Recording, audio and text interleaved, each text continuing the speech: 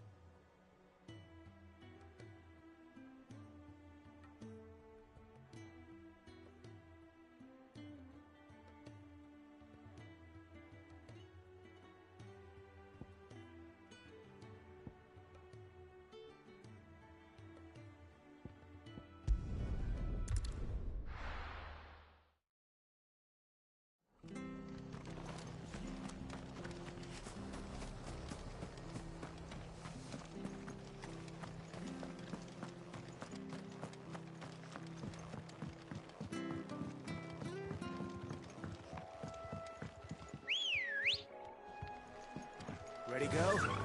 Fly, Ambrosia.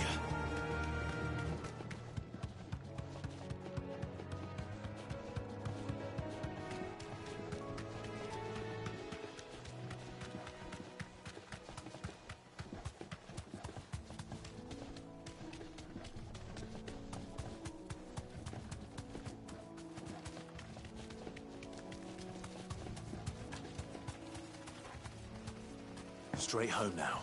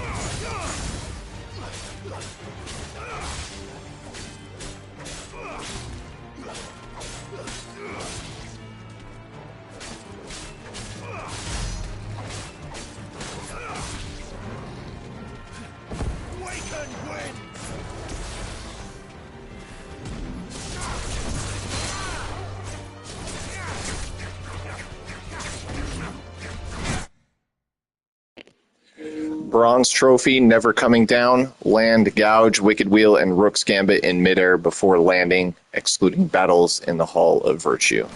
Okay, now I'm going to reload though, because I didn't want to spend those points on that.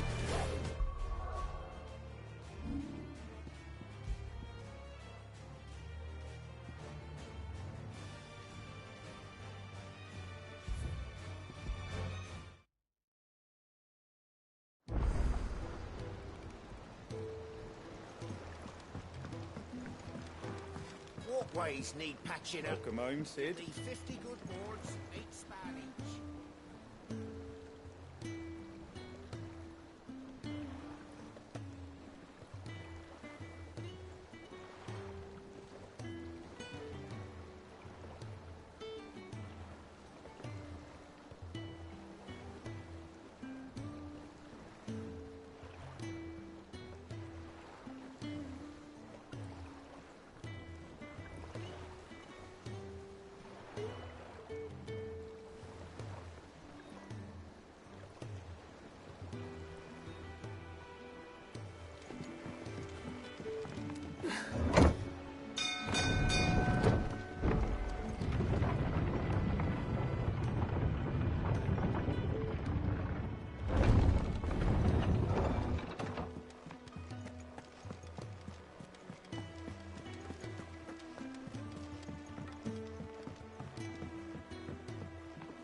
We're seeing troops amassing at every border.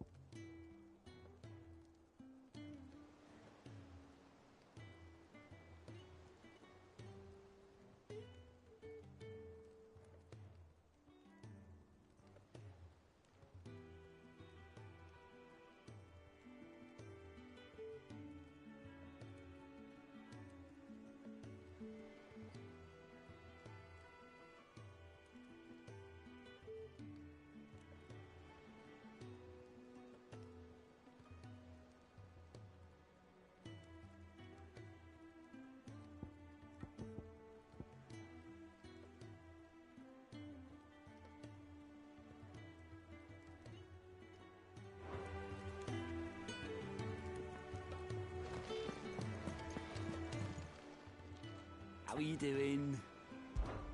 Anything catch your eye? Seen enough?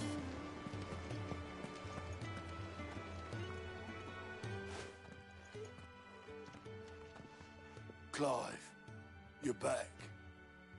I am. And with glad tidings for once. Hugo Kupka is no more. Well, I'll be. All of our comrades who lost their lives back at Sid's place be smiling down at you right now. We had a stolus from Lubor saying Drake's fang had fallen. I expect that was your doing as well, was it? It's a long story. One for the history books, I'll bet. Welcome home, Clive. It's good to be back. You look better. I feel it. Which means I'm coming on your next little adventure. You're not leaving me behind again. Wouldn't dream of it. Otto, any word on the Royalist movements since I've been away? Shouldn't you be putting your feet up? If you really want to know, go and have a word with Vivian. Thank you. I will.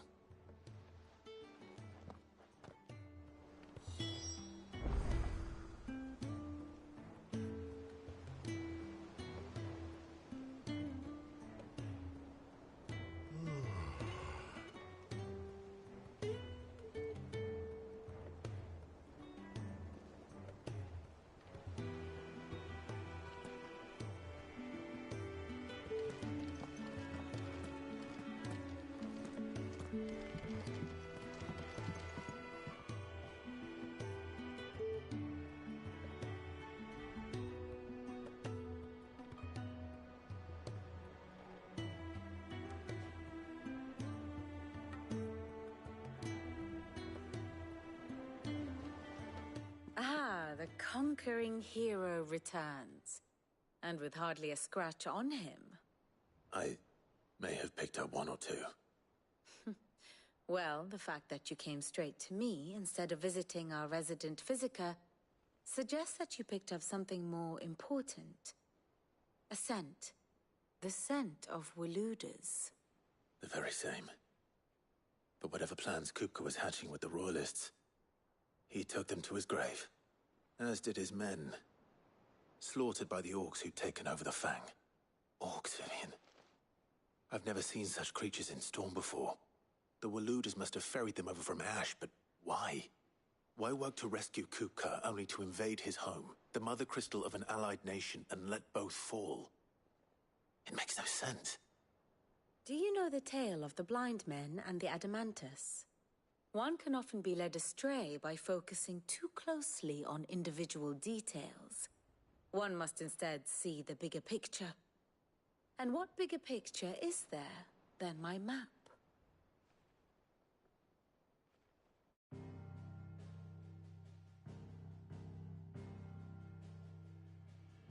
The Kingdom of Waloed claims dominion over all of Ash. It is a nation forged by the bloody conquest of Barnabas Tharm, the dominant of Odin.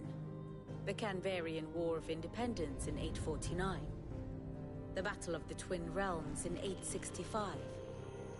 The Battle of Belinus Tor in 873.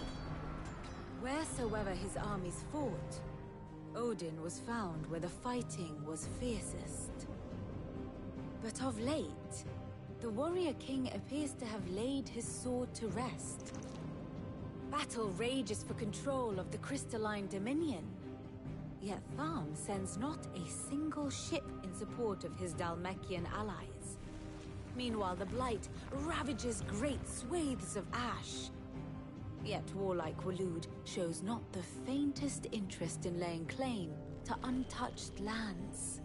So why go to the trouble of sending an army of orcs into the heart of Drake's Fang, only to make no attempt to claim the Mother Crystal for Waloed?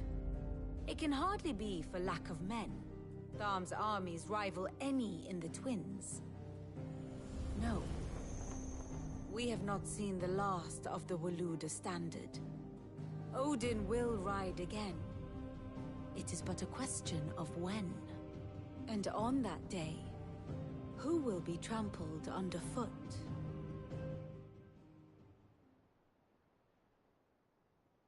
In summary, I know not to what end the Royalist betrayed Kupka. I know only that it is part of some broader scheme. A scheme tied to the ambitions of one man. King Barnabas. But there is no need to wallow in confusion. If one is to cure a sickness, one must first identify the symptoms. And your Lord Uncle has volunteered to do just that by keeping an eye on the Royalists' movements. He's really throwing himself into this. Indeed he is. Which means all that remains for us to do is await his reports. Well, not quite all in your case. The people of the Hideaway must hear the news. Justice has been done. Hugo Kupka is dead. The wounds he left that night are still raw. Especially for those who lived with Sid the longest. Tell them that those wounds might finally begin to heal. Consider it the price of today's instruction. I've never known you to be sentimental. What can I say? I am only human. And we are, all of us, sentimental animals at heart. I suppose we are. Very well. I'll go and spread the word.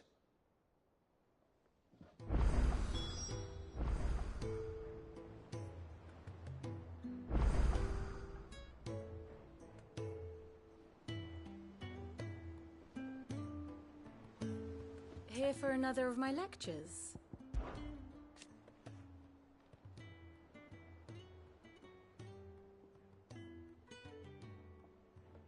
So what of its parliament?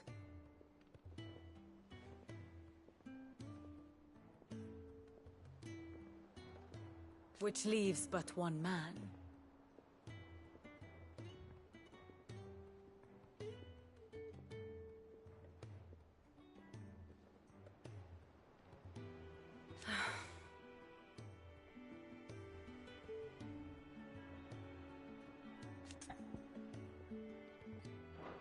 Harpocrates, Blackthorn, Karen. For veterans such as these, Sid's Hideaway was a sacred refuge. Kupka took something from them.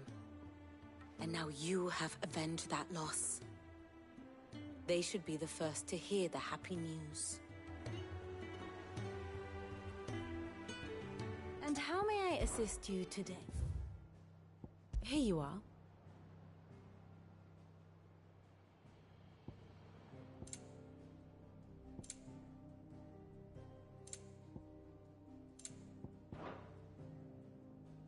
Of course. Thus ends today's lesson.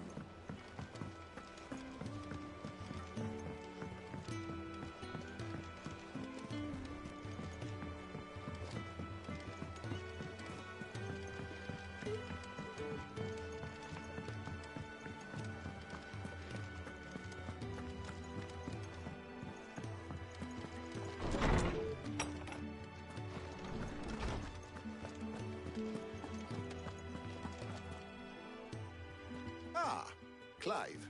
Have you come seeking the gift of knowledge? No. To share mine, actually. Hugo Kupka is dead. Oh, my. Can it really be true? Look, he's crying. He is. The big baby. And with good reason, children. These are tears of joy. We must offer up a prayer to your parents that the heavens might weep with us. There shall be no lessons today, only thanksgiving and merrymaking. Go, put away your things. All right. Brilliant.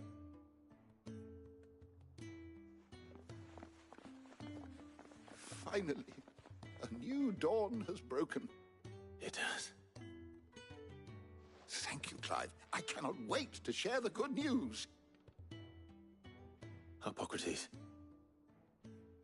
After Kupka fell, Ultima came to me. I need to know what he is. Have you learned anything? Alas, no. And not for want of trying. I have scoured nigh every historical tome in our collection and found nothing. Not even the sort of conspicuous absence that might suggest a concealment of fact. One is almost tempted to conclude that such a creature never existed. But I saw him. With my own eyes. I don't doubt that you did. Alas, it seems you are the only one who has. To others, he reveals naught. We see only that which he leaves in his wake, like some terrible force of nature beyond the ken of mortal man. A bringer of death. Whether the Ultima you met with was the being itself, or merely another projection of its power, I know not. But until I do, my investigations shall continue. Thank you. It means a lot.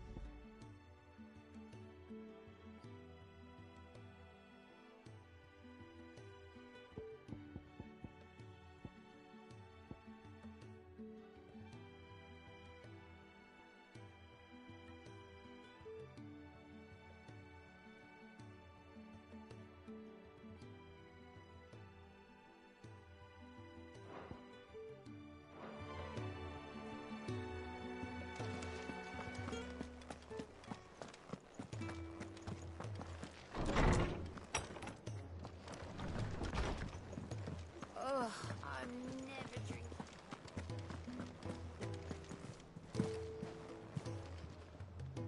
Well, someone looks pleased with himself. It's true what I'm hearing, then. Nothing escapes you, Lady Karen. It's true. Kupka is dead. No more looking over our shoulders, then. Good. I'm starting to get a crick in my neck. Don't let it go to your head, though.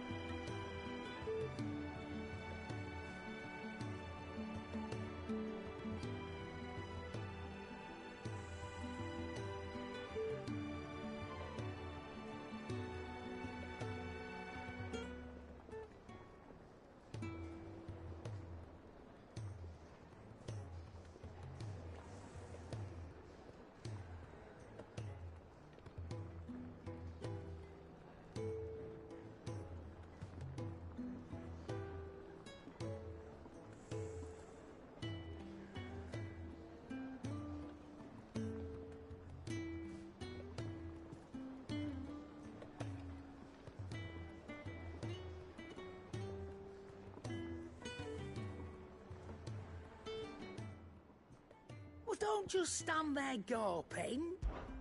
Going purse weighing you down.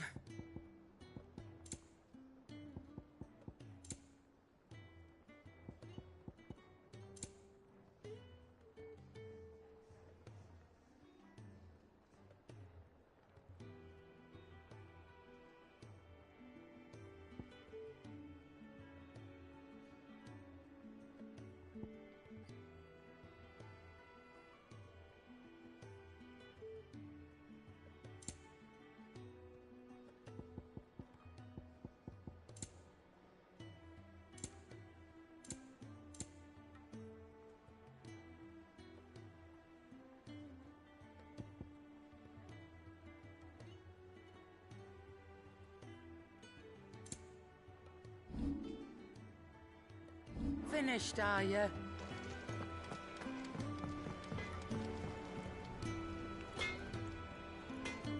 Blackthorn, do you have a moment? What is it? I'm busy. I wanted to tell you that Hugo Cooper is dead.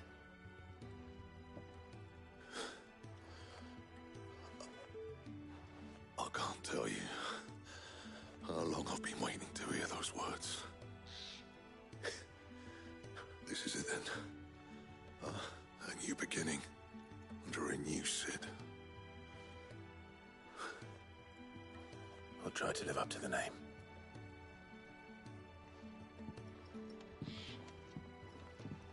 Right. Let's see if Otto has anything else for me.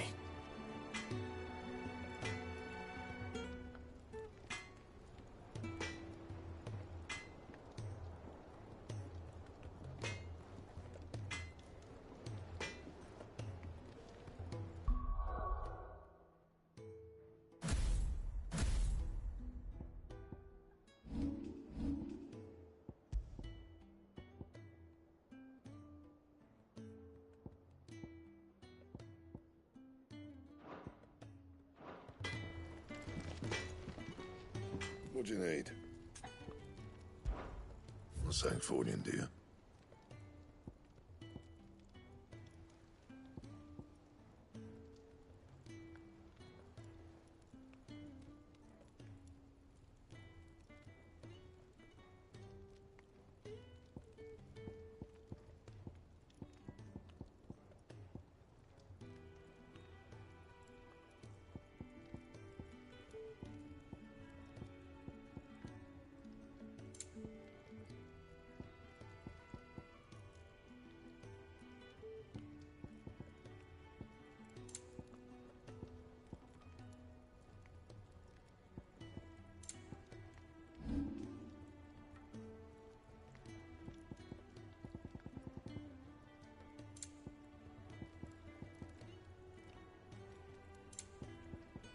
That it?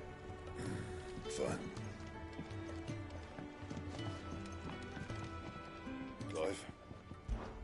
To a bloody riddance.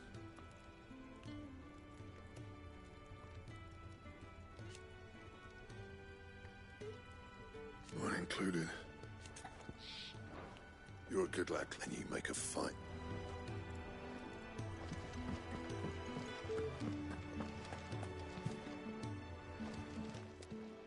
Is it business or pleasure? It's a relief. Thank you, Clive.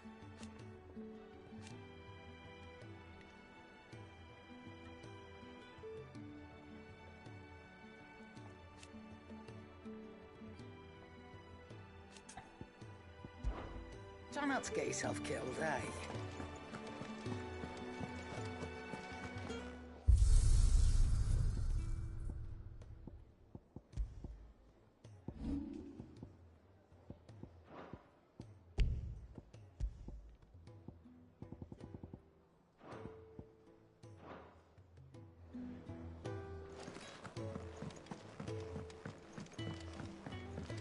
I'm telling you, it's true. I heard it from Otto's own lips. Hugo Cooper is dead.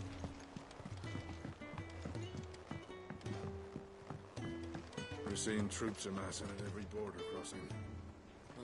You barely sat down since you came home. Vivian got you running errands or something?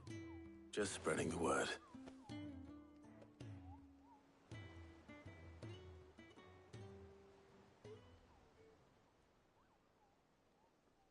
So, the Professor's got a soft side, has she? I'd never have guessed. No.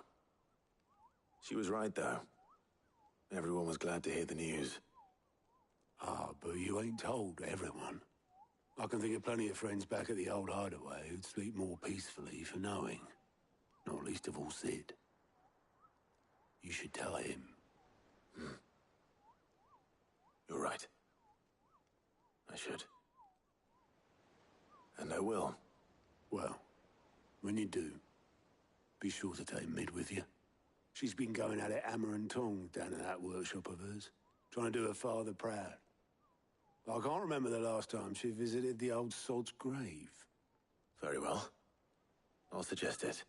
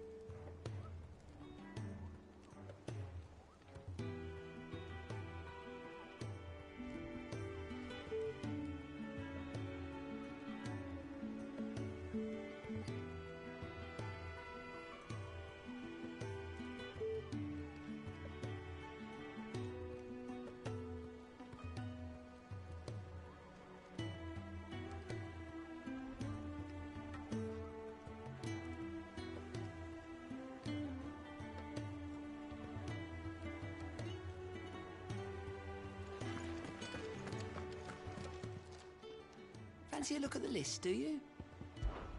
It was luck, and luck alone.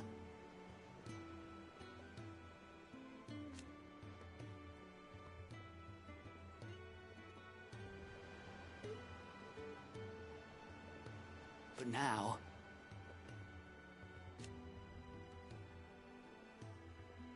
thank you. Anything catch your eye?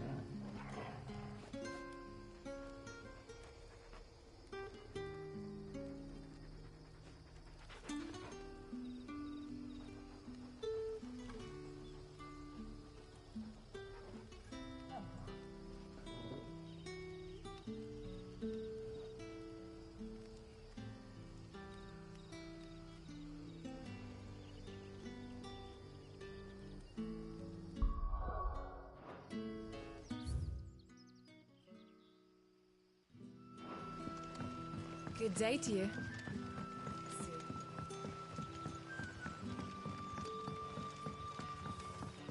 The crystals we get from the tail are all but worthless. It's not just the crystals. There is a... If you ever need a room, Sid, just say the word. I'll have a bed made up while you eat. And that goes for your friends too.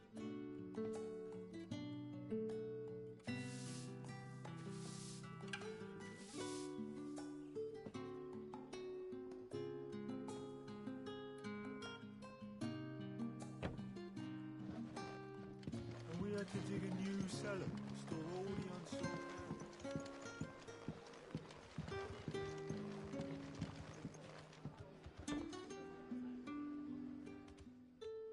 Ah, Clive. Your timing is exquisite, as always. I have a concern which you may be able to assist me with. Go on. There are whisperings afoot of shadowy figures having been sighted outside the village. Rustlings in the undergrowth, suspicious noises. My people fear that they are being watched. It may be no more than a surfeit of nerves, understandable in the current climate, or it may be the prelude to something altogether more dangerous. Given what I hope you'll forgive me calling your nose for trouble, I wondered if you might investigate.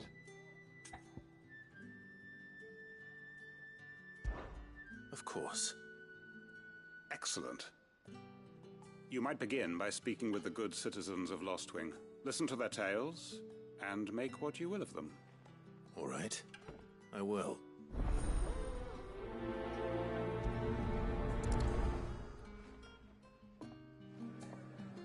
Hello, Sid.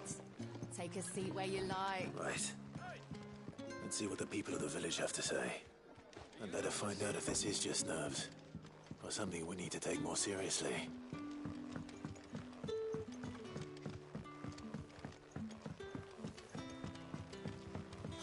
The crystals we get from the tail are all but worthless. You alright, Sid? Something on your mind? There is actually. Can I ask you something? Quentin tells me people have mentioned shadowy figures out in the woods. Have you noticed anything unusual? Oh, that. No, sorry, can't help you. I heard the rumours, mind, from the lads working over at the vineyard, but none of them has seen anything either. All right. Thanks anyway.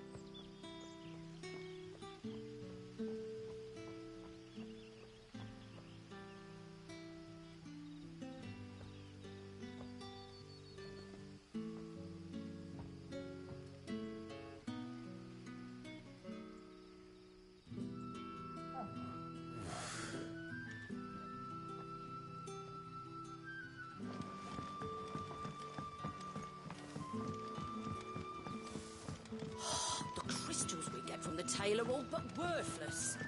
It's not just the crystals. Bearers are having trouble with their magics as well.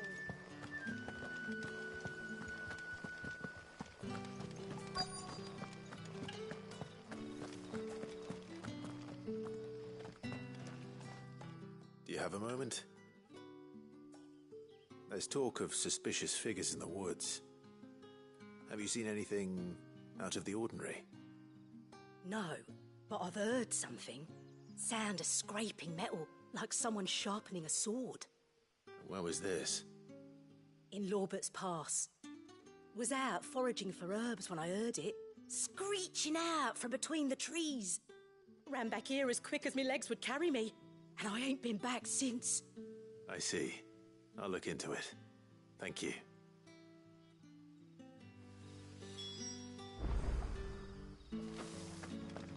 Seems Lorbert's Pass is our best bet then.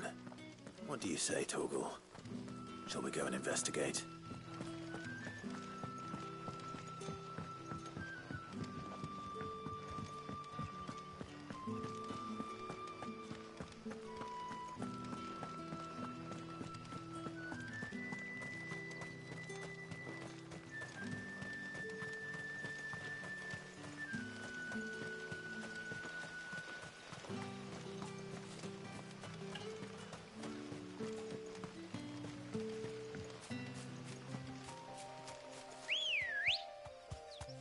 Let's go.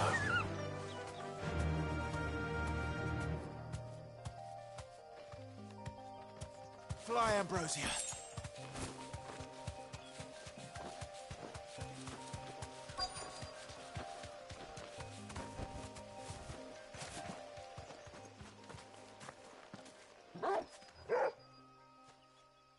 You there.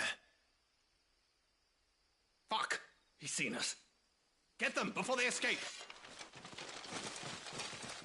Black Shields. Here. What the hell are you doing here? What is it to you? Not that we give a damn. All that matters to us is that you don't leave here alive.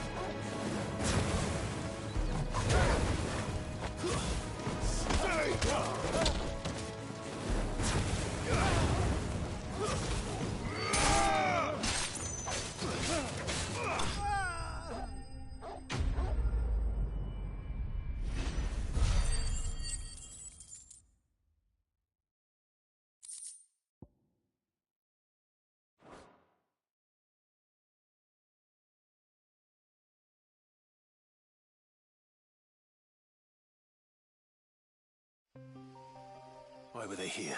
Are they planning an attack on Lostwing? I need to warn Quentin.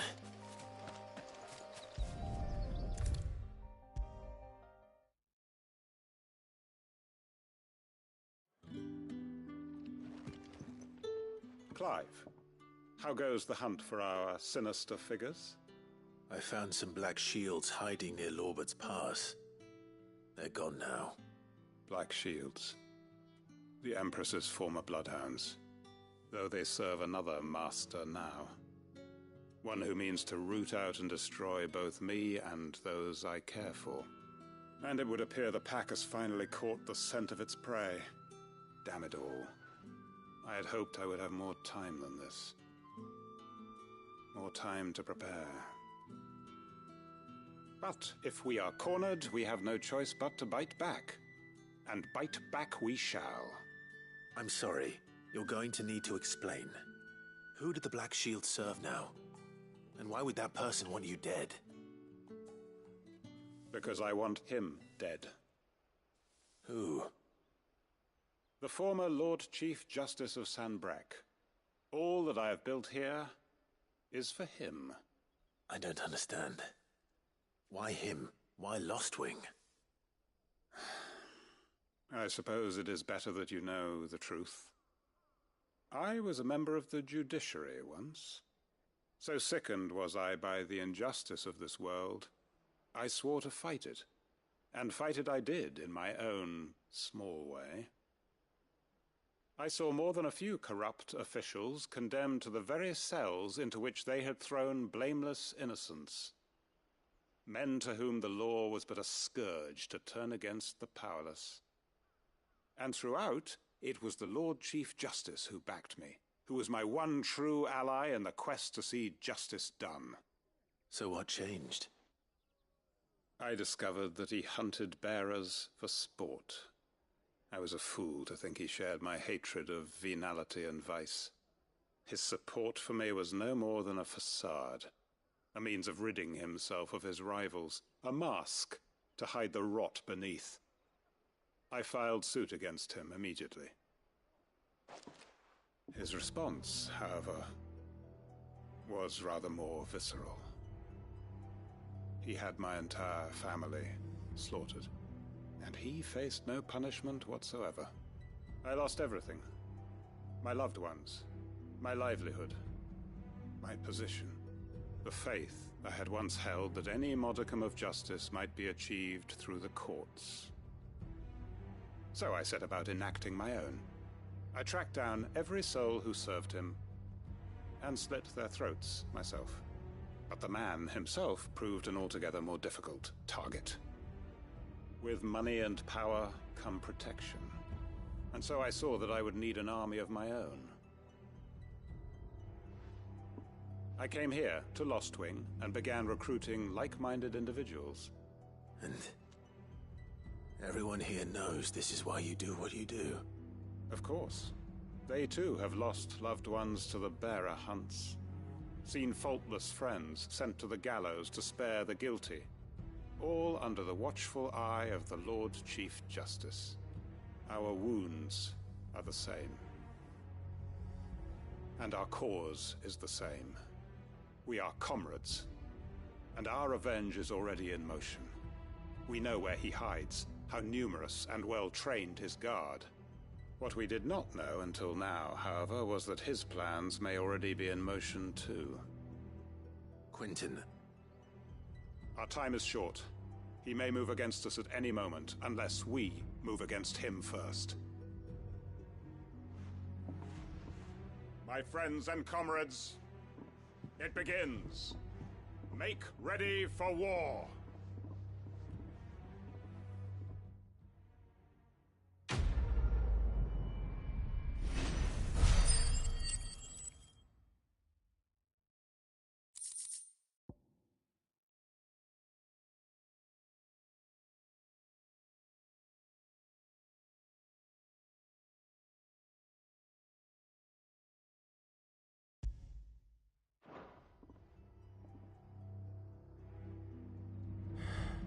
I'm not going to change his mind.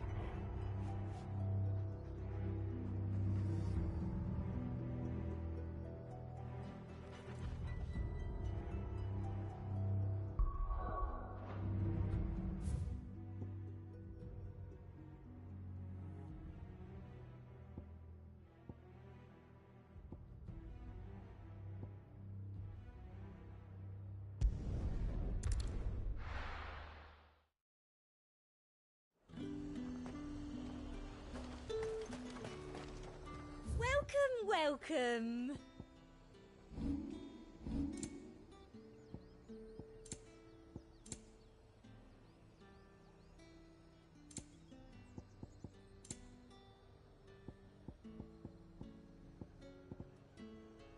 I'll be here if you need me.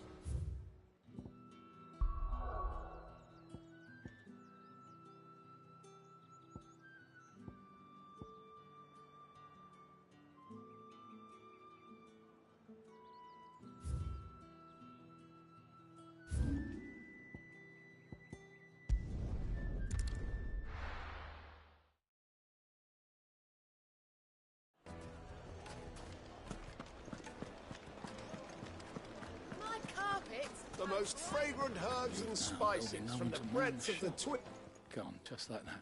And without so much as a by your leave. What's the matter? It's my apprentice. He up and vanished while my back was turned.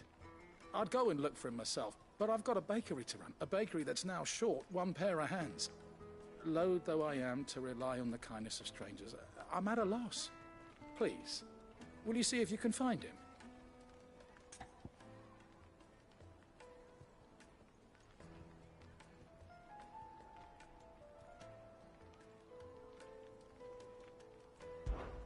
I'll see what I can do. Do you know where he might have gone? I wouldn't be surprised if he was off somewhere mooning at Drake's Fang. He used to work there, you see. Poor fool left his heart in its hollow. All right. Then that's where I'll start.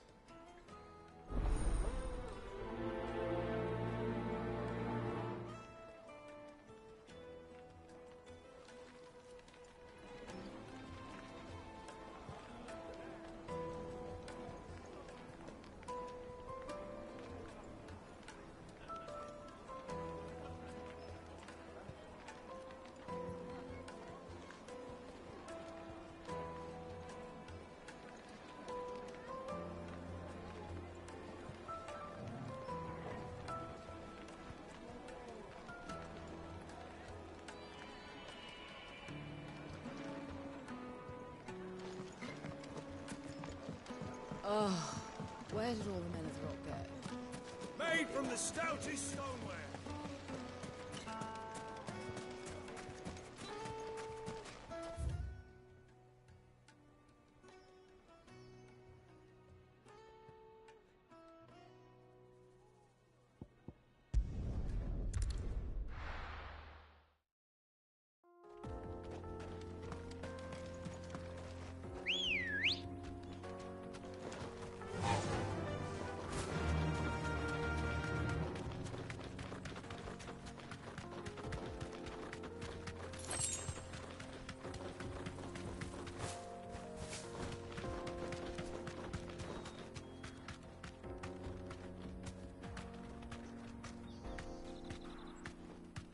Thanks, Gal.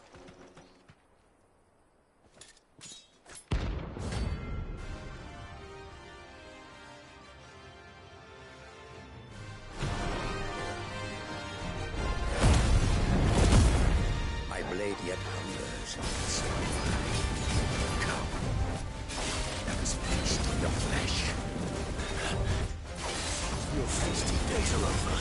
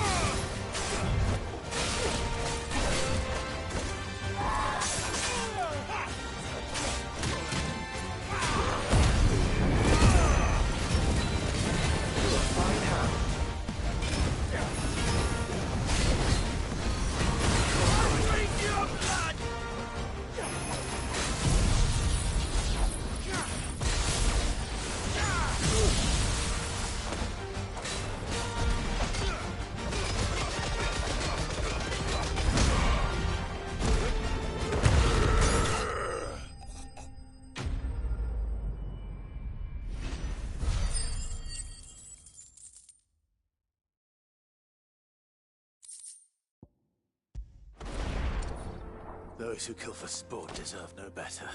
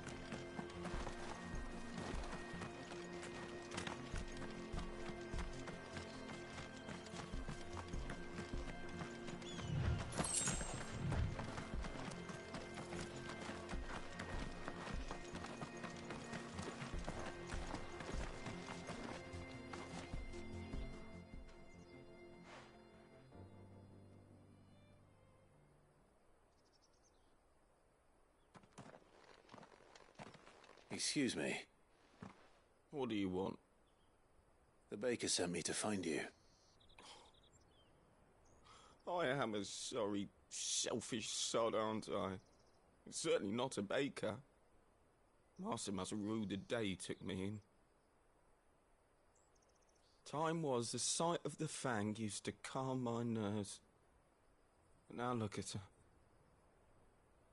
I take it you missed the Mother Crystal. I hated her, but she was all I knew. Worked her mines for years. And when she shattered, part of me shattered with her. I had to trade my pickaxe for a rolling pin, but I'm no good at baking. Every loaf I touch collapses. My bread's as hollow as I am. She was the only thing that could fill the hole inside me. Oh, I loved her, damn it. But now she's gone. She's never coming back. What am I supposed to do? I ask her. How does a shell of a man learn to live again?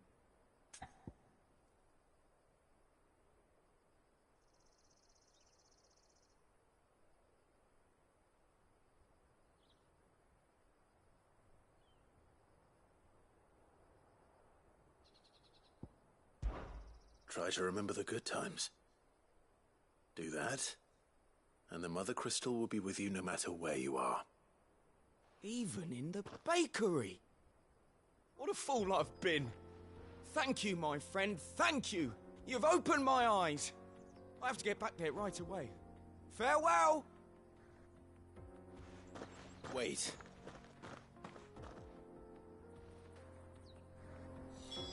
Suppose you won't be needing an escort then.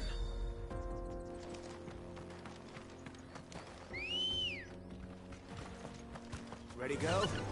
Fly, Ambrosia.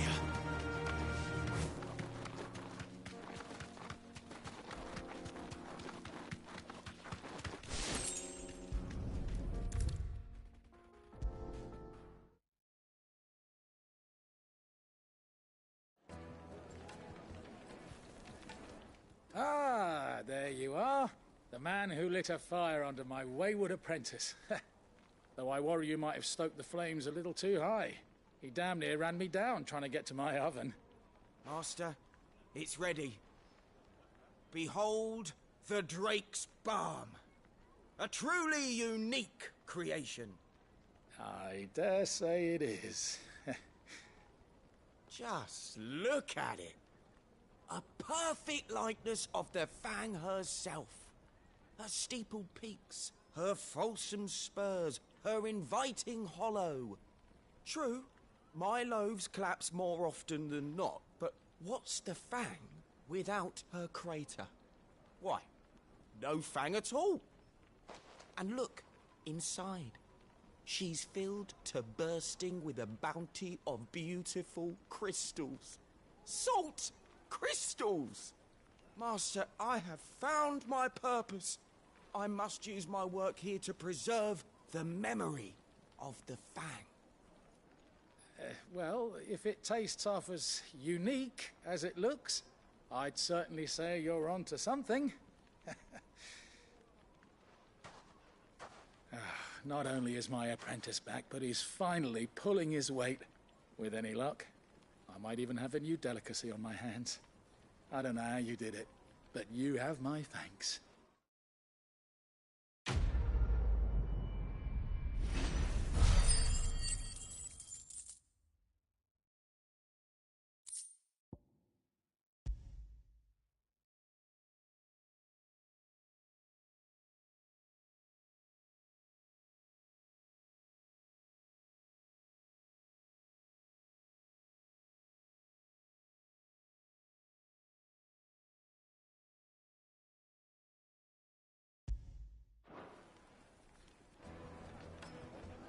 Now, Dusan, I know you're keen, but do you have to use the good salt?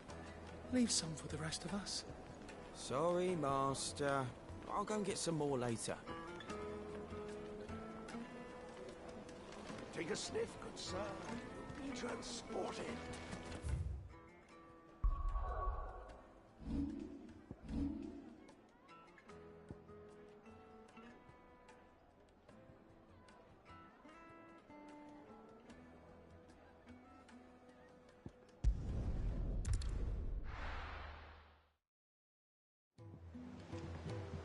I'm telling you, it's true. I heard it from Otto's own lips. Hugo Kupka is dead. Oh, what a relief.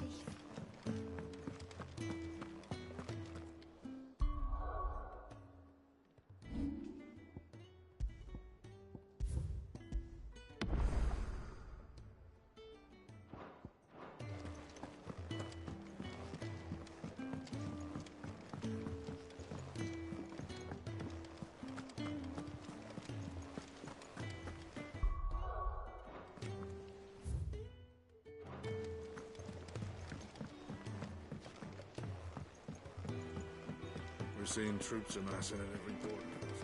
No surprises there. How may I help you today, Clive? Kuka. Not when I close my eyes.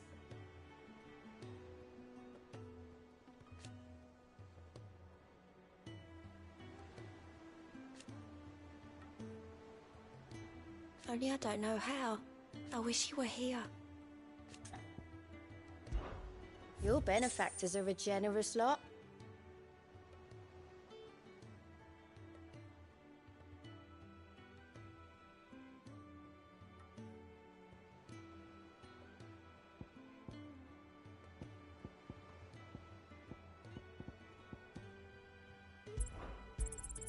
You earned this.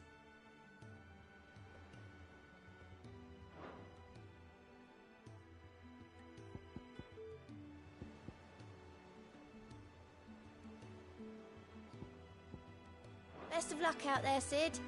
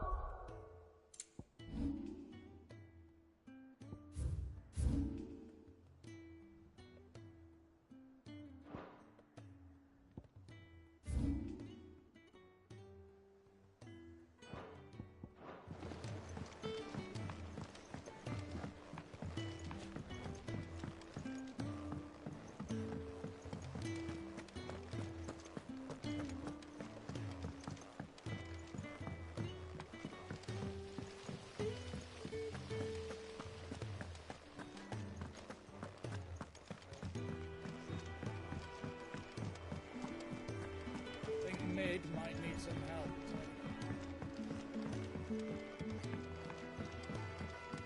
If I don't come up with something soon.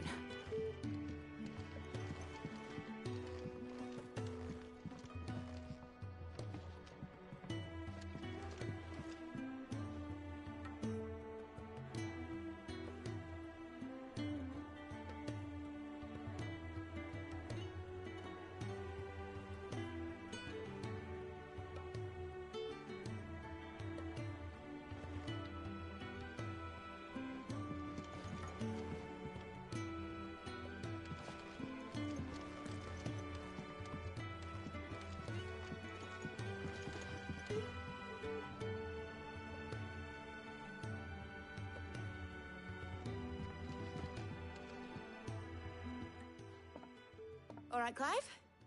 What do you want? I'm going to visit Sid, and I thought you might like to come with me. Sorry, I'm too busy for all that right now. I've got to get this thermal displacement stack sorted. Thermal... Displacement stack. Here. And this is for... Only the fastest, finest ship the world has ever seen. The Enterprise. Me and my dad designed it together. Where other vessels rely on the fickle winds to drive them through the water, ours is fitted with mithril engines.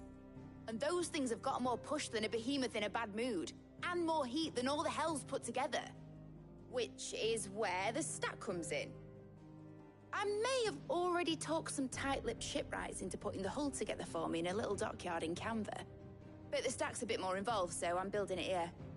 Thing is, it's so involved that I'm running behind and it's starting to hold things up over at the shipyard.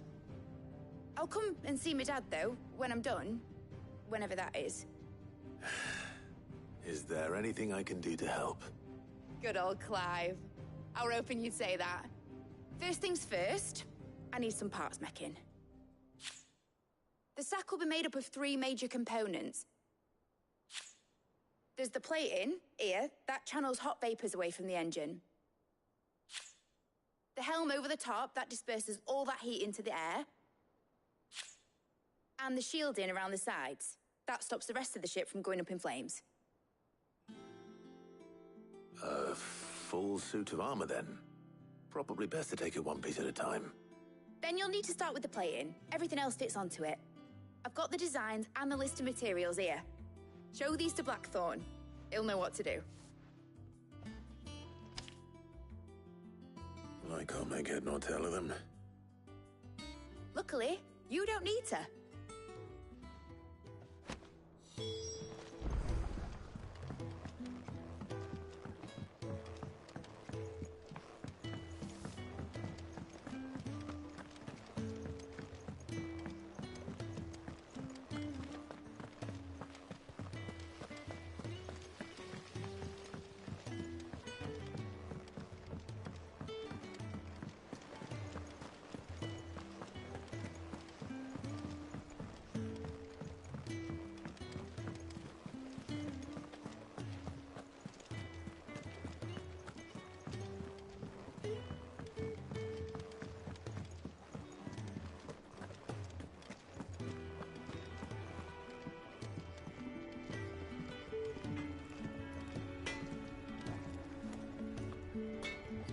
Blackthorn, can I ask a favor? Out with it. It's for Mid. This my last chance to say I'm otherwise engaged. I'd spare myself the arseache. Go on then. What is it this time? She said you would know. Here.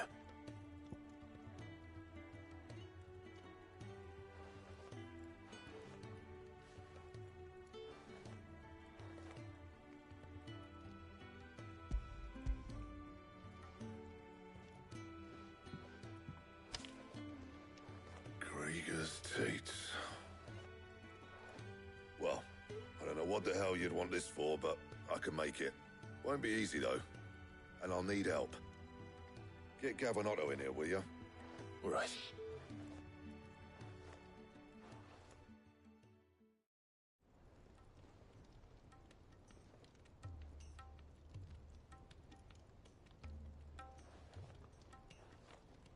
So Mid's roped us all in here again, has she?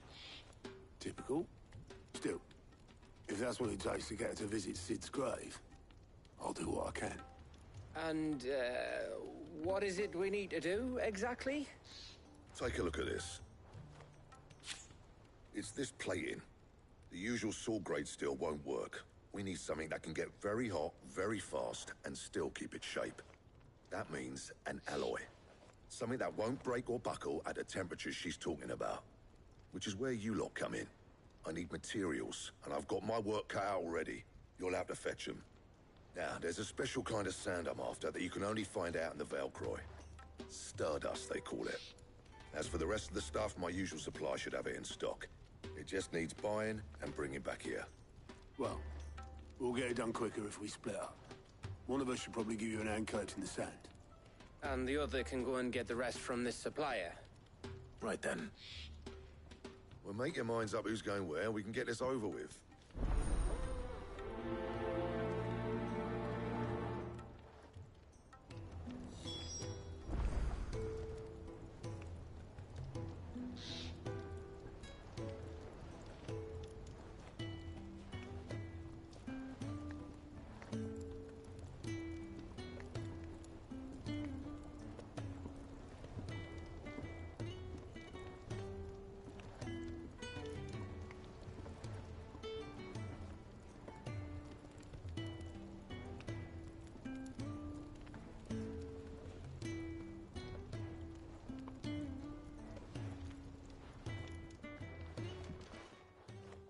You going after the Stardust then, are you?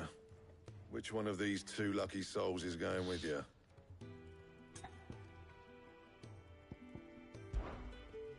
Oh, it's not like it's the most important decision you've ever...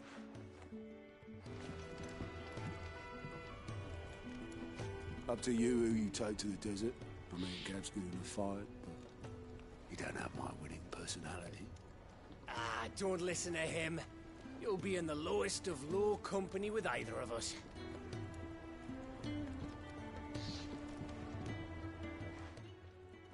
You going after the Stardust then, are you? Which one of these two lucky souls is going with you?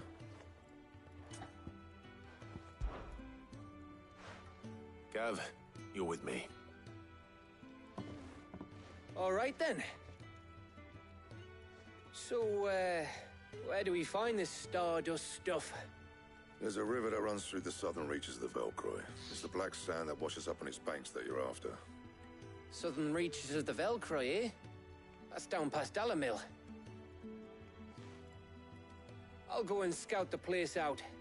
See about hiring us a wagon to bring the stuff back to. All right. I'll meet you by the river. While you're off having a paddle, I'll pick up the rest of the stuff from Blackthorn's supply. Take care. You two, eh? Don't go letting them fleece ya. Fleece me?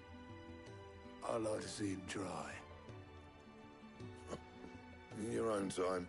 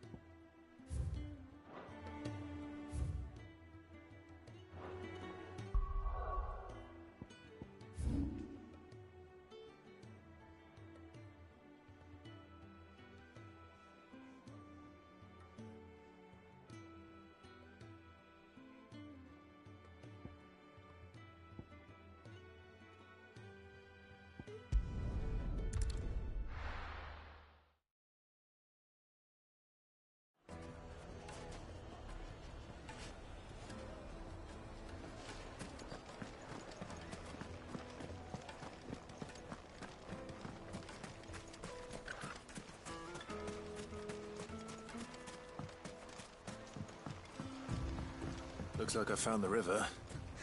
Now where's Gav?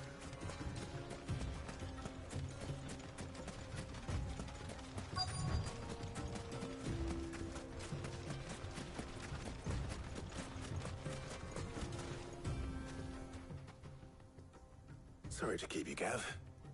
Better late than never.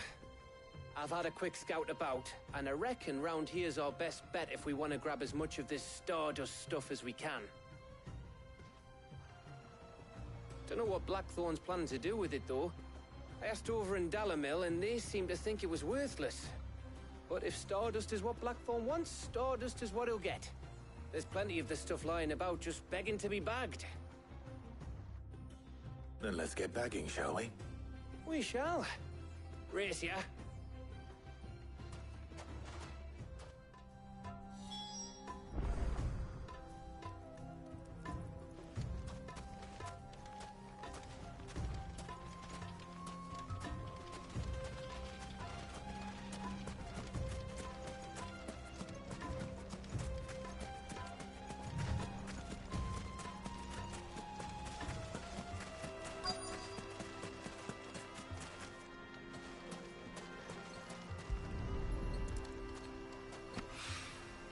So this is Stardust.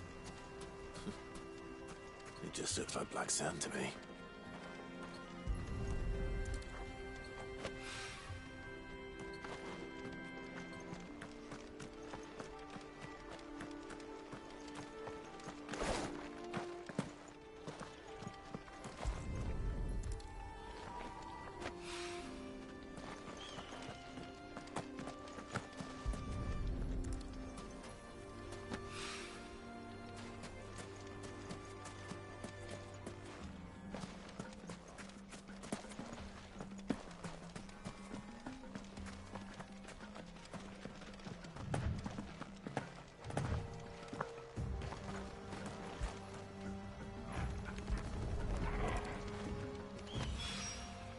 That should be enough for now.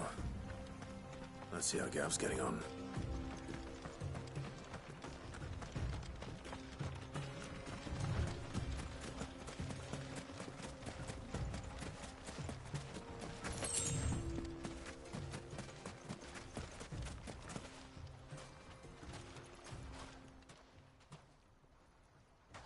You finished?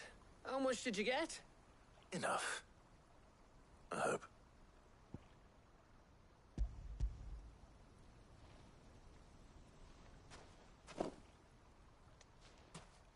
Oh, you win. That might even be enough for old Blackthorn. Hey, before we go, do you mind if we have a chat?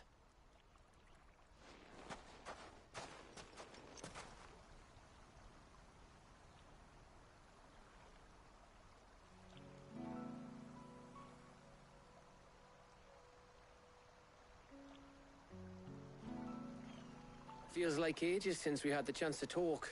You know, man to man like. It does, doesn't it? Back when you first took Sid's name, we were talking all the time.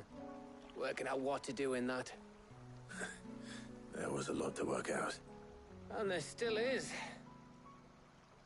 Those shoulders of yours starting to feel the strain. Hardly ever see you around the hideaway nowadays. Always on some errand or other. You can take a day off, you know. Says the man who spends most of his time behind enemy lines. Only 'cause you keep sending me there. I know I can count on you, Gav. Likewise.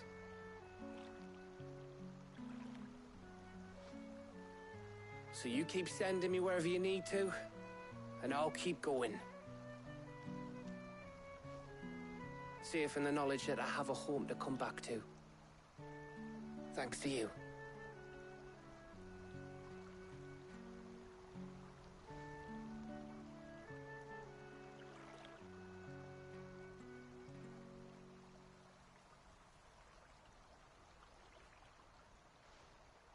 Right. That's enough soppy shite for one day. We'd better get this lot back to Blackthorn before he slings his hammer at someone. You go on ahead. And try to get some rest once you're there. Oh, I plan to. Believe you me. After Blackthorn gets what he needs, of course.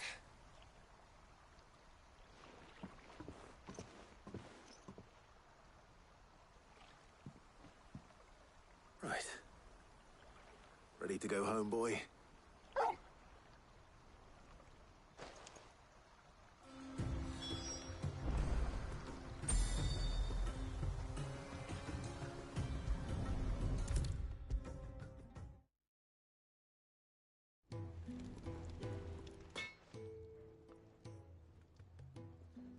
Blackthorn, got everything you need? Yeah. Yeah, I do. Cheers for the Stardust. Should be enough to be getting on with. We should go out on maneuvers together more often. You're beat sneaking around on your Todd all the time. I'll make a start on putting this thermal plating together then. It'll take some time, mind. So if you've got other things to be getting on with, I could do without you breathing down my neck. Thank you, Blackthorn. I'll let Mid know construction's underway.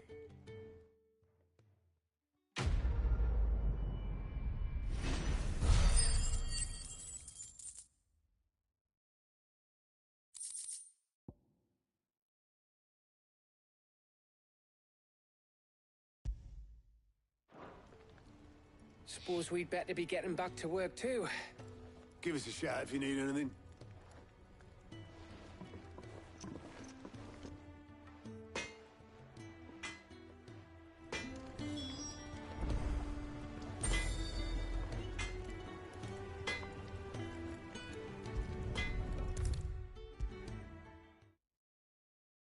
If I don't come up with something soon.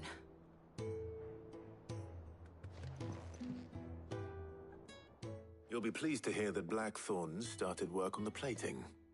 Excellent. 1 down, 2 to go. So, what's next? The helm, of course. For this, we'll be repurposing fallen scrap. Salvage from the ruins? I thought that material was all but impossible to work. Ah, but we don't have to. I'm sorry?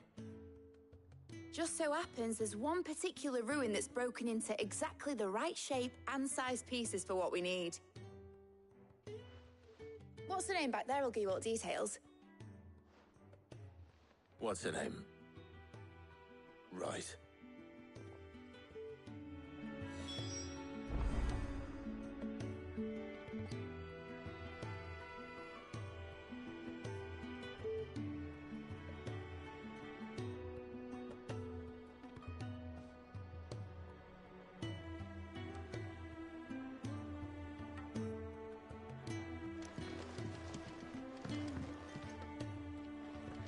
Oh, Sid, is this about the helm?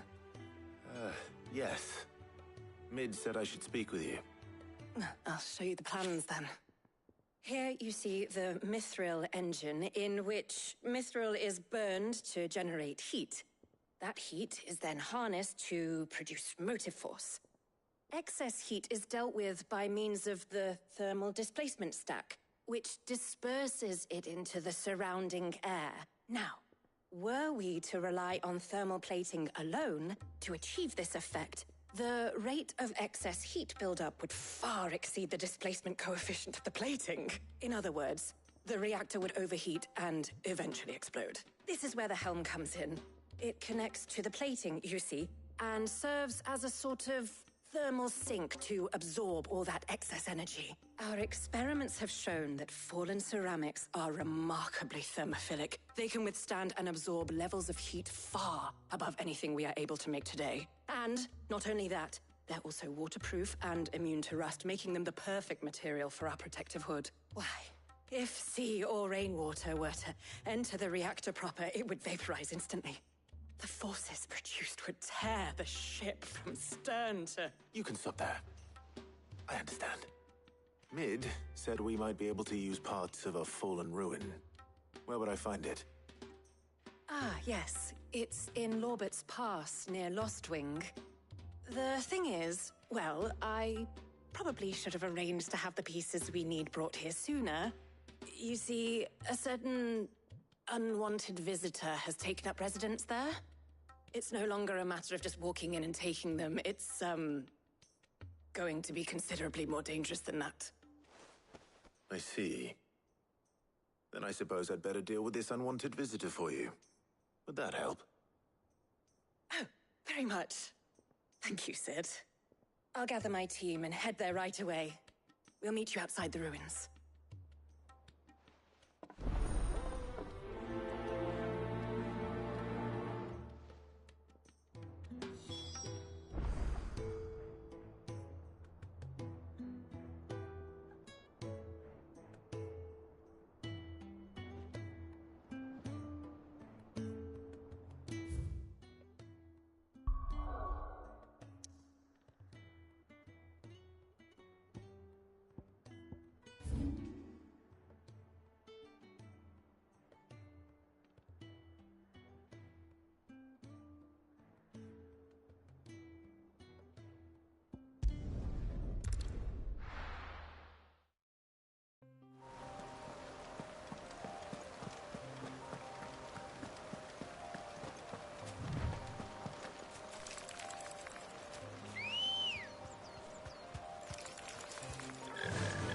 Run like the wind.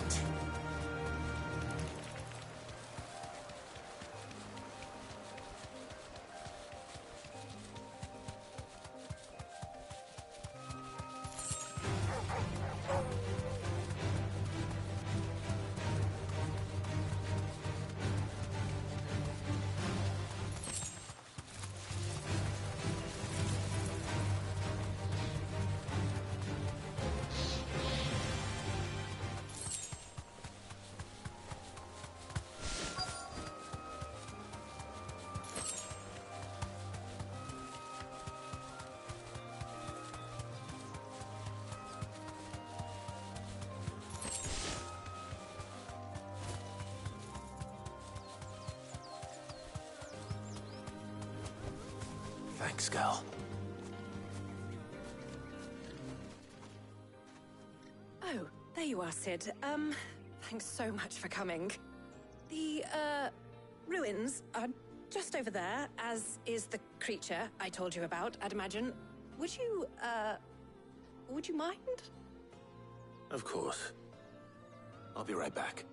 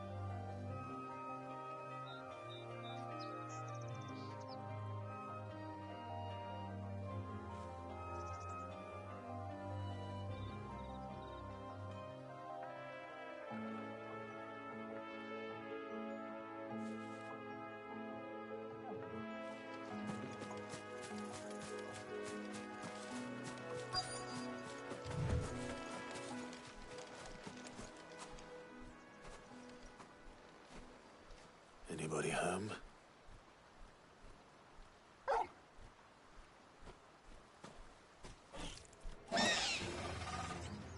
This must be our unwanted visitor. Time to go.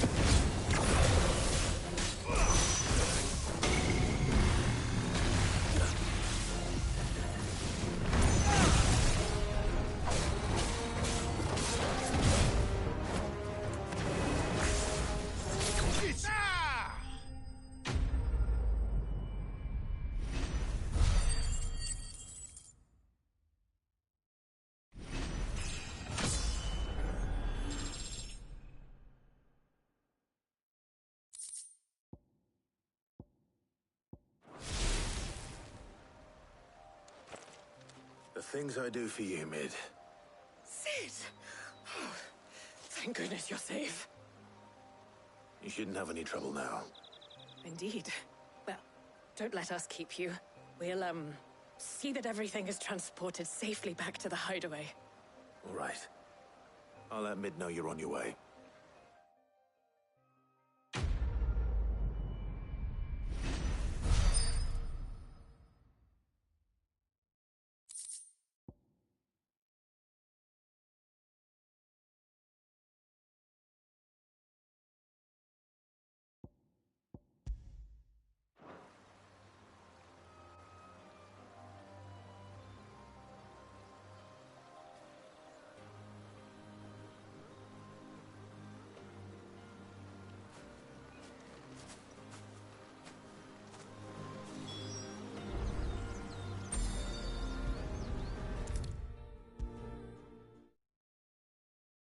If I don't come up with something soon. Mid. Helena has recovered the material for the helm. She'll be along shortly. Excellent. Another job well done. And just one remaining. Right. Right, the shielding. This one's a bit of a bugger. How so? The plating's enough to stop the engines going pop, but those things will still be spitting out enough fire to set the rest of the ship ablaze. Which is why you need proper shielding. A prison for the dragon's breath that's blazing away inside. I thought a triple thick layer of tempered steel might do it. Or more of the stuff that the Fallen use, but they'd both be too heavy. The helm and the plating are bulky enough as it is. Add any more weight and the whole ship would be at the bottom of the briny before we'd even started. I need something light. But I've racked my brains and I just can't think what would do it. Well, if I were in need of obscure knowledge, I know whose counsel I would seek. Harpocrates. Tomes? Yeah, well, I'd thought of that, obviously. I've got all the details written down here. Can you take this to him, see what he makes of it? Right away.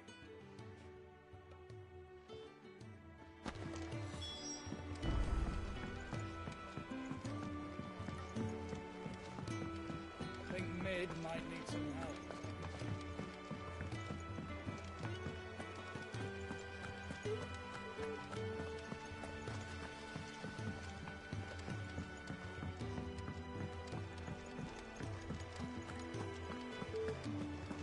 We're seeing troops amassing at every border.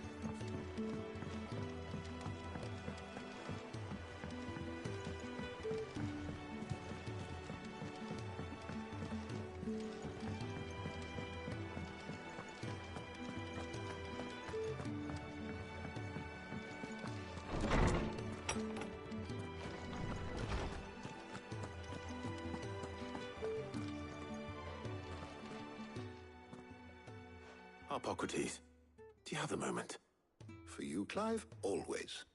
Well, actually, it's for Mid this time. Could you take a look at this?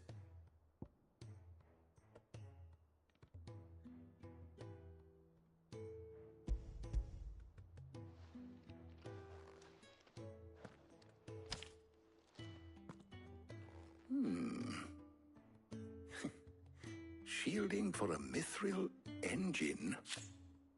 Whatever will that girl think of next? And what are these notes around the edges? She has some specific requirements for the materials. The shielding needs to be able to resist extreme heat on the inside, and yet remain cool enough on the outside not to set the ship alight, while also being light enough not to sink it. As you can imagine, she's struggling to find anything that meets her needs.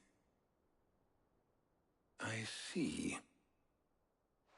I wondered if you might know of a solution, or if you might be able to search the records for one. Perhaps it is not a different material she requires, but a different approach. What do you mean? Consider the lake we have made our home. Its blighted waters eat away far more quickly than fresh water or even brine, at timber and steel alike. And yet, we have made a home here from those very materials nonetheless. We have. But Bardolph must varnish every board twice over to keep it from rotting.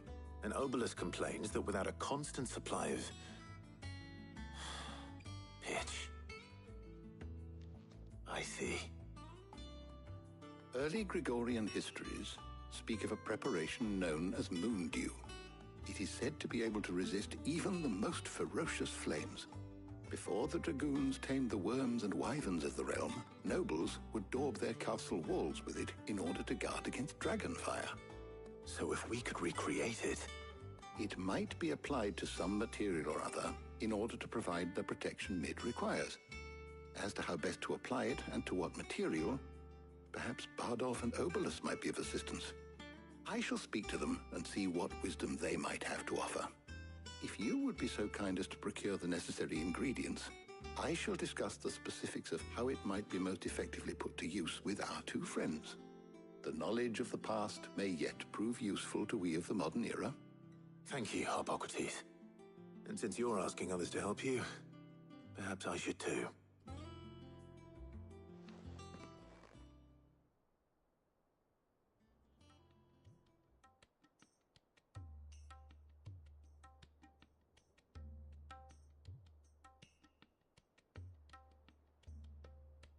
So you need a hand, do you? We do. I'll be heading to market for the ingredients we need. I could do with some help. And some company, too. The other can assist me in researching how best to prepare the shielding itself. Can we count on your aid? Always. Well, if Jill's game. Thank you. I am sure either of these fine young minds would prove indispensable in my research. I leave the decision as to who will go with whom in your capable hands, Clive.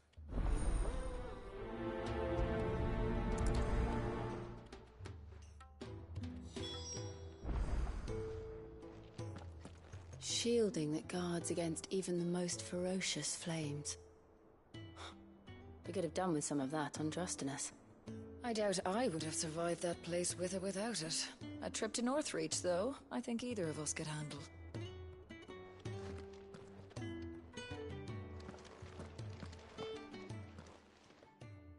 So, Clive, have you made your decision? Who will accompany you on your little excursion? Very well. So then, what do we need to find? I have taken the liberty of preparing a list. Here. White chocobo eggs. Pepio nuts. Are you sure this list is right? Everything on here seems very edible. I would have thought the ingredients would be a little more exotic. Though these items may seem mundane, they have potent effects that are rarely exploited, effects for which they were once highly prized. So much so, in fact, that they were harvested almost to extinction, hence moon dews having fallen from favor. Now, of course, they can be obtained with ease. You should be able to find everything you need at the market in Northreach. Is that so? I've been meaning to visit Northreach anyway. I'll set out now. Join me there when you're ready. I will. Until then. You two enjoy yourselves. You too, Talia.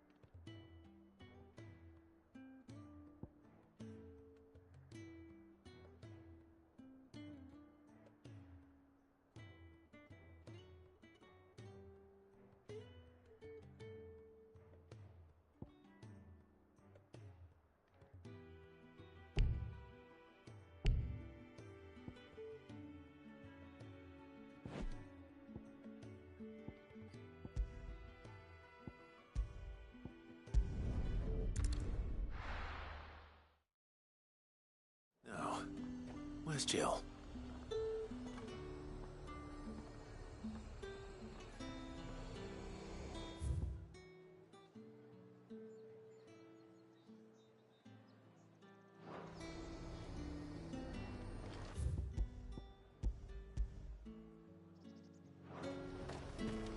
Leave them pilgers nice and chilled. I won't have you spoiling another catch. Are those Pepio nuts? I can never tell. How goes the hunt for ingredients? I've only just started. I'm sure everything we need is somewhere amongst all these stalls, though. Why don't we split up and see? We'll take a couple of ingredients each. All right. What am I looking for? How about you look for the Pepio nuts and some garlic? I'll find the other things we need. We can meet by the gate when we're finished.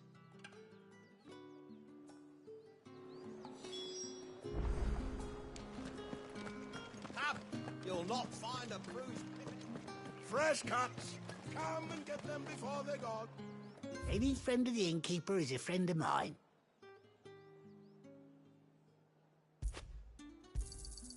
Ah, yes. You're always welcome here in Lostwing.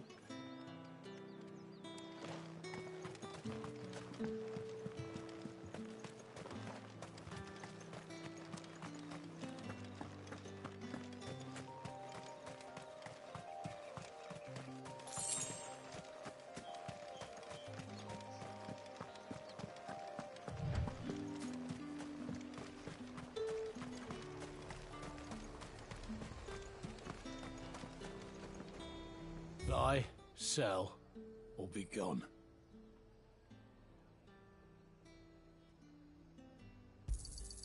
And good riddance. That's everything. Let's see how Jill's getting on.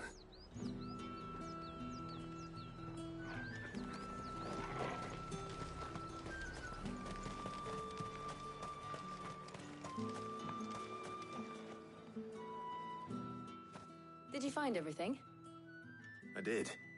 Here.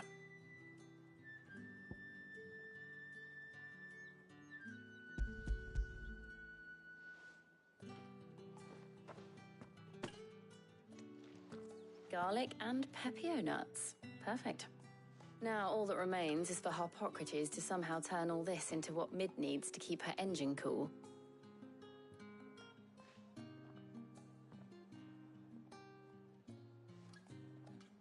But before we head back, would you walk with me a while?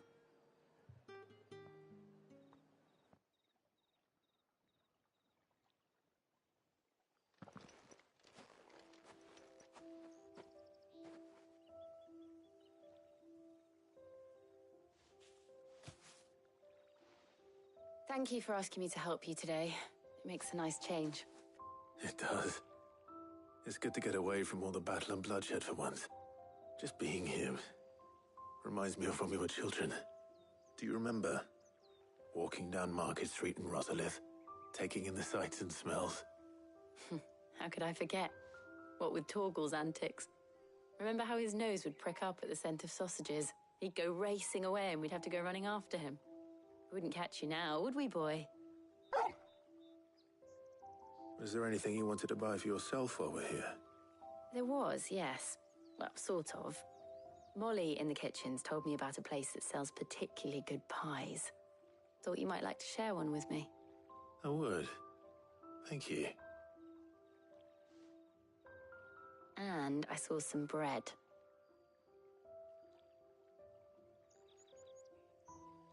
Big white cobs like the baker back in Rosalith used to make. What do you think? I thought we might get some soup to dip it in. But then I tried a slice of the butcher's dry-cured ham and it was just... oh. You all right? Sorry. It's just... you're right. I really do feel like a child again being here with you.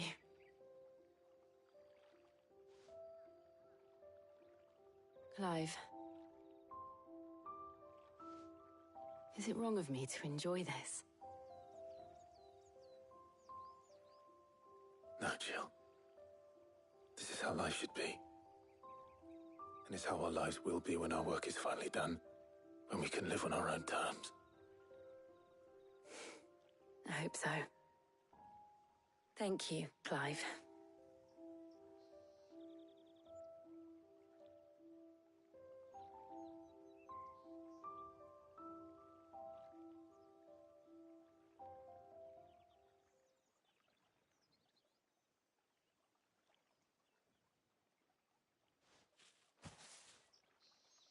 Well, I suppose we best be getting back. I need to give these ingredients to Harpocrates and Talia. I'll see you at the hideaway. Take care. I will. You too.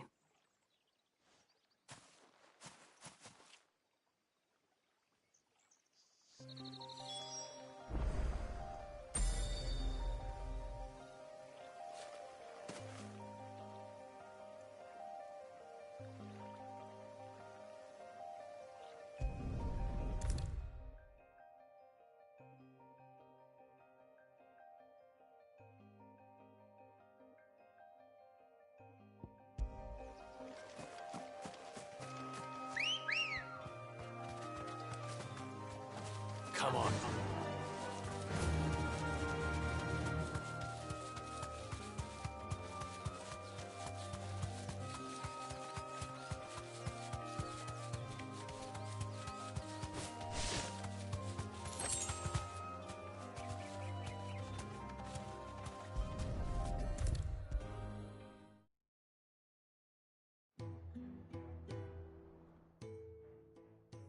How's work on the shielding progressing, Harpocrates? Well, very well indeed. And thanks in no small part to your kind assistance. I was just explaining to Talia how we might best go about preparing the moon dew. And now that we have all the ingredients, we may begin. You can count on me. I've mixed more than a few mysterious concoctions in my time. I'm sure you have. What about the shielding itself? Work is underway, under the watchful eyes of Bardolph and Obolus. Apparently, it'll be ready soon. Thank you. All of you. Right then. Jill, would you join me in the infirmary? Many hands make light work and all that. Of course.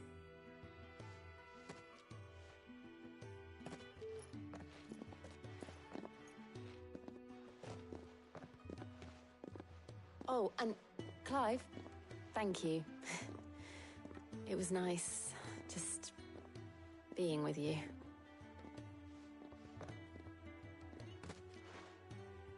It appears our work here is almost at an end. A shame.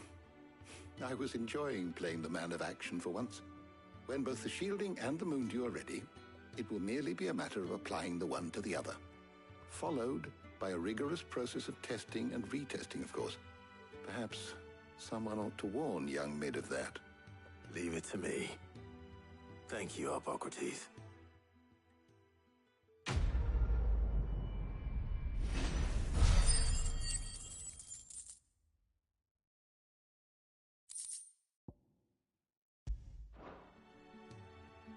Well, I'd better go and give Mid the good news then.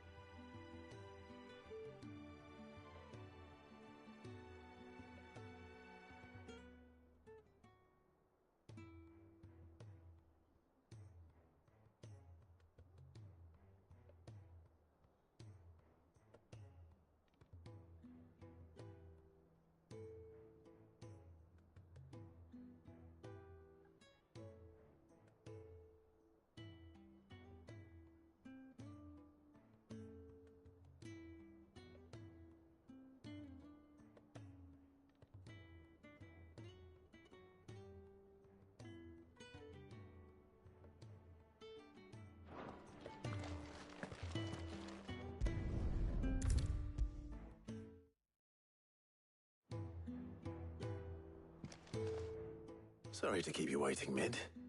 But you'll be pleased to know that work on the shielding is underway. You found something for it? In a manner of speaking. Harpocrates knew of a substance that's highly resistant to heat, A coating that should provide the protection you need. He's supervising the construction and testing of the shielding as we speak. Brilliant! I knew you wouldn't let me down. Don't thank me. I'm just the errand boy. Right then, better start working out how to bolt all these bits together. To the Black Hammer!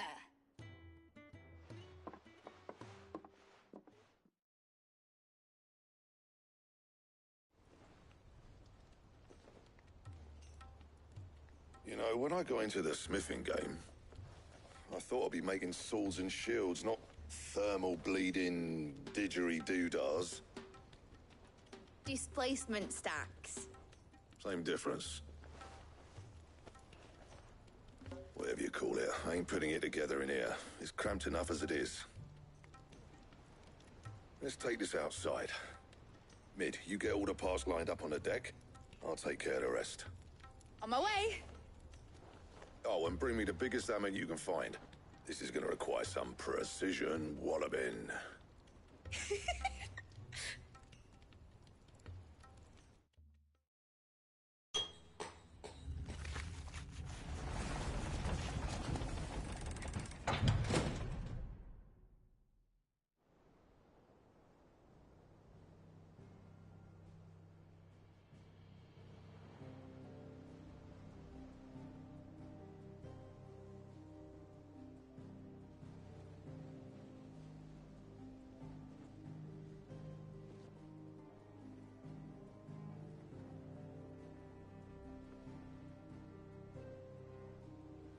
It's finished! It's finally finished! Thank fuck for that. I'll be feeling my hammer arm for weeks. Thank you, Clive, Blackthorn, everyone. That's one down and just 3 more to go. I'm sorry. Oh, didn't I tell you? The Enterprise has 4 mithril engines, and we'll be needing a displacement stack for each. You don't mean... Don't worry. Now they've got a finished one to work off. My gang in Canva can build the rest. Good luck to them, I say. Right, I'm off to get a sling for this elbow. Any other work comes in, keep it to yourselves, eh?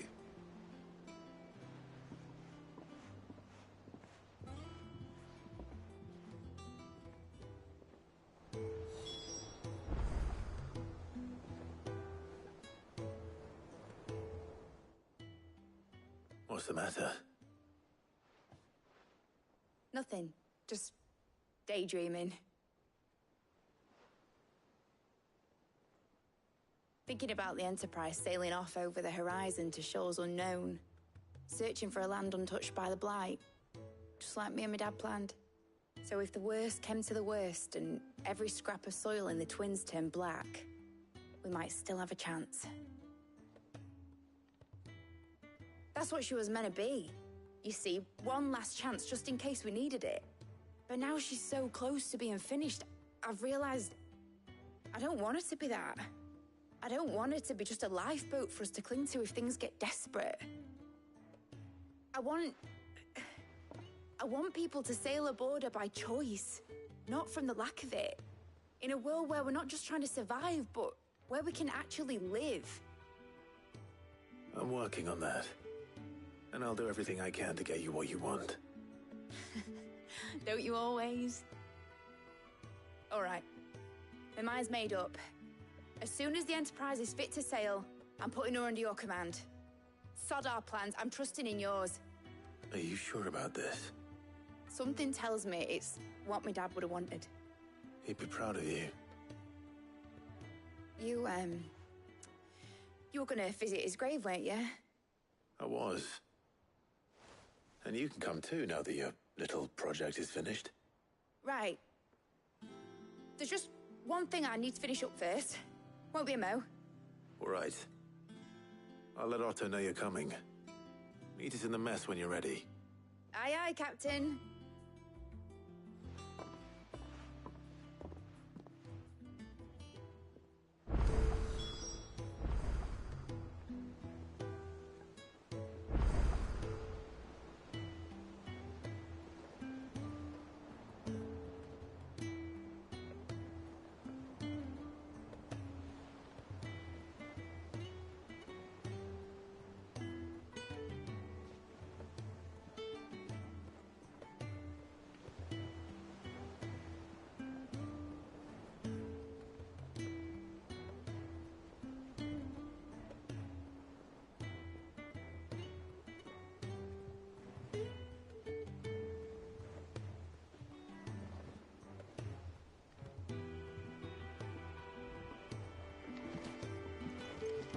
told me she was building a ship. Really? That's a ship. Let's sail around the lake.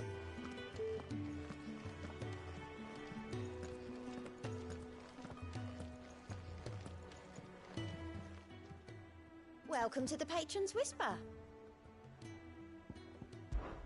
Is everything we've received and everything promised?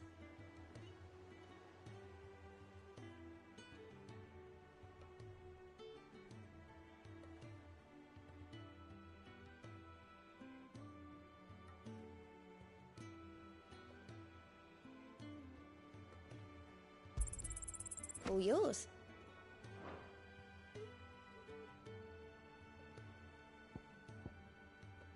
All done?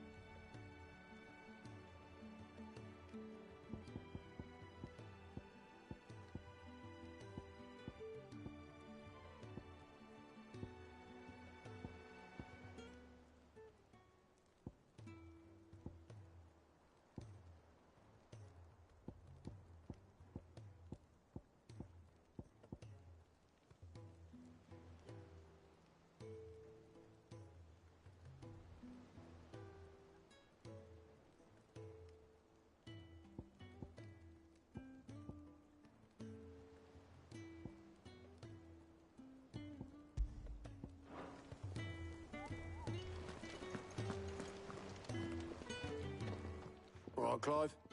Asterix.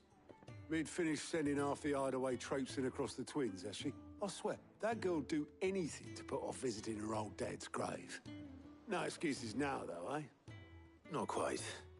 She said there was one final thing she had to take care of. I'm sure she'll be finished soon enough. She said that? In those words? She did, yes. Clive?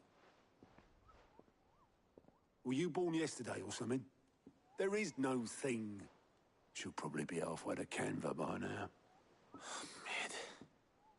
I might still be able to catch her.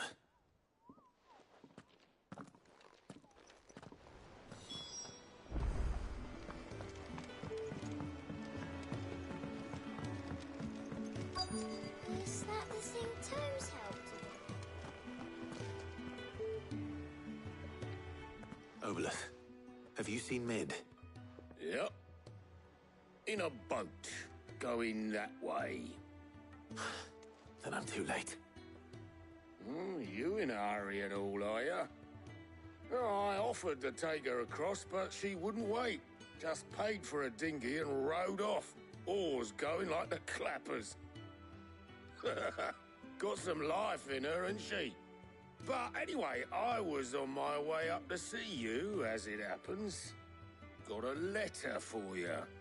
Urgent, by the sound of it. One of your uncle's men said I was to hand it to you in person, post-bleeding haste. And you're here now. Thank you, Obolus. Don't mention it. What tidings, Uncle?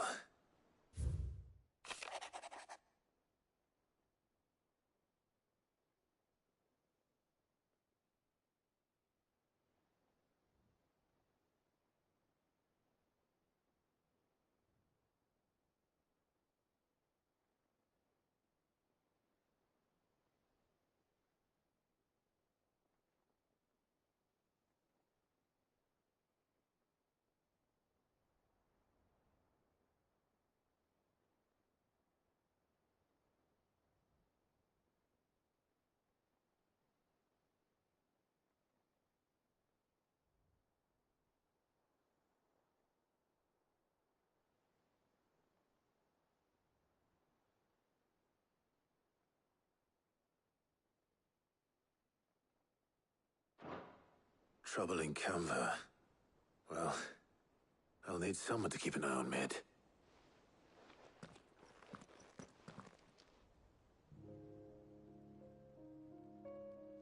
So what? Mid got us to do all the dirty work and then just sailed off into the sunset. It, seems that way. Well, nothing we can do about it now. But next time you plan on visiting Sid, you might want to tie her to something before you suggest it. Ah, don't be so hard on her. Gotta admit, the dirty work was kind of fun. Everyone pitching in and all that bollocks. Just like when we built this place. You're right. Anyway, we all set to head to the old hideaway. I could do with getting to Canva pretty sharpish. Wouldn't do to keep Lord Rosfield of the Seven High Houses waiting now, would it? Not after he asked for me personally. Gav will be leaving with me. Will you mind the place while we're gone? You can count on me. Just be sure to give Sid and the others my regards. All right. Oh, by the way, Jill will be joining us too. She's got some things to take care of, but she'll meet us there. I hope she's telling the truth at least.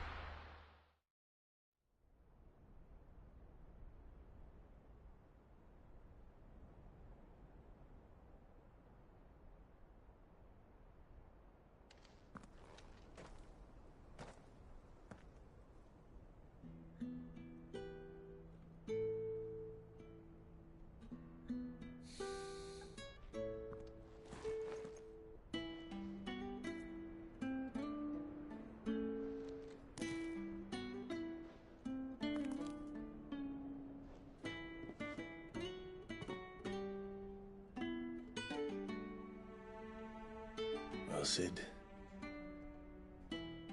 I remember what you told me.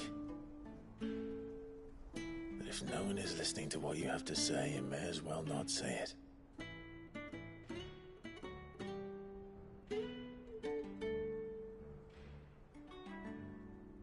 But I will say this, old friend. Hugo Kuka is gone. His shadow looms over us no longer. It's a pity the Phoenix can't be in two places at once. If he'd have been with us, maybe he could have done something for the lost. Not even the Phoenix can bring people back from the dead. Life has a beginning and an end. So we must live while we have the chance. And not as slaves to the crystals, but as free men. May we join you?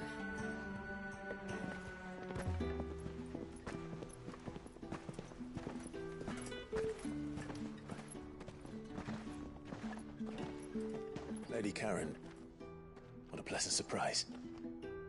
I thought I'd drop by and see how you were all doing before heading off to restock my supplies.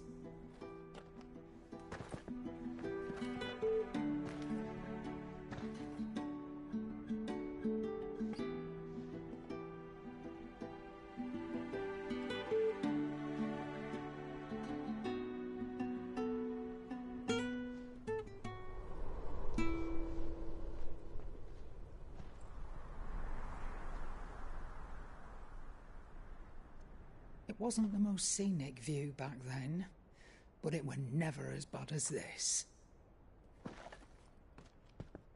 I know. The Blight marches on. And soon, there'll be no escaping sights like these.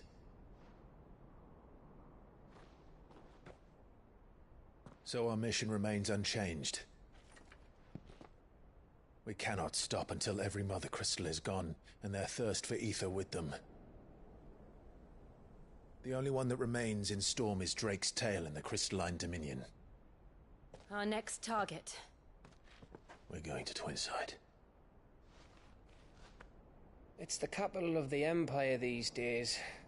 I wouldn't like to think how tightly guarded they've got the place. Not that that'll stop you, but we do well to scout it out before you go charging in.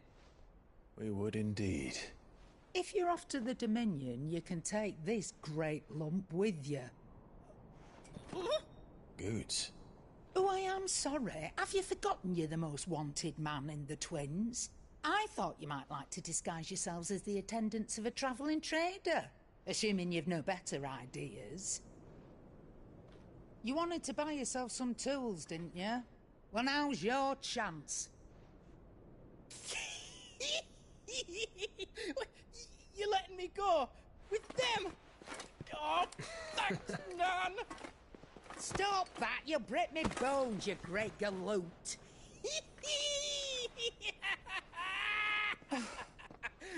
There's a caravan that runs back and forth between the Dominion and the Bocklad markets.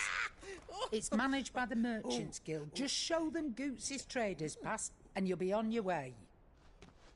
It'll be a damn sight less risky than footing it the length of the Crystal Road. That's for sure. Thank you, Karen. And glad to have you with us, Goots. Okay then. I'll get me things and I'll meet yous there. See yous down in Bocklad. Get off! Me poor fingers! Jill, you're with me. Understood. And Gav?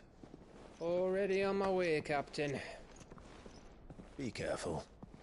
Aren't I always?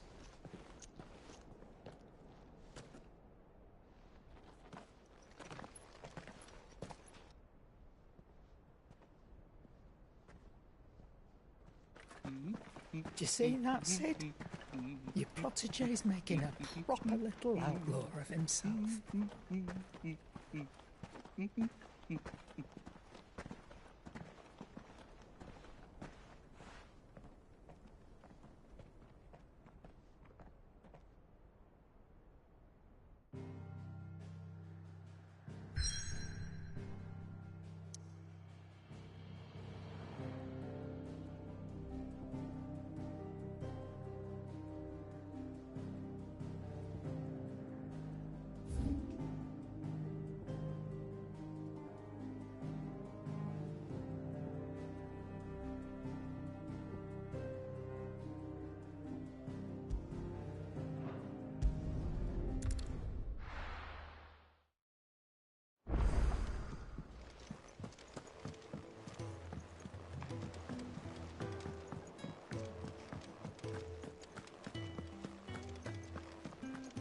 Crack the crystal too? You're joking.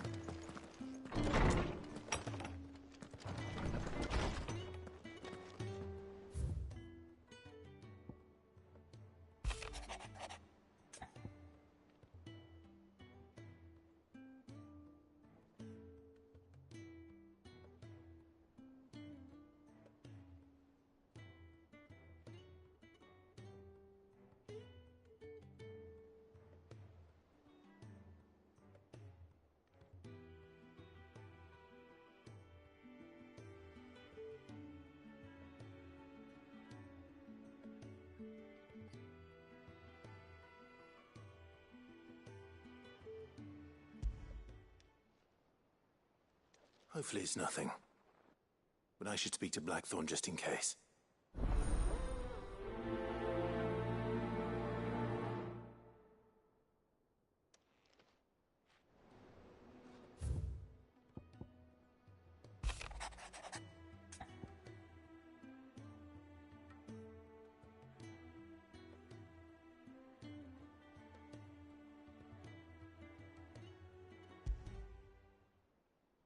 What could be wrong with Torgor?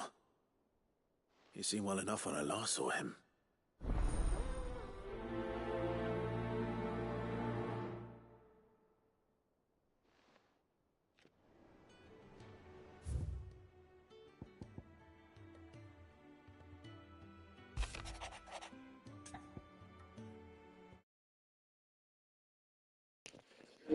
Bronze trophy, the pen is mightier. Open 10 letters at the reading table.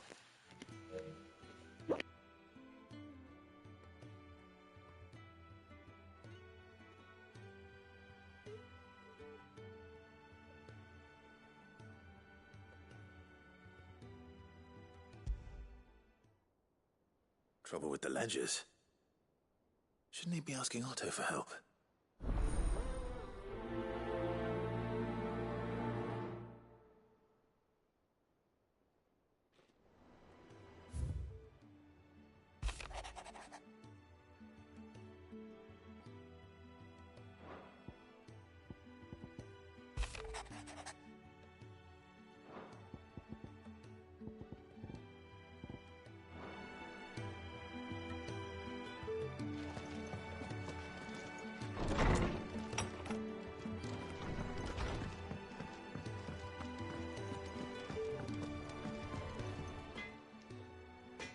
Blackthorn, do you have a moment? Not really, no. This won't take long. I just wanted to ask how you're getting on. August was worried about you, that you might still be doubting your craft, even after learning the trick of that cuirass. Is there something else weighing on your mind? Perhaps sharing your thoughts might help. That bastard's like a dog with a bone. Still, you've got a keen eye, I'll give him that. He's just, well, Karen showed me something. Something I've never seen before. And that was? A sword. An odd-looking thing with a single-edged blade. The metal itself wasn't anything to write home about, but fuck me. The edge on it. You could slice a man clean in two with a weapon like that, and he'd be halfway home before he even realized he'd been cut. So that's what's troubling you? No. Not troubling me exactly. More distracting. Can't stop thinking, how do you get an edge that sharp? It's driving me mad. And if you knew how to do it, we could arm the curse breakers with even better blades. That's about the size of it, yeah. I'll see what I can find out. Sharper swords are always welcome. And we can't have our master blacksmith being distracted. You're a soft touch, you know that. But I can't say I'm not grateful for it. Good luck, eh? Thank you. Let's see what Karen knows about this sword.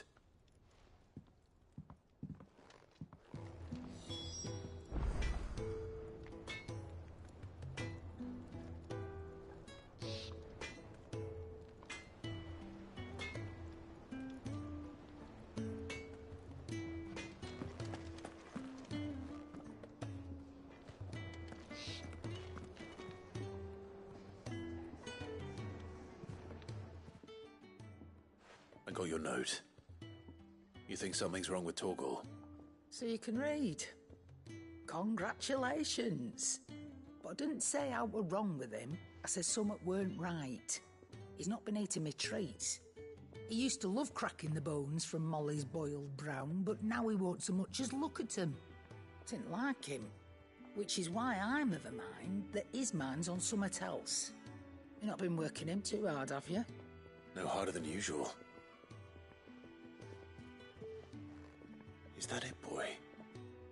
Do you need a rest? What was it you said he was? A frost wolf? That's what the lawsman seems to think. Then maybe this all has something to do with whatever it is that's woken inside him. I suppose things have been different since Rosalith. Perhaps Hippocrates knows something. Instead of everything, you mean? Perhaps.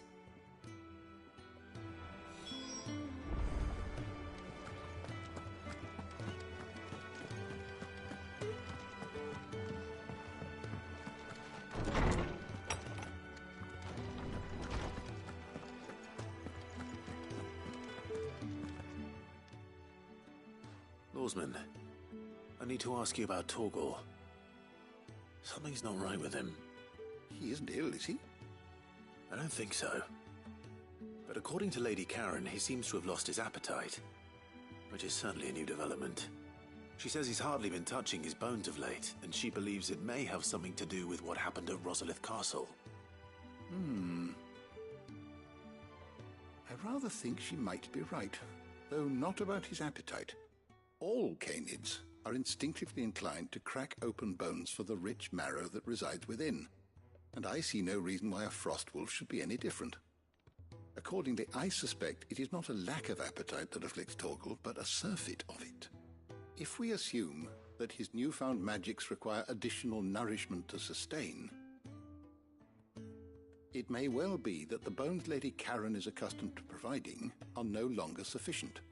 Frostwolves, after all, habitually prey upon far larger animals, whose bones may yield altogether different nutrients. As to where one might find a suitable substitute, some antelopes that graze the meadows of eastern Rosaria have been known to grow to a size more than double that of their lesser cousins. I don't recall ever seeing any that large. And little wonder. The oldest and largest such creatures rarely leave the safety of the highlands for fear of predators. The last elder antelope sighting I recall hearing about took place near Cressida, and that was long before the village was abandoned.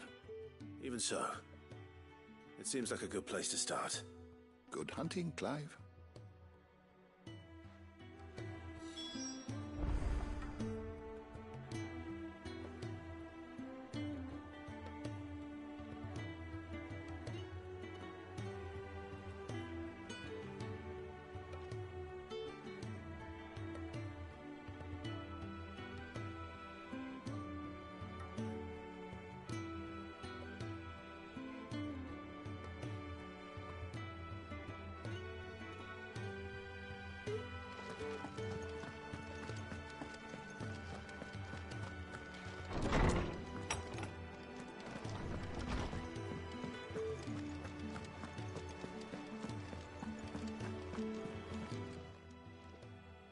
You're looking well, Karen.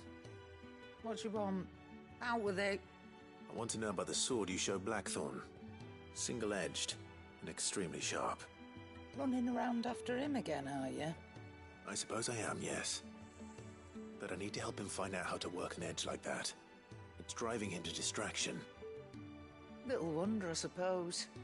There's not many like that make it as far as the twins, and those that do go straight into private collections. Which made it nice and easy finding a buyer. Can you tell me who bought it? Where is it now? You think I tell people who my clients are? Suppose you're not likely to go nicking him off me, are you now? Fine. If you stop mooning at me like that. Lord Ignac's the man you want. Dalmekian bloke. Collects weapons and the like. And he's got more money than sense, which is why he's one of my favourite clients. Reckon he'll still be at the inn in Dalamil, where I left him. Thank you, Karen. Oh, and he's a touch eccentric, if you take my meaning. I appreciate the warning.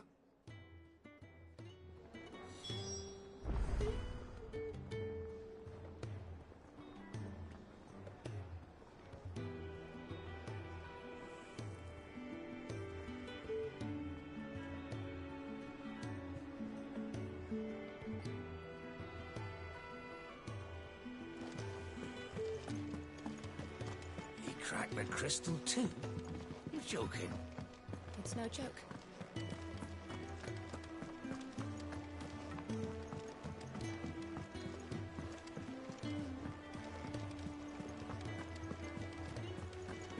Is that the thing Tomes helped him with? Mid told me she was building a ship.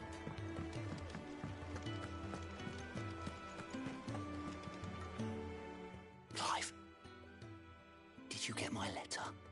That's why I'm here. Shh. Otto won't be listening. Is this better? A little. Listen, I've some bad news.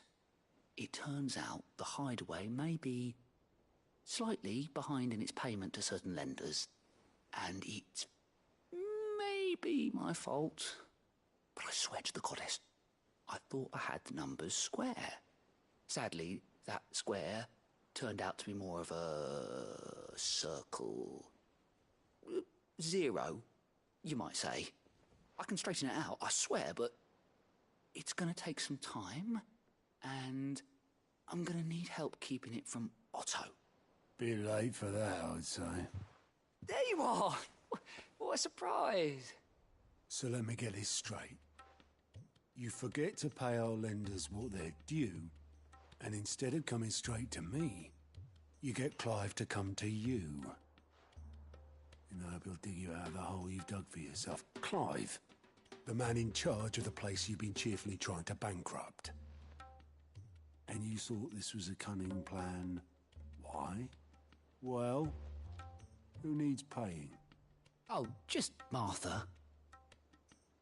And the dame. And, well, Lady Karen. But only 500 talents. We owe 3 of our most trusted friends 5 million gil. Each. 5 million each. They lent us the bulk of the money we used to rebuild the hideaway, you see, and, well, I must have made some sort of oversight.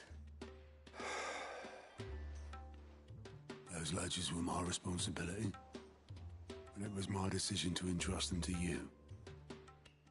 This is my fault. Do we have that much to hand? I can always ask my uncle. No, we don't. And no, you won't. We've lightened Lord Rosfield's purse enough. After the king's ransom we had off him, he deserves better than to see our begging bowl. Besides, we'll need to learn to stand on our own if we're gonna make this work. All right. But that doesn't mean you have to shoulder the burden yourself. Is there anything I can do to help? There might be. How'd you fancy taking these to Martha and the dame? Rocks. Rocks, he says. Worth 1,000 talents apiece, these are. A little something Sid and I set aside for when times got lean. And I reckon 15 million in overdue debt probably qualifies. I just hope our associates' eyes are a bit more discerning than yours. I'm sure they will be. Should be me making the rounds, really. But you know how it is with this place. Orders to bark, arses to wipe, and all that. I know. Which is why I don't mind going in your place. Go. Do you know why I only gave Master Clive here 2 star rubies? Because you'd rather Lady Karen killed me. Because I'd rather Lady Karen killed you. Yes. Well, I suppose this is goodbye then. Don't worry. I'm sure Karen will understand. Really? Do you think so? No, I don't.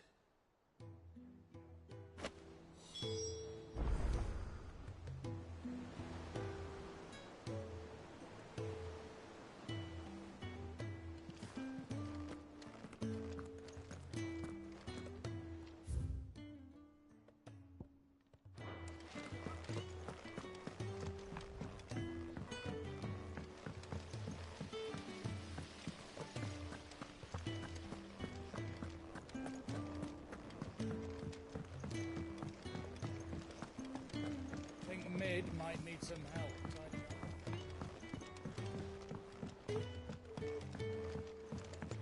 Well, that's it then. I'm buggered. Here, Sid. Reckon you might be just the man to help me out of a bit of bother, if you've a mind to. Let's hear it. Well, it's about this alembic the chief's got me making. Lovely bit of kit it is. Bung in a solution you want splitting, and it will separate it out, just like that. Problem is, it won't always get rid of all the impurities. And with some of the stuff we need it for, that ain't good enough. Which is why I've been looking for something to filter the liquid we'll be cooking off. And that's where I was hoping you could help me out.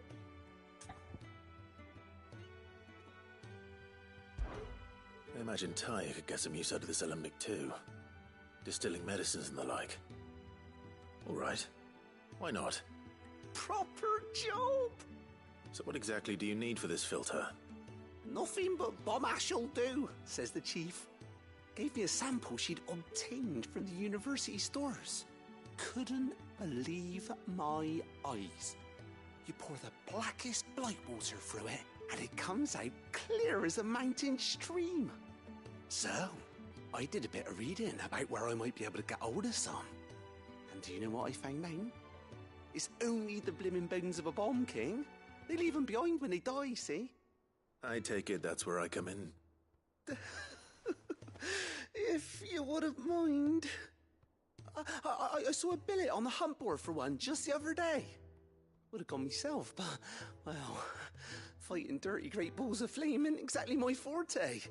You, on the other hand... All right. I'll see what I can do. Thank you kindly. And good hunting, eh?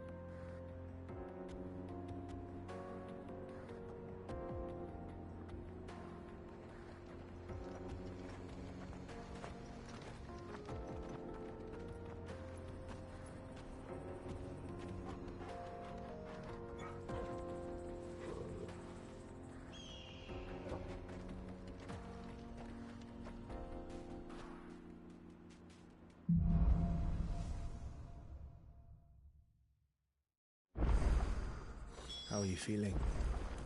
Better. Thanks to Talia. I'm glad to hear it. And Torgal helped too. Didn't you, boy?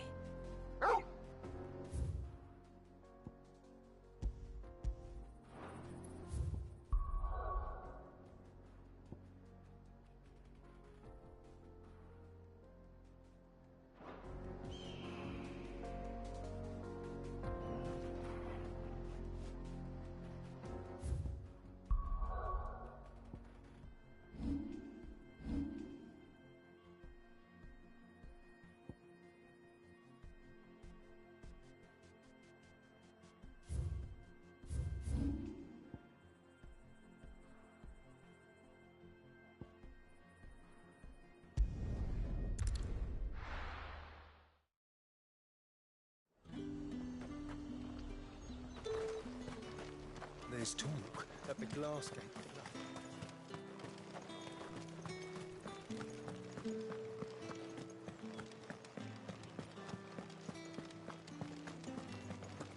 Did you hear? The gate's to heaven. I want to see. It's all right. What am I going to do without Sweetwater and Olive Talc?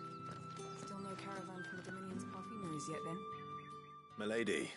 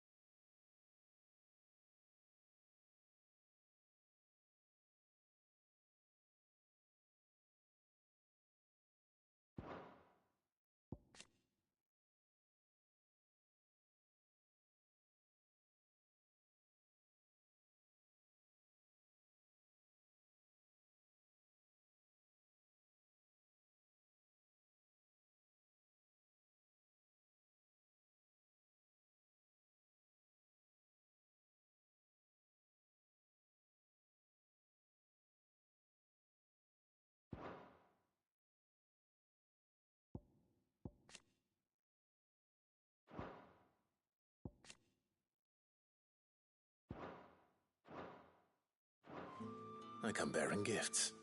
Gifts? Whatever is the occasion.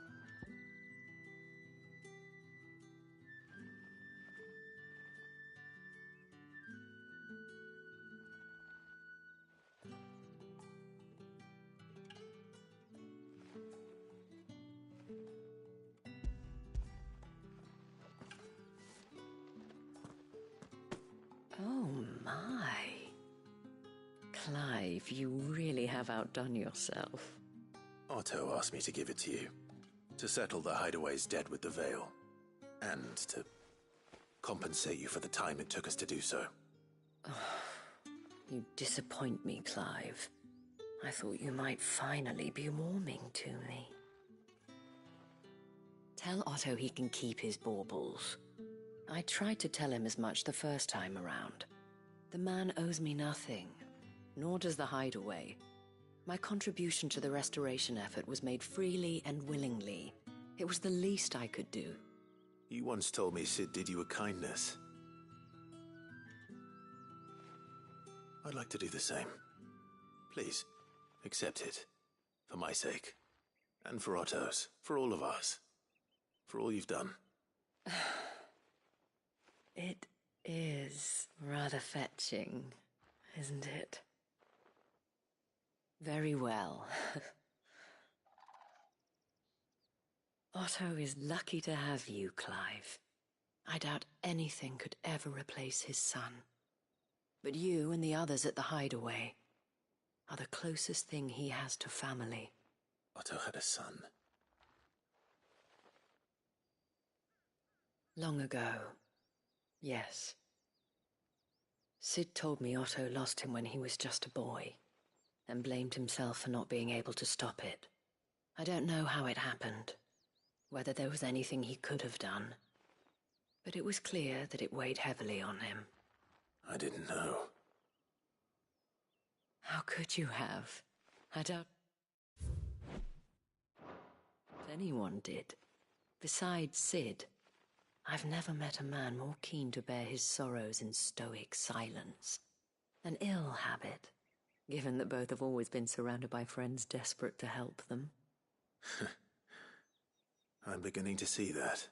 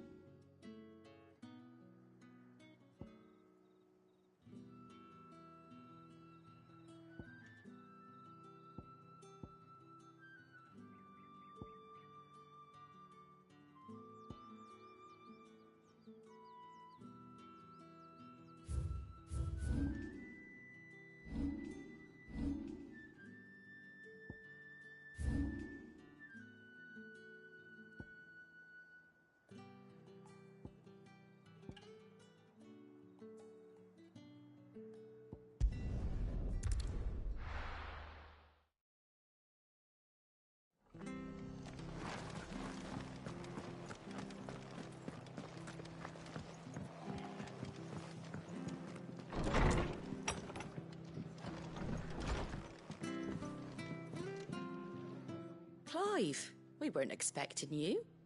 I wasn't expecting to be here, but it seems we still owe you a considerable amount of coin for your help with our rebuilding efforts. And though I doubt it's what you were expecting, we were hoping you'd take this as payment.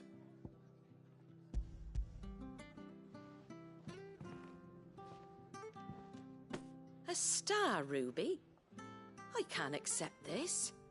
It's worth at least twice what you owe me. More if you can find yourself the right buyer. Think of the difference as interest. Interest?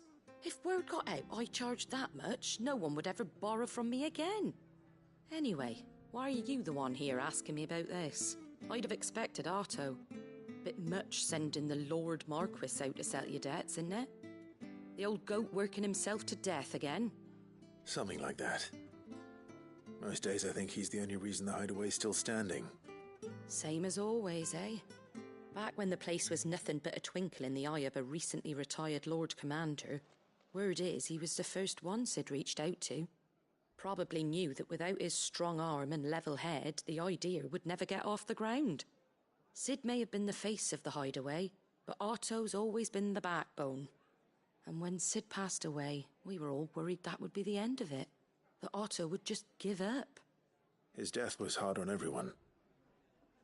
But it must have hit Otto hardest of all. But he didn't give up, did he? Quite the opposite, in fact. If I recall, he was the one who nominated you as Sid's replacement, and rallied the rest around you. I reckon what he saw in Sid, he saw in you too. And don't we all?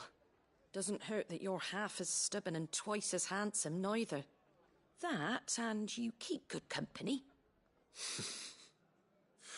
I suppose I do.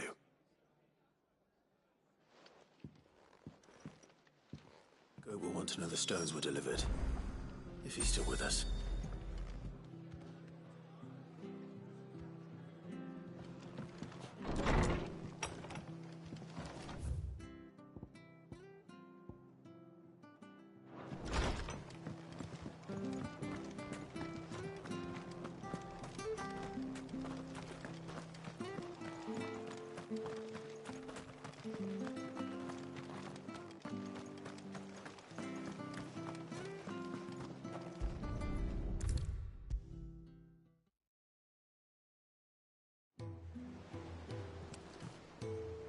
Goat.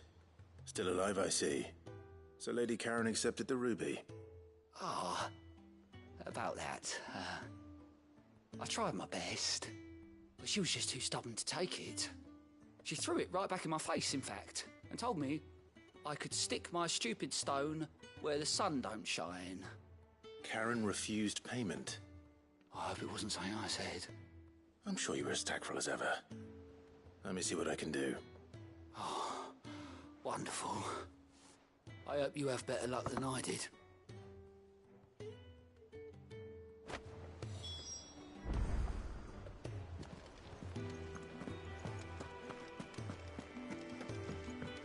Mid told me she was building a ship.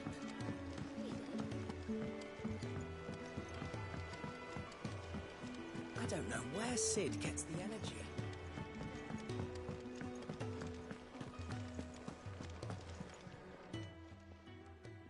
Lady Karen, Goat tells me you weren't happy with our offer. Would you prefer the debt was repaid in coin? What debt? I don't recall lending any of you lot me hard-earned gil. I may have tossed a talent or two in the hideaway's coffers, but those were donations, and you can hardly call it charity if you go asking for it back. Of course not. But one good turn deserves another. And our circumstances have changed. Surely you wouldn't shun the gratitude of a pauper who happened to have become a prince. Oh, so you're a prince now, are you? Fine. But I'm selling it and taking what I'm owed, then you're getting the rest whether you like it or not.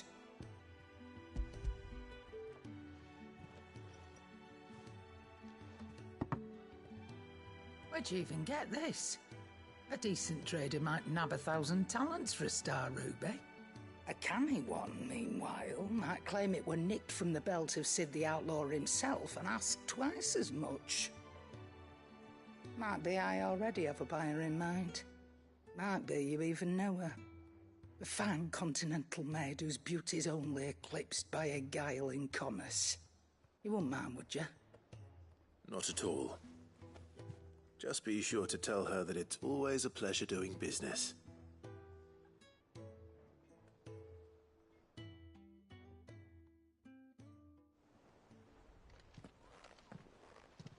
I hear you ended up delivering all 3 stones. Thanks to this lump. I sometimes wonder what I pay you for. Speaking of which, I still haven't been paid last month's wages. Oh, so you remember what's owed to you then? Get your ass behind that disc of yours and don't get up before those ledgers are square. Right away.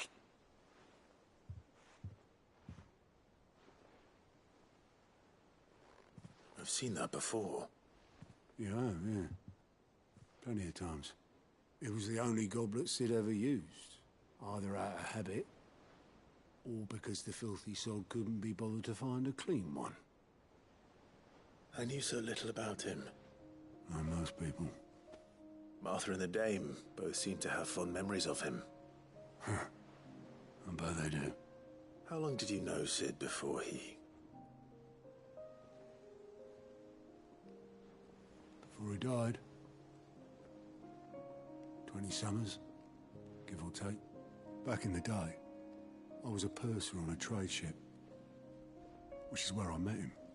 He bought passage to... I forget where.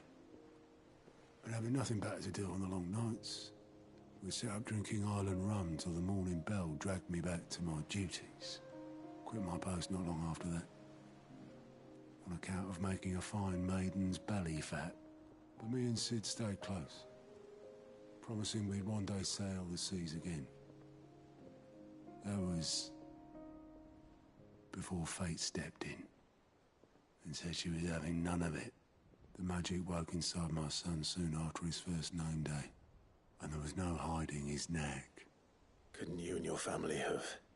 My family were the ones who summoned the constable, wanted the monster taken away. I couldn't turn my back on him, forget what I felt, and I couldn't for the life of me understand how they could. Luckily, Sid was of the same mind as me. It was him who stood beside me when all I wanted was to tear the whole world down. Him who cried for me when I had no tears left of my own.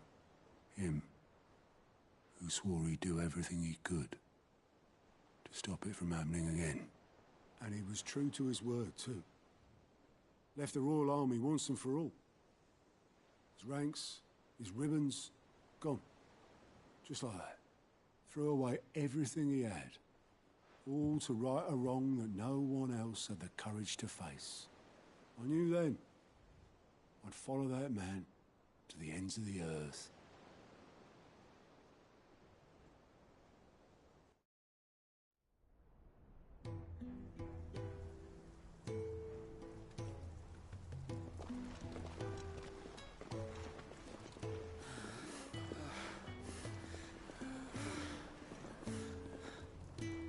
He was always too clever for his own good, was Sid. Saw the world for what it really was, while the rest of us were content to go along with the lie we were shown. And it can't have been easy, bearing that burden alone.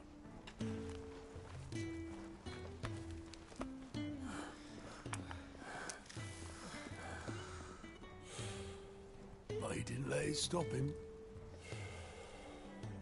He never lost faith in what he believed was right. And that gave us faith in him. Faith he'd steer us true. So I swore to myself that I'd always be right behind him, ready to catch the stubborn sod, if ever he should fall.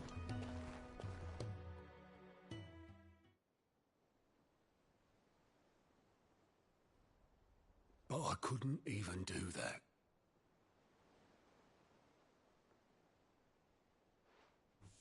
Ignore me. Just the ramblings of a tired old man. Leave that lot. I'll tidy it up in a bit.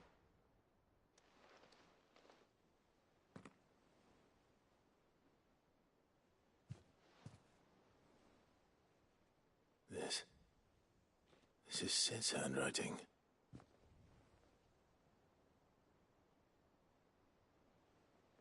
Dear Otto.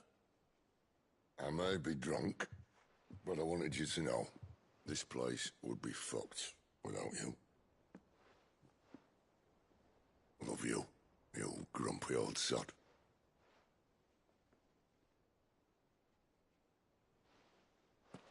This note.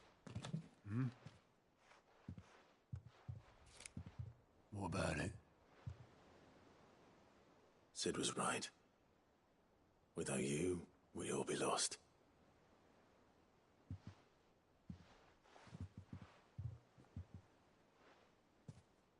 should have bloody well said so then. Just once. Before he went. But then, why would he? Him, or anyone? I'd only have told him to piss off.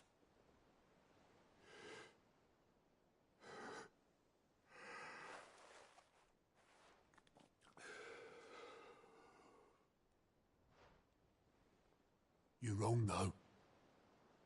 Both of you. It was never just me keeping the hideaway afloat. It was all of us.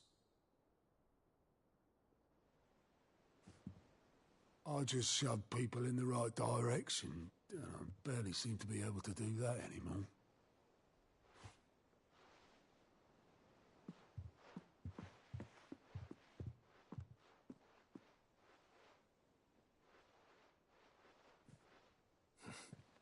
Would you rather go at the helm? Well, maybe I've got a few more years left in me. I'm going to hold you to that, Otto. Before you go, Sid would have wanted you to have this. But that's... This'll do me just fine.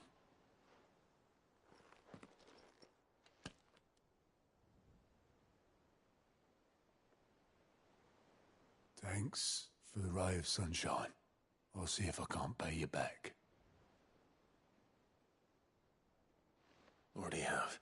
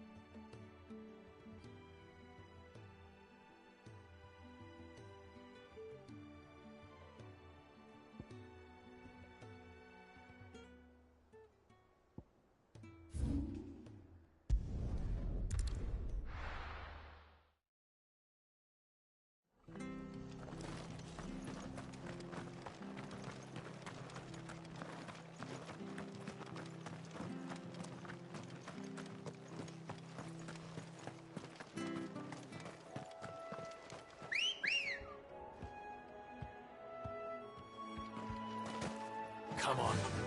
Yeah!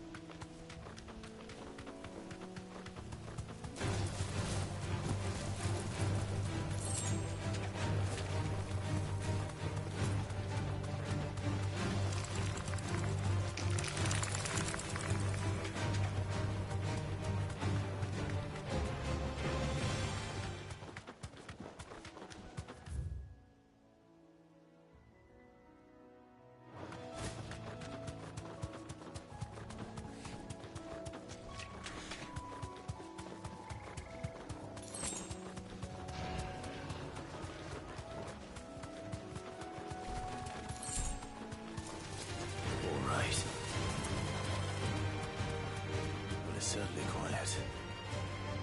If I were a giant antelope, it seemed like just the place.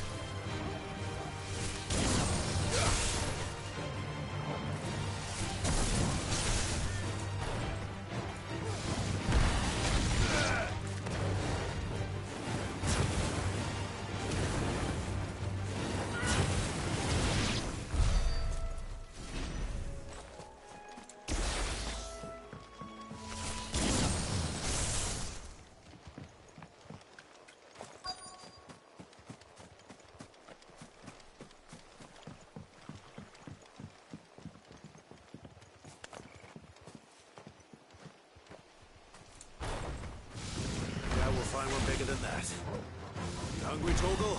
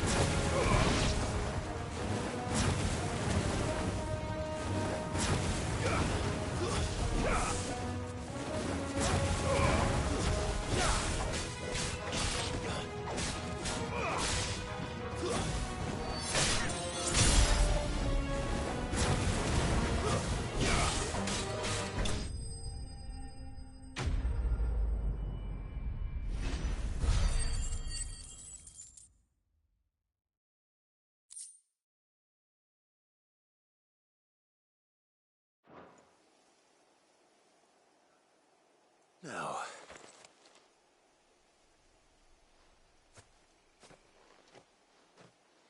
Will it be enough, I wonder?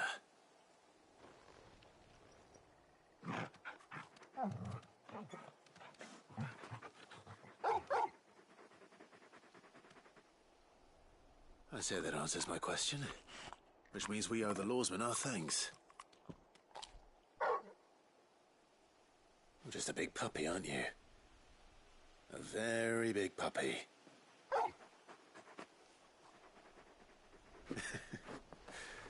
You do know you can take that with you, Torgal.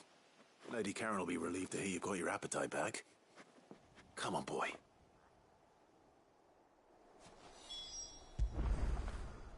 When did you get so big?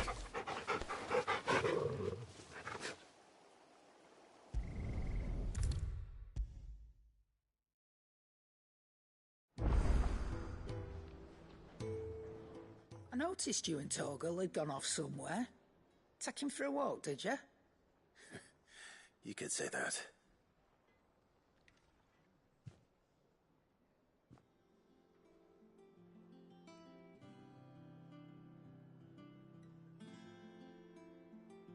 So, Molly's leftovers weren't good enough, eh? That'll teach me for treating you like you're still a pup. All right, no need to shout. Now we know what you're after, I can see about getting some in. Speaking of which, I brought one for later. Can I leave it with you?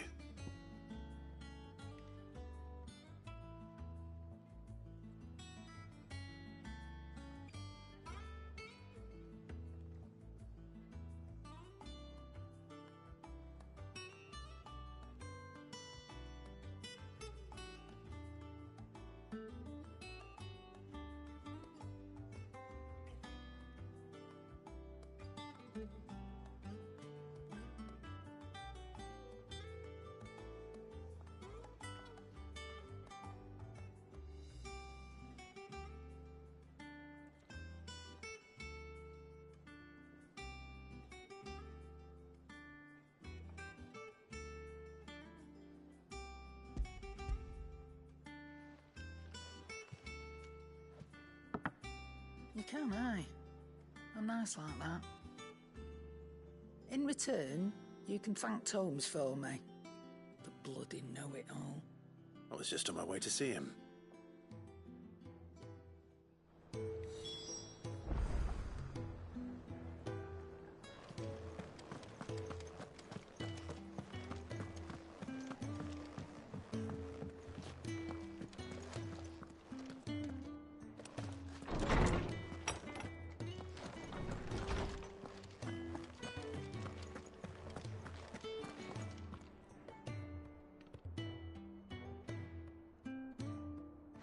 Ah, Clive. Were you able to locate your quarry? We were indeed, Lawsman. You pointed us in exactly the right direction. And Torgal's been a very happy hound ever since. Very good, very good. Lady Karen sends her thanks, by the way, for your part in solving the mystery. Ah. But that reminds me. After your last visit, I found myself pondering Torgal's talents. Do you recall our conversation concerning Lady Jill's role in Torgal's transformation? About how she somehow woke the power within him. Precisely that. A reasonable conclusion, I thought. But one which raised certain questions in my mind. You see, the Fenrir of legend served Shiva and Shiva alone. And while the powers attributed to him are certainly impressive, the records imply they are somewhat different in nature to those you described Torgal as having used. What are you suggesting? That Torgal may be the beneficiary of more than one icon's power. Consider that in addition to Lady Jill, he has served as a loyal companion to you, your brother, and even the late Cid. In short, the icons hitherto near at hand, or should I say at paw, have been diverse and plenty, and that number has only grown as the realm's dominance have fallen to your sword. One can but speculate as to how all of this has affected Torgal. He has seemed more fierce of late. And if I am not mistaken, he will grow fiercer still. We are fortunate indeed to be able to count him amongst our allies and not our adversaries. Oh, he's more than an ally. He's a friend.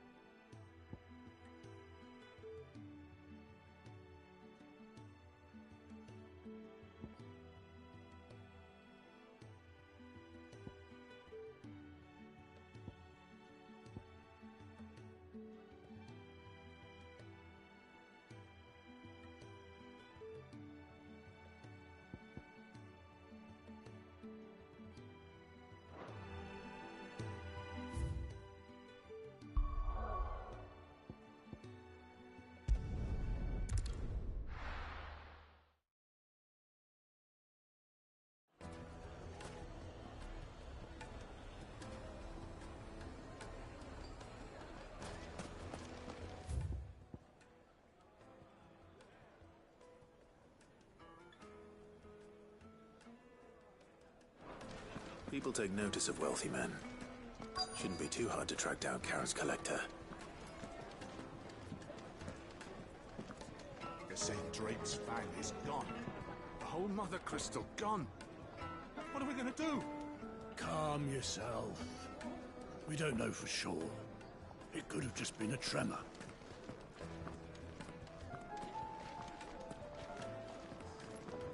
Back again, are you? Any more trouble and you'll be barred for life, however deep your friends' pockets might be. Here, you. Listen, I've got this theory. The Fallen, I don't think they all fell. Some of them are still living among us. You could be one of them. I could be one of them.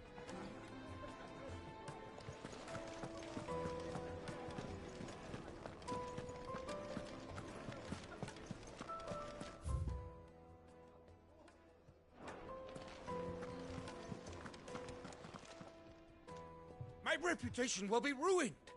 Ruined! Calm yourself, Lord Ignac, I beg of you, before you do yourself a mischief. Pardon the intrusion, but... Out! Get out! I paid for these rooms so I wouldn't be disturbed. Leave me be! Please, allow me to apologize. His lordship is going through a difficult time, and he's never been fond of guests arriving unannounced. Radim! Get rid of the filthy oaf this instant! Very good, Lord Ignac. Would you mind stepping outside for a moment?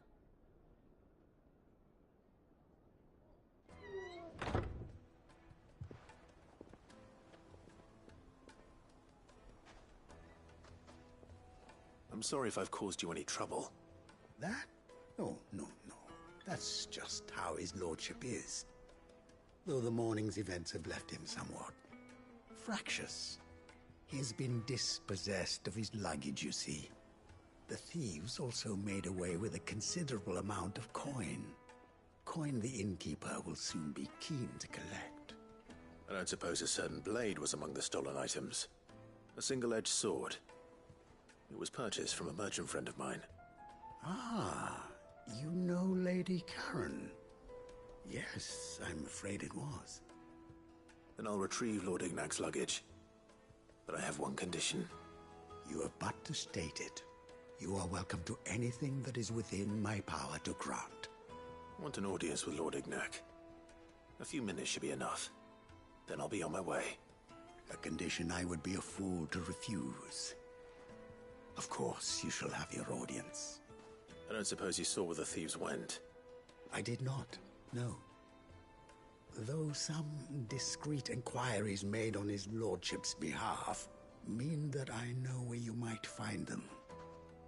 The bandit's bed. Every ill-gotten coin in Dalamil is said to pass through that disreputable corner of the Valcroy. Then that's where I'm heading. I shall speak to Lord Ignac in your absence, and arrange for an audience upon your triumphant return. That will be very kind of you. Farewell, and best of luck.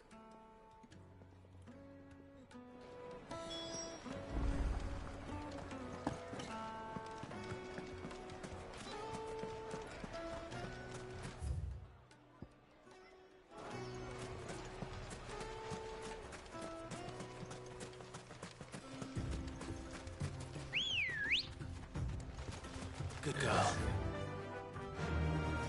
Faster!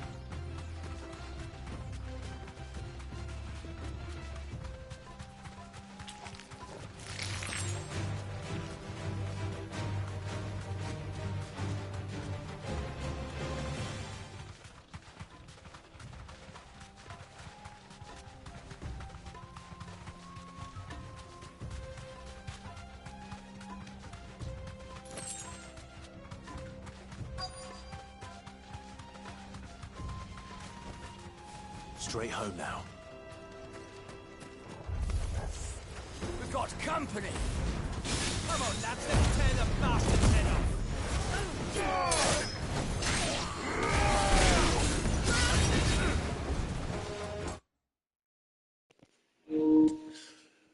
Bronze trophy made to be broken. Defeat 20 enemies while semi-primed, excluding battles in the Hall of Virtue. The limit break. That's what they mean by semi-primed.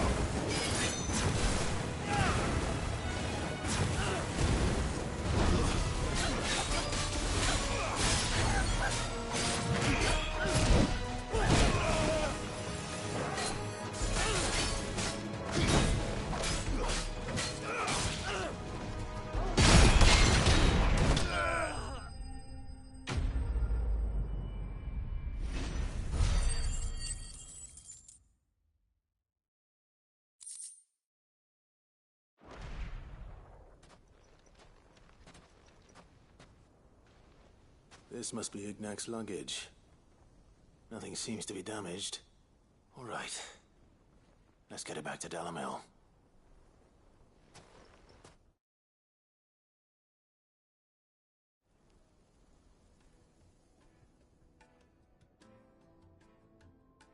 I hear I have you to thank for the return of my effects. What shall I call you, my good man? Wyvern. Glad to make your acquaintance. A formidable name indeed. Well, Wyvern, I appear to be in your debt. Redeem here tells me you wished for an audience. Is that all? A few moments of your time should suffice, yes. You're a peculiar fellow, Wyvern. All right, speak. Master Wyvern was wondering if you could tell him about a certain single-edged sword you recently acquired. Oh, a true work of art, that one. Karen drove me hard on the price, but I would have sold her Radim here to get my hands on that sword. It was made in the Outer Isles, far beyond the Twins, and is used exclusively by the practitioners of a unique school of swordsmanship. They believe no combat should ever exceed a single strike, and hone their blades to such perfection that none ever does. Each sword is made for that one perfect stroke, and for that stroke only. They crack upon a second blow. There's a brutal sort of beauty to it, really. But how do they hone such an edge? Fine question. Why, they use a whetstone, of course. Whetstones, rather. A whole array of them, ranging from the coarse to the fine. 10,000 licks with the sharpening stone, then 10,000 more. But it is the final stone which lends the blade its legendary sharpness. A mineral quite foreign to this great realm of ours. And that is the key. The secret ingredient. Wyvern, it occurs to me that my little lecture is hardly equal to services rendered. Take this, together with my regards. The very stone.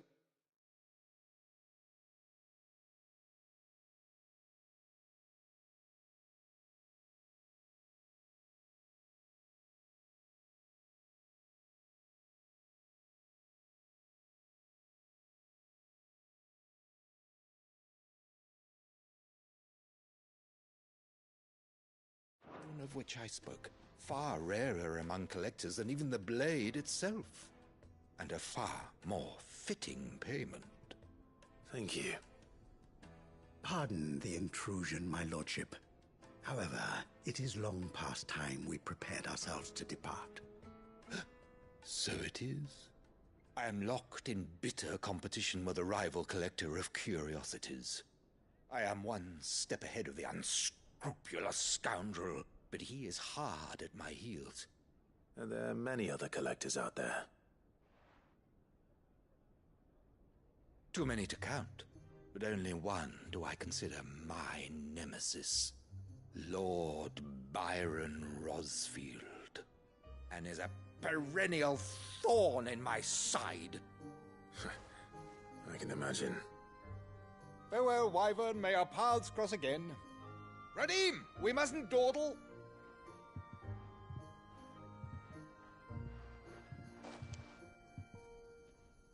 I think his lordship is rather taken with you, Master Wyvern. Thank you again for your assistance. Coming, my lordship. I'll be right there.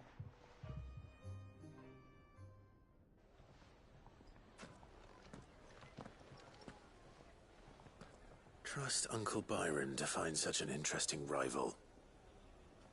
Now, let's see what Blackthorn makes of this whetstone, shall we?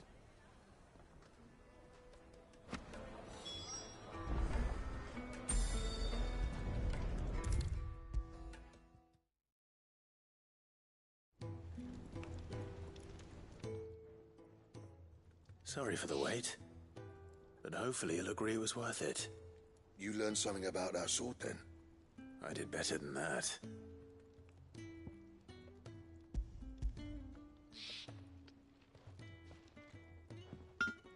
A whetstone? Yes. But not one you'll find anywhere in Valestia.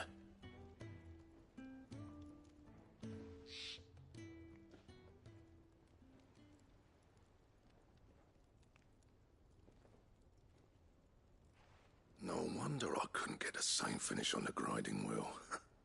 One hit and all done, eh? Might not be so bad if all you ever fought were duels. Good luck on the battlefield. Your second opponent would be your last, no matter how good you were. Even so, is there some way it could be used to give the Cursebreakers an edge? I think so, yeah. With this whetstone and the right kind of steel, I could probably even make a twin of the blade that rattled me. But there'd be no replacing this little rock once I worn it down to a sliver. I reckon we get a dozen swords from it, if that. Swords that the Cursebreakers wouldn't know how to wield properly, and that would see them through a single fire piece. Nah, no point trying to copy that thing. Be about as much use as a wax anvil. But finishing our blades with a whetstone this fine, now that's something to consider. And what's finer than fallen masonry, eh? Or more hard-wearing, for that matter. Just imagine it. Good Valesthian steel with an edge as sharp as any found in the Outer Isles. I won't make a copy, nah. I'll make something much better. I'm sure the Cursebreakers will be delighted. Just don't push yourself too hard. Don't you worry about me, sunshine. I've been working day and night since I was half your age, and I'll still be here when you're long gone. Hey, thanks, Clive. I mean it. I owe you one, August too. It's good to know someone's looking out for me. He'll be happy to hear you said that. And I'll see that my debt to you's paid. First new blade I make's got your name on it. You come and find me when you've got the materials. All right. I will.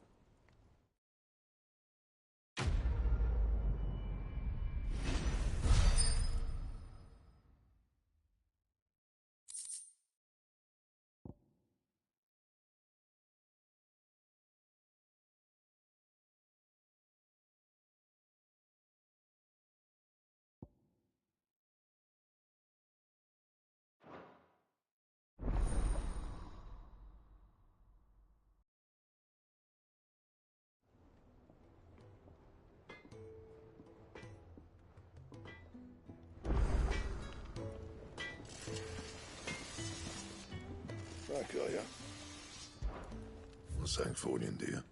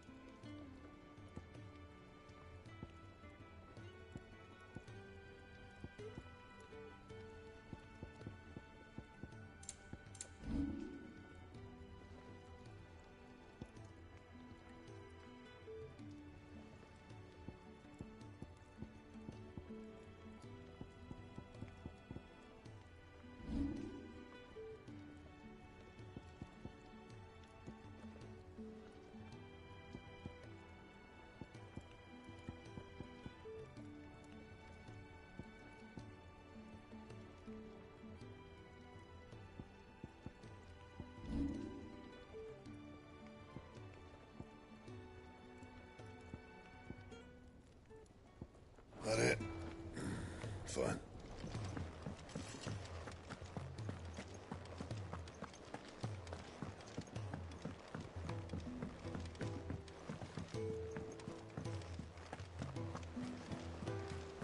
Is that the thing Tomes helped with? Mid told me she was building a ship.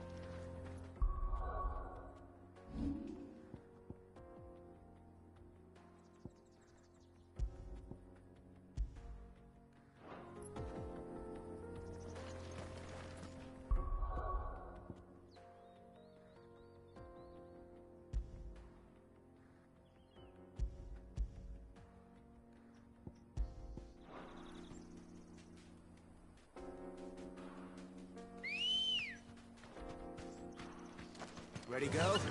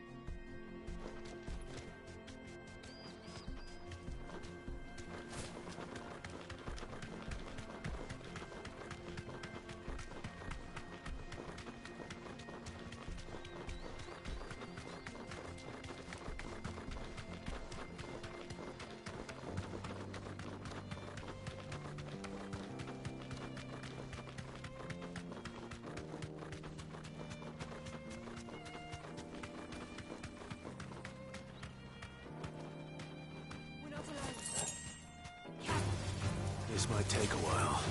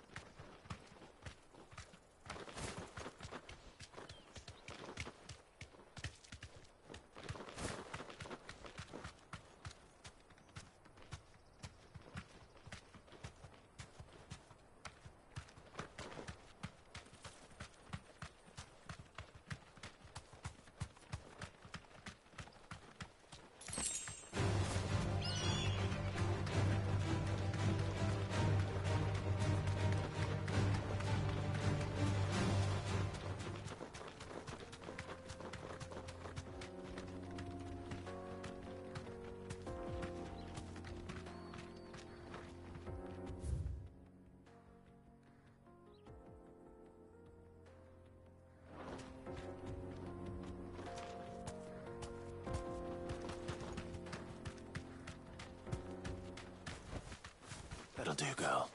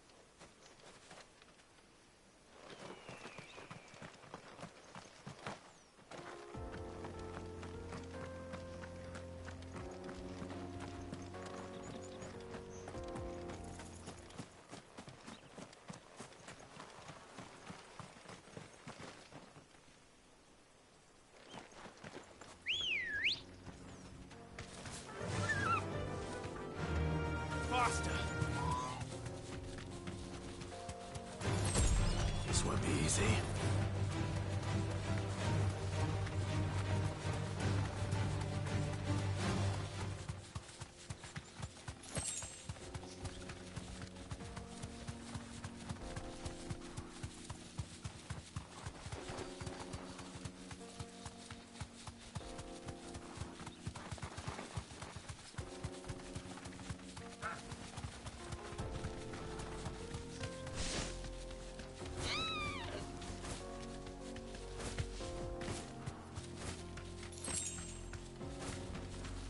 Back to the stables, girl.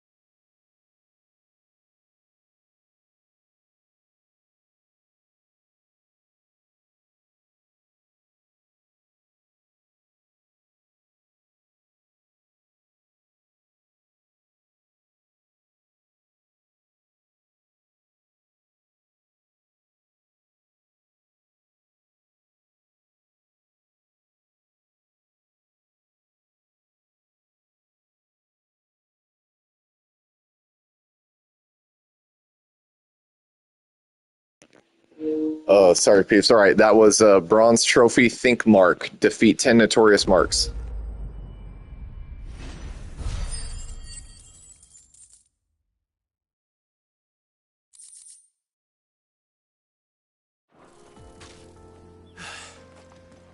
Peace at last.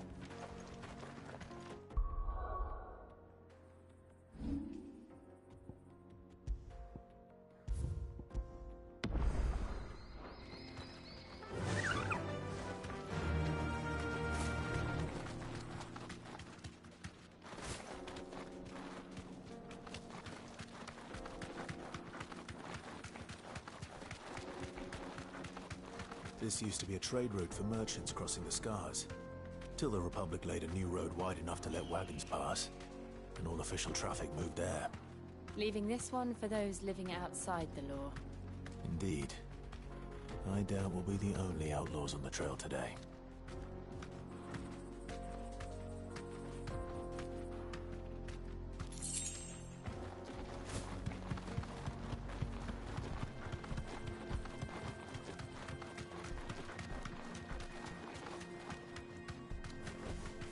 You deserve a rest. All right.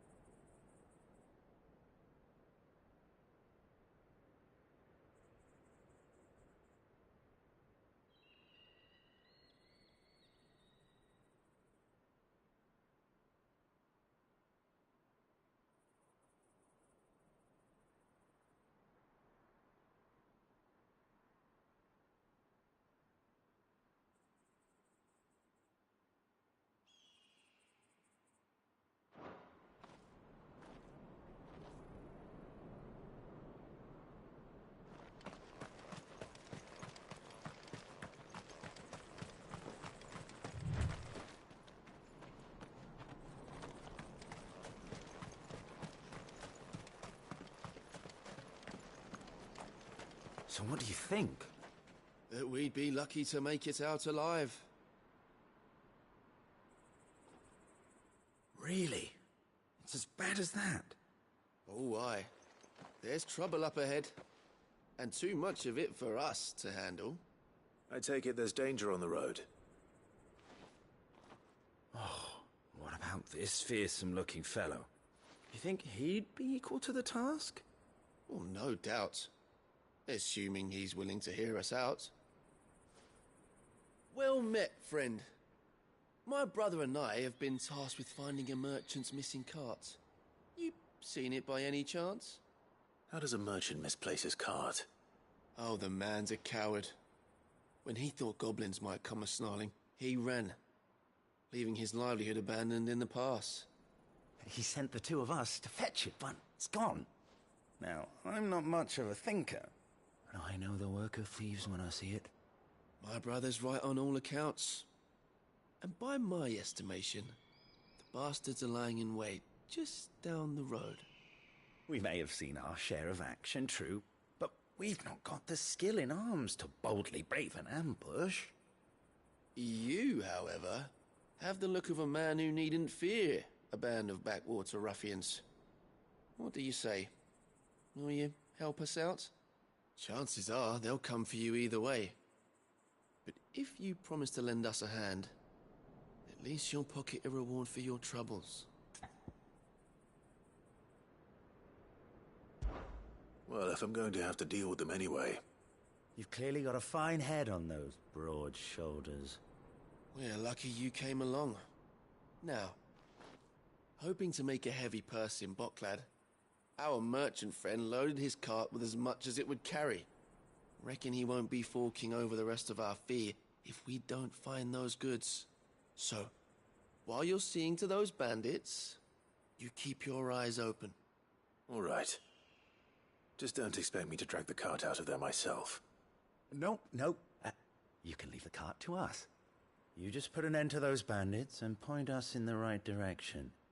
You do that, we'll take care of the rest.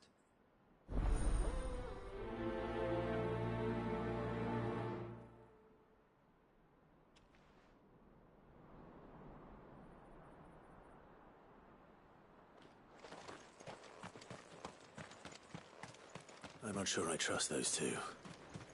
But if there are bandits lying in wait, I should probably take care of... Look lively, you lot. We've got guests. These must be our bandits.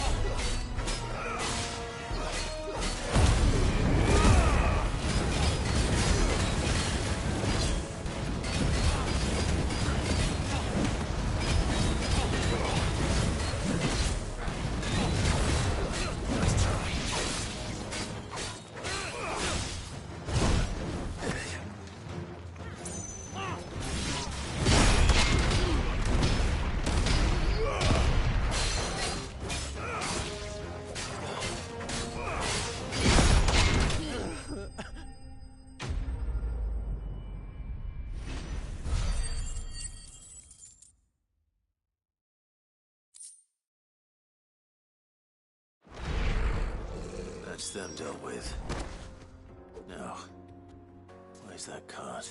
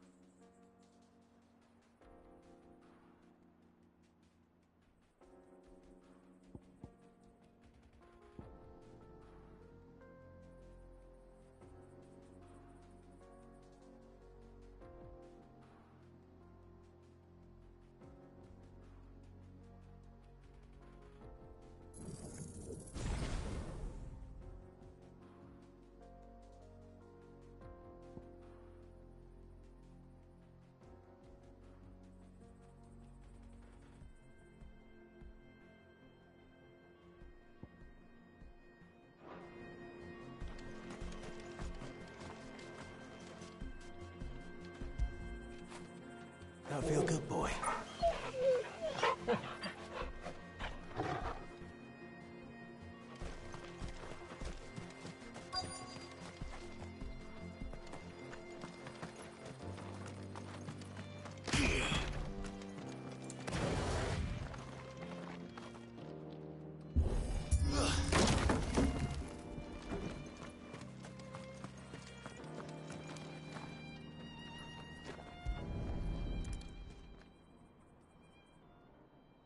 Getting all of this out of here will be a nightmare. Seems we've found ourselves the right man for the job, wouldn't you say? Found the cart and didn't leave a single bastard breathing. Our merchant friend will be delighted. And how exactly will he be getting his goods out of here? You leave that to us. After all, it'd be wrong to make such a fine warrior haul cabbages to market. You've done your part. And that's all you need to worry about. Here.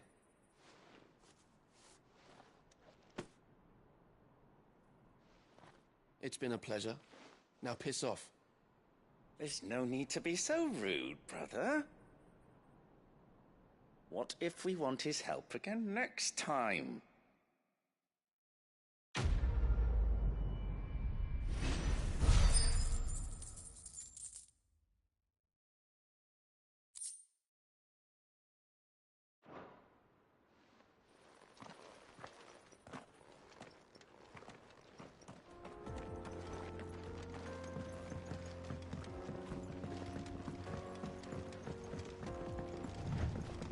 I see the Dalmex lag behind Rosaria when it comes to bridge building.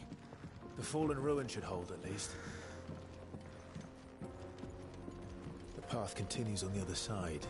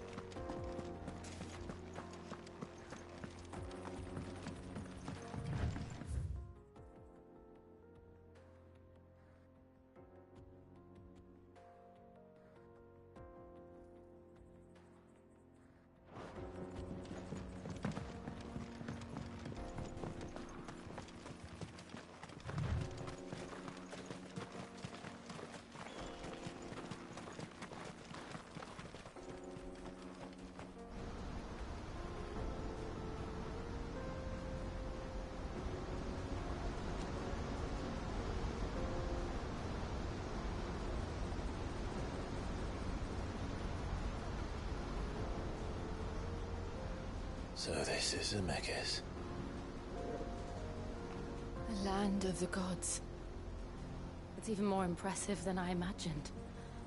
I remember being captivated by the story as a child.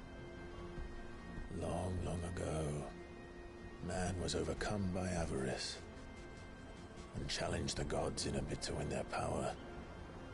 The final battle took place here, at these falls.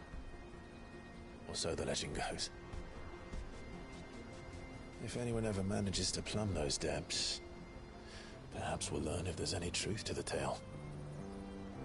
That the gods emerged victorious and punished man for his defiance by visiting upon him 2 curses. Dominance in Paris. To tell the truth, I always thought it strange that the dominant and their icons were deemed a curse. Back home, the dominant inherited the throne. They were admired and exalted, not spurned. Whenever I got to that part of the story, I always assumed there must be something I'd misunderstood. You had a lot of storybooks, didn't you? In your room, I mean. When we were young. The old legends were always my favorites. Epic battles between gods and men. Father encouraged me to read as much as I could. He thought it good for my education. You really were a boy like any other, weren't you?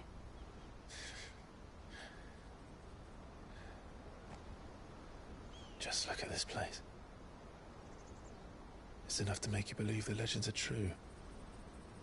I know.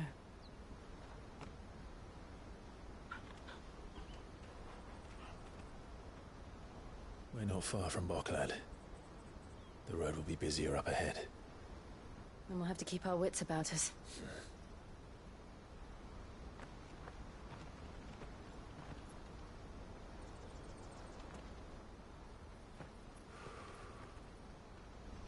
Clive? Something wrong? Nothing. It's nothing.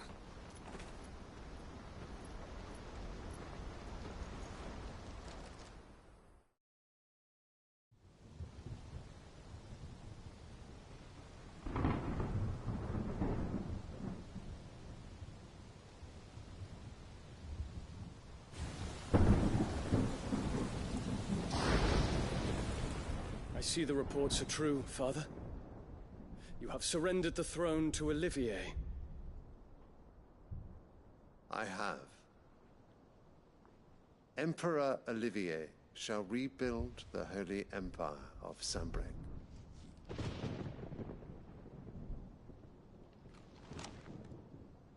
How is he to rule an empire? He is but a boy. I shall advise him until he comes of age. Father, please. Or for as long as I am able. The empire we seek to build needs young blood to rule it, and I can think of none better suited to the task.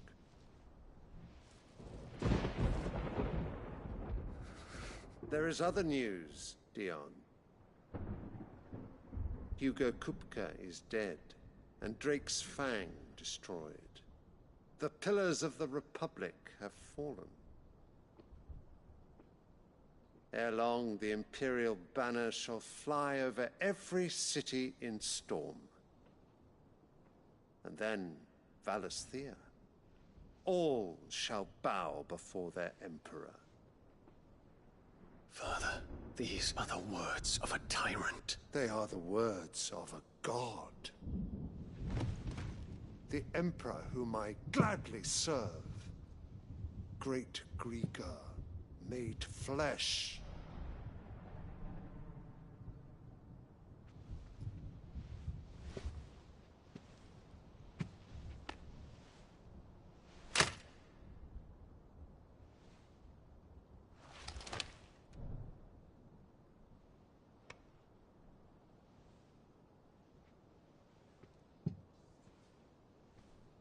Return to your camp, Dion, and ready your forces.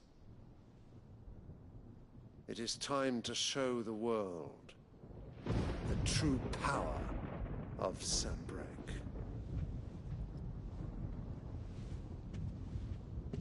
Father. I find you much changed. Is this truly the path you wish to tread?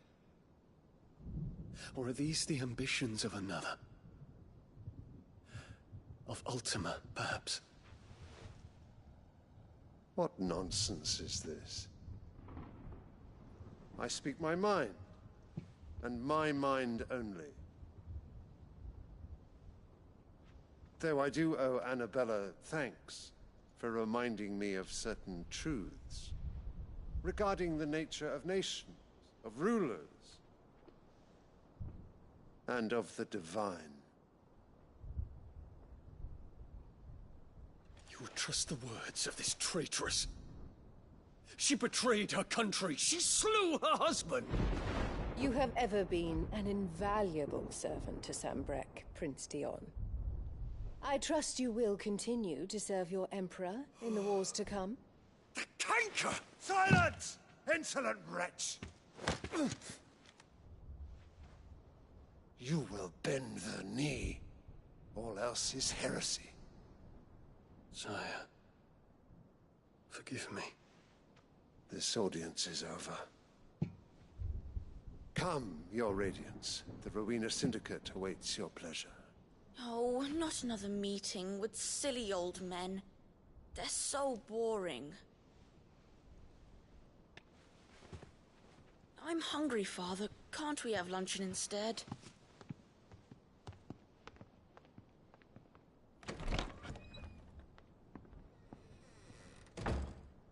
Does it pain you that you will not inherit your father's throne?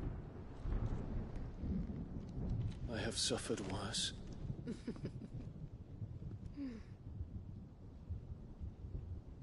Count your blessings, Dion.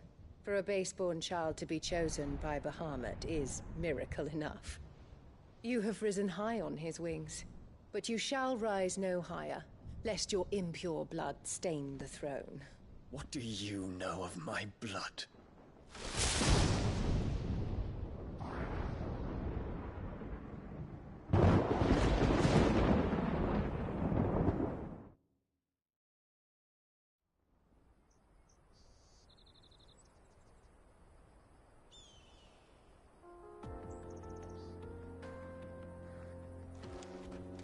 The Boklab markets are to the north. We just need to hug the coast.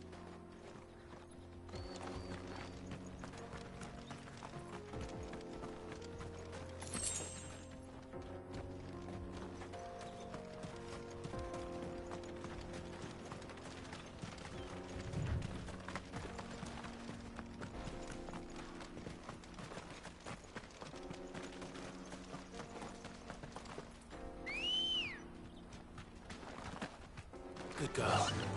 Run like the wind. Infiltrating the Dominion won't be easy with the Imperials on high alert. No. His Radiance has lost one capital already. We can be sure Sylvester will do everything in his power to hold on to Twinside. His troops are well trained and increasingly battle-hardened. But it's not as if we can wait for the siege to end.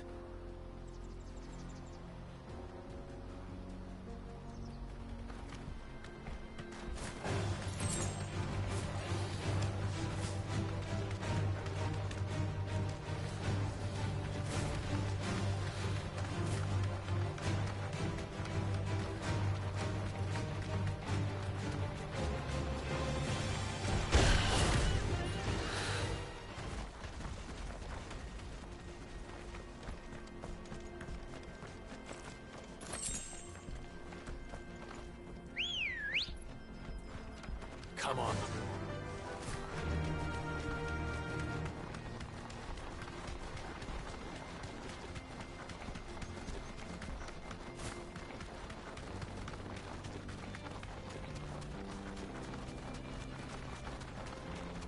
They've closed the road to Randalar.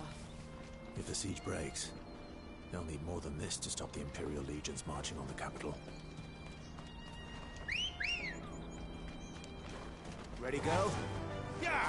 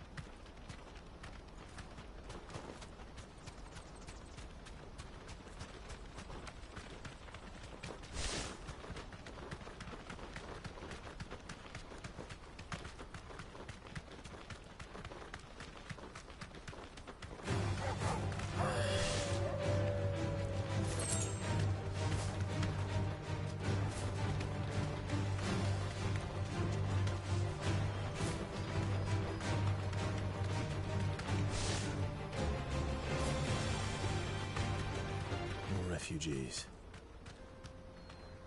And they're all making for the crystalline dominion. Because they don't know how to live without the crystal's blessing.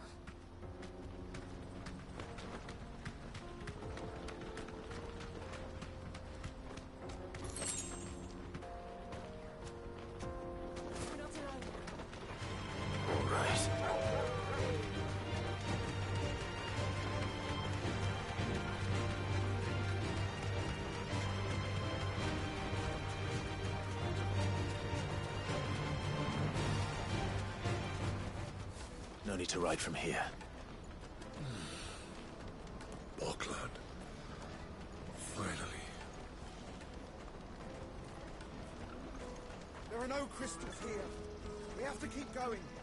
The crystalline dominion is our only chance. This is where we're supposed to meet Goots, isn't it? That's right. He said he'd wait for us here after replenishing his supplies. I dare say he'll have finished by now. No trader's pass. No passage.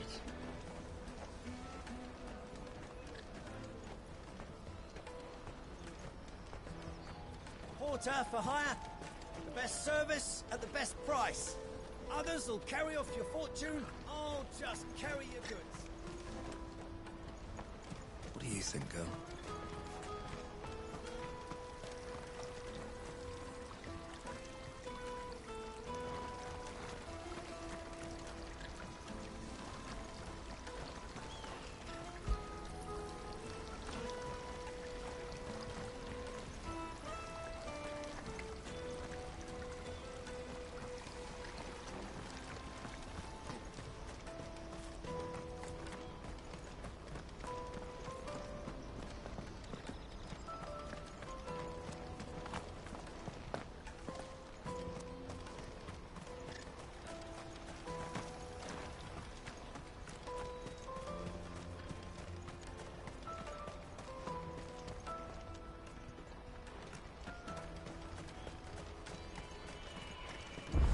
Carry your goods. I'm cheap. And nasty. Let me, my lord. You won't regret it. What are you looking for?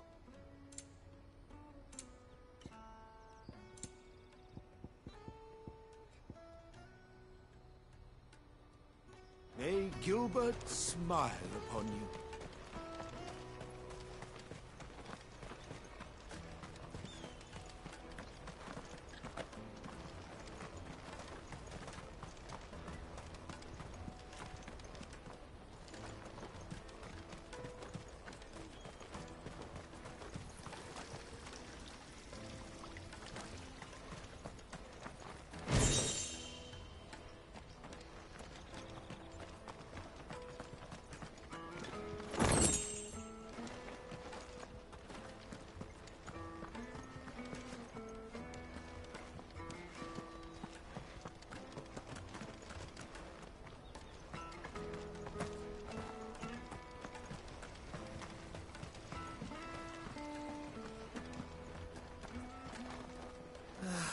If our new arrivals had brought any coin with them, we'd be rich.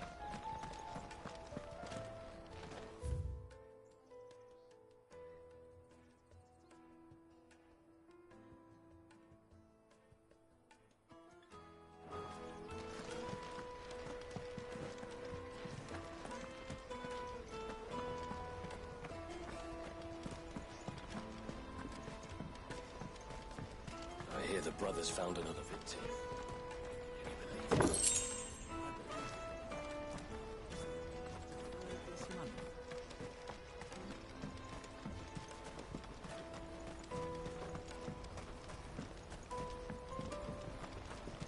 Bloody crimson caravan, scooping up all the best customers.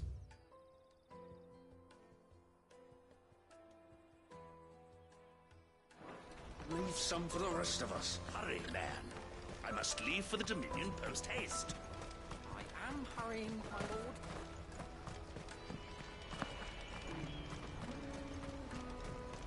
Out of my sight, wretch!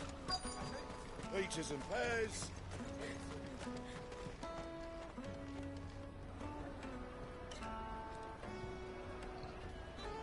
Wonders from across the water. Come one, come all. Feast your eyes. Good sir, can I interest you in...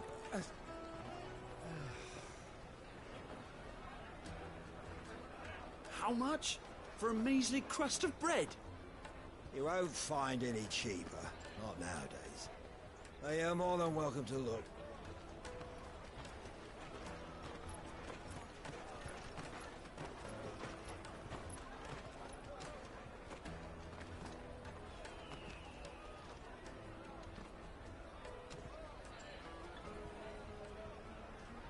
The Empire's unlawful and illegitimate occupation of the Crystalline Dominion is still in effect.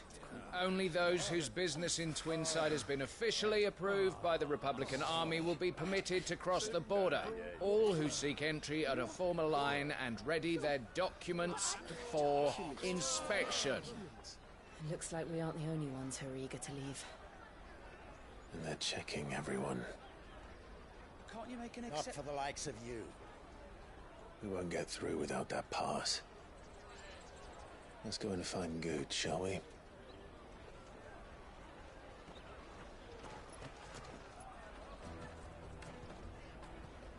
He must be around here somewhere.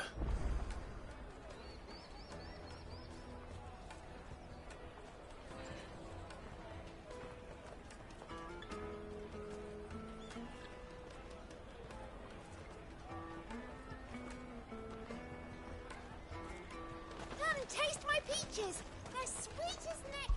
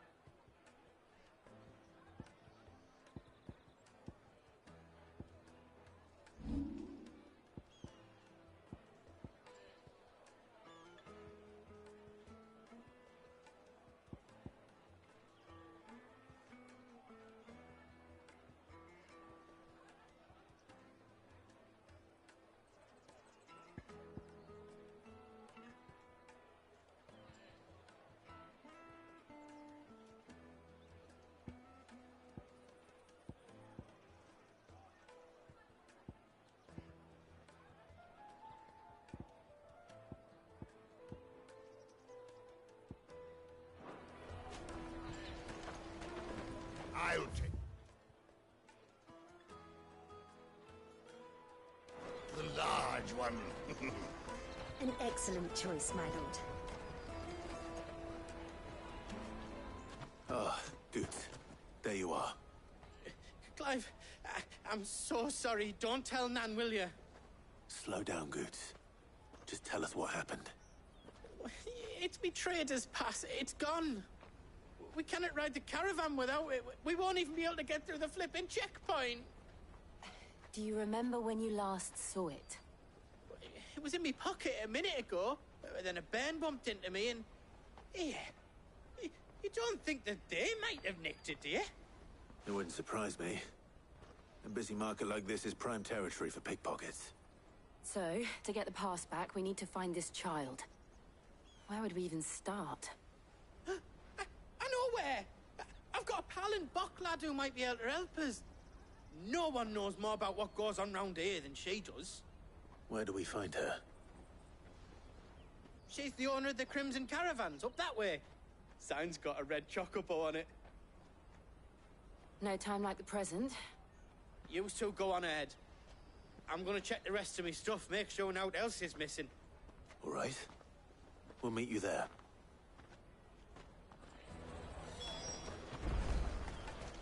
Let's keep an eye out for this red chocobo, then. And the other on our purses. You won't find anything of this quality in Twinside. You should come with me to the Dominion. Life will be different. Remember when half the people coming through here The were Empire's traders your from the enemy, Empire? not us.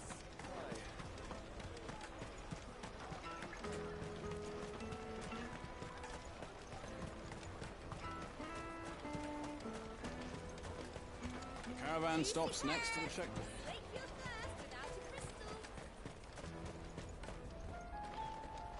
If you're looking for the Crimson Caravans, head out of the canyon and take the first road to your right. But if it's a bowl you're after... No? People only ever want directions.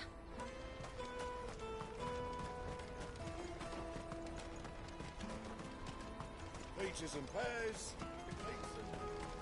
Let me carry your goods. I'm cheap.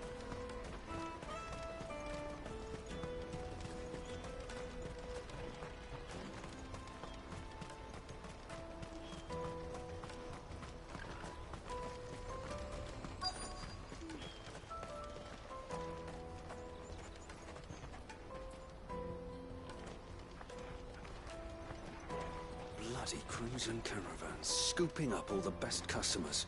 Leave some for the rest of us. Hurry, man. I must leave for the Dominion post-haste. I am hurrying, my lord.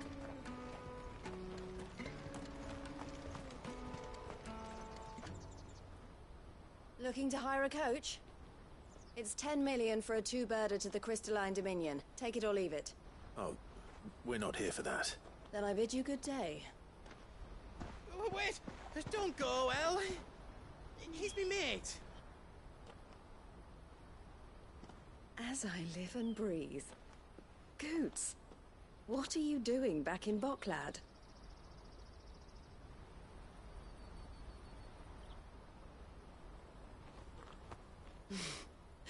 I gather Lady Karen didn't send you.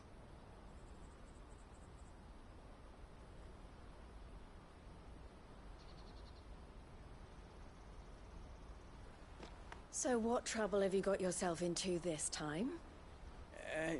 It's me trader's pass. It got stolen. By a little bairn. Of all the... You're the size of a marble. Honestly. Ugh. Goots told us that you know the markets well. Might you have an idea which little bairn could have done this? We don't intend to punish them. We just need our pass back. Then, we can be on our way. I see. So neither of you has a trader's pass either. Not that anyone would take you for traders, but I suppose that's why you came to me, correct? Now, I can't say for sure who took your pass, but I suspect I know why they did it. Let me explain.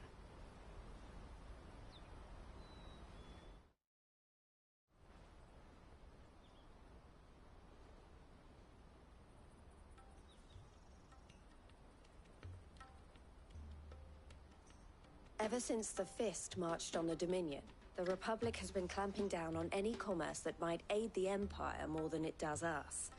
Which means traders' passes have gone from being merely a way of easing one's progress to being essential if one wishes to cross the border at all. And with demand outstripping supply, they've become a precious commodity, leading some to seek to acquire them by less than legitimate means. So the children are stealing passes to sell on the black market? Yes, and no. Passes are inscribed with the names of their owners, and yet none of the victims' names have appeared on the register of those passing through the checkpoint. Which means? That someone is doctoring the stolen passes. The same someone who is encouraging the children to steal them. And the same someone who has Goots's pass, no doubt. Whoever they are, they're ruining the livelihoods of honest merchants, which is why we've decided to take a stand. Will you stand with us? You want to get your pass back, and we want to ensure that no more are stolen. Catch whoever's behind it all, and 2 birds shall be slain with a single stone. Is there any other way of getting to the Crystalline Dominion Goots? They won't let you in if you're not with the caravan.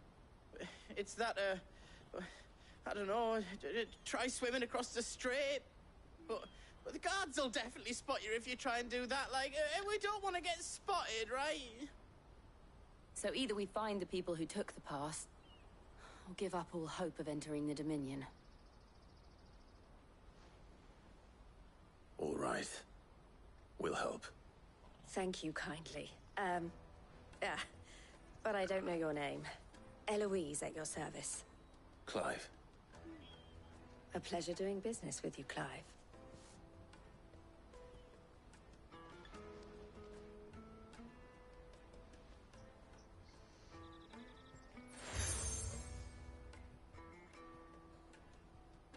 The proprietor of the furniture makers by the coach stop is spearheading the search. Wear that, and he will know you for a friend. I suggest that you speak with him first.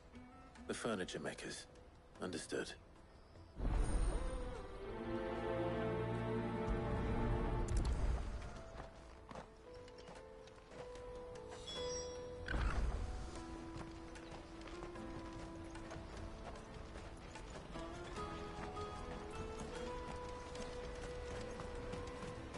Out of my sight, wretch!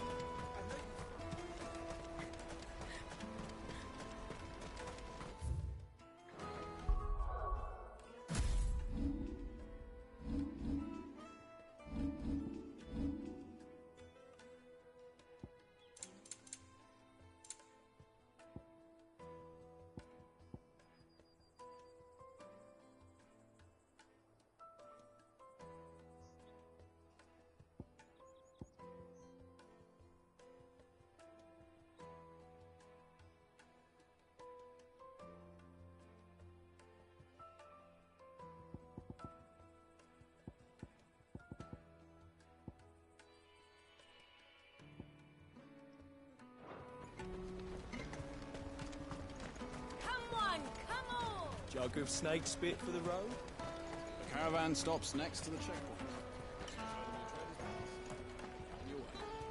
Are you the furniture maker? Looking for something in particular? Ah, Eloise collared you too, eh? Then I expect you want to know more. She told me you were leading the hunt for the pickpockets. What have you learned? For one, that they're targeting the traders carrying the biggest packs.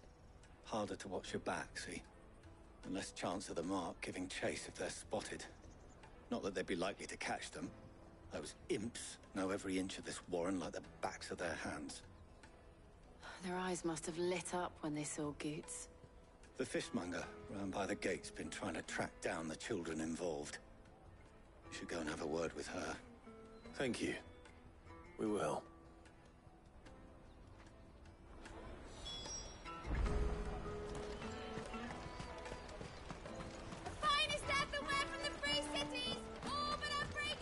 Taste my peaches! They're sweet as nectar! You should come with me to the Dominion. Life will be different there. Fresh sorted and smoked! Can I interest you? Ah, sorry. Message from Eloise, is it? She's asked me to help her. To help you find the pickpockets. Is that so? Suppose I better tell you what I know, then. For one, this isn't a family operation. All the traders say the children who stole their passes were dirty, dressed in rags. Street urchins, by the sound of it. We get a lot around here. Orphans from the wars. A few, perhaps. You saw the refugees gathered by the entranceway? They're all looking for a new start in the Dominion and beyond. Some of them take it as an opportunity to rid themselves of unwanted baggage. The shame of it. Whoever's behind this would have to have made themselves known to the children at some point. And so should we. You should start with the children around here, then. I doubt they're the ones involved, but they might have heard something. It's worth a try. All right, then. Questioning children. How hard can that be?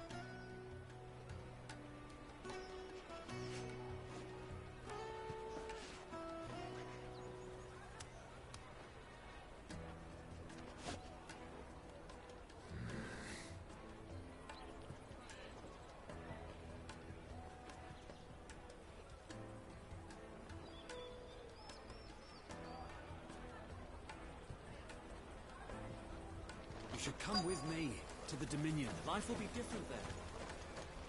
You won't find anything of this quality in Twinside. Come, taste my peaches. They're sweet as nectar. Excuse me. Do you mind if I ask you something? Can't stop you. I was just wondering if anyone has asked you to do anything out of the ordinary recently. Anything you grown-ups ever ask us to do is shut up and go away. So guess what I'm about to tell you to do? Sorry. I'll leave you alone.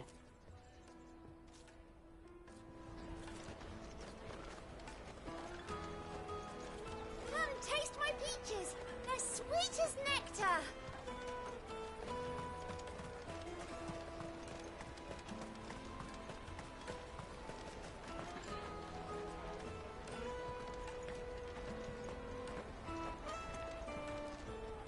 Do you have a moment? What do you want? What I want is to know who's asking children like you to pick pockets. I don't know. Nobody's asked me. What's picking pockets? Do you get paid for it? No, you get in trouble for it. So if they come calling, you know what to tell them.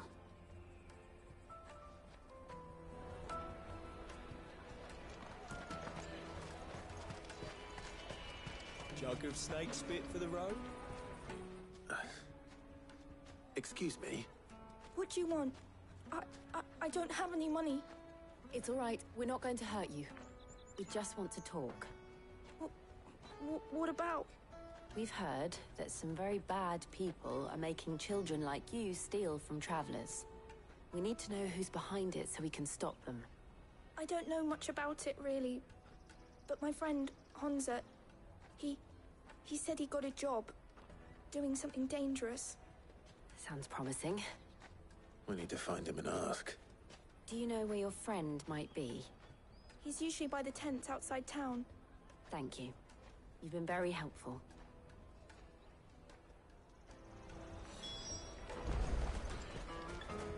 Come on, come on!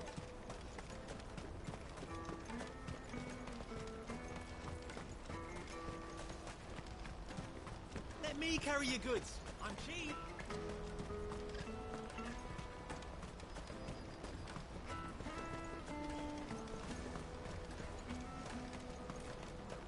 She must have meant the refugee camp.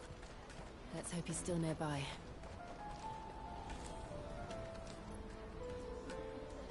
Daddy, I'm hungry. Yeah, and I'm broke. Enough of your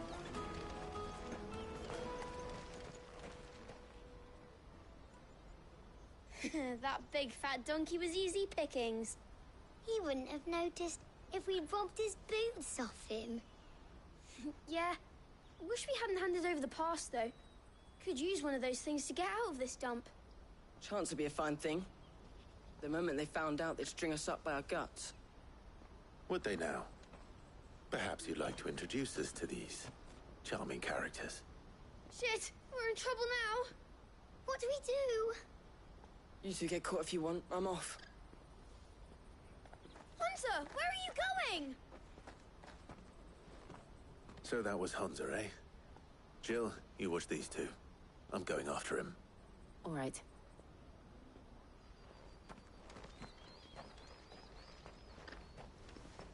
He can't have gone far. I need to find him before his employers do.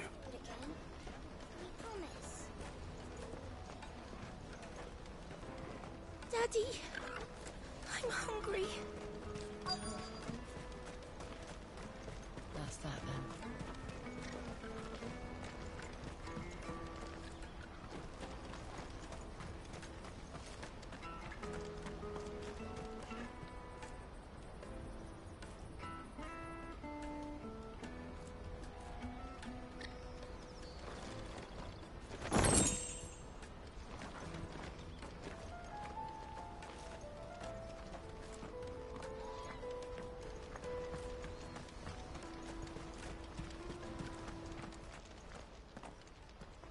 Shit. Cornered. It's all right, Hunter. I'm not going to hurt you. I just want to ask you some questions. Fine. Not like I've got a choice. I'm looking for the people who are making you steal for them. Who are they? Call themselves the Carstones. They said they'd give me good gill if I did what they told me. I knew they were bad, but bread doesn't come for free. Didn't come at all half the time, before I started buzzing for them. You know, if I didn't do it, they'd just pick on someone else. Someone they could push around easier. Hunter. You found him then? Jill. Where are the other two? Eloise is watching over them. She sent Goots and I to look for you. You're...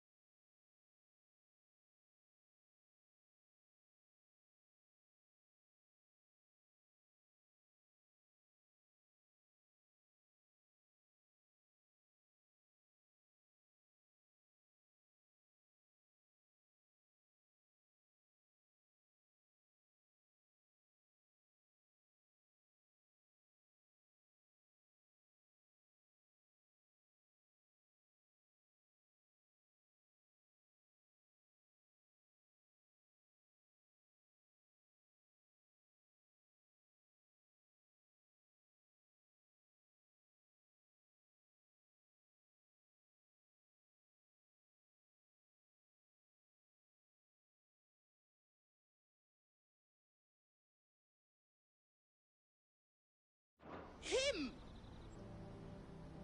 I haven't got your pass anymore, if that's what you're after. I gave it to the Carstones. Whatever you do to me, I can't get it back.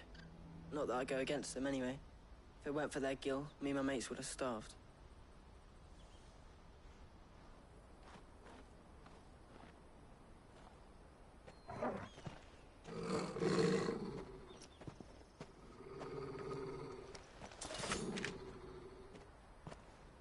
Cowards. You will not force another child to do your bidding. Wait, we're not... Don't hurt him.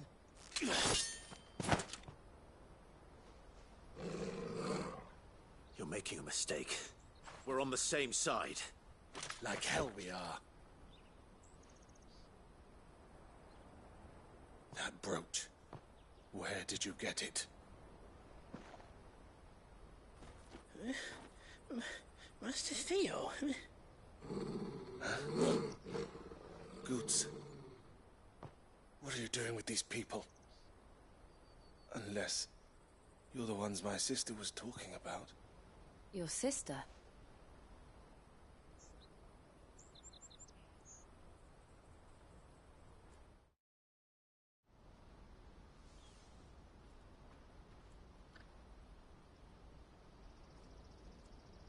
Eloise didn't tell us she had a brother. And why would she? I'm just her back and a blade.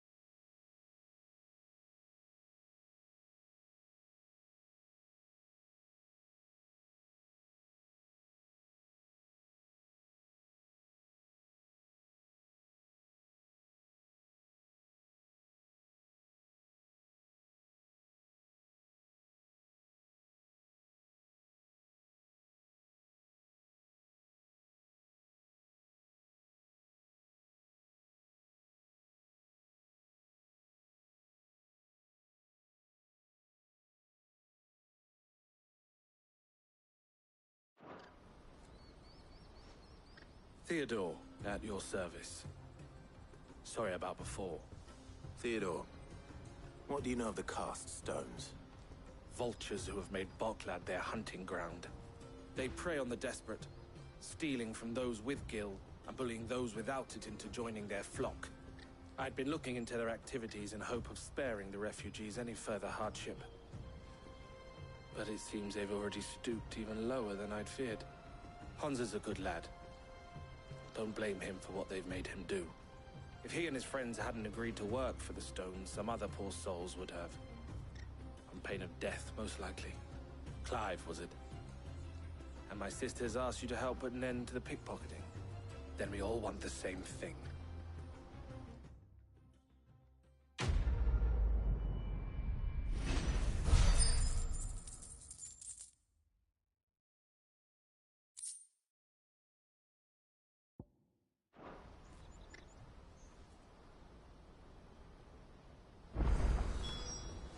Oh, where is it? I'm sorry.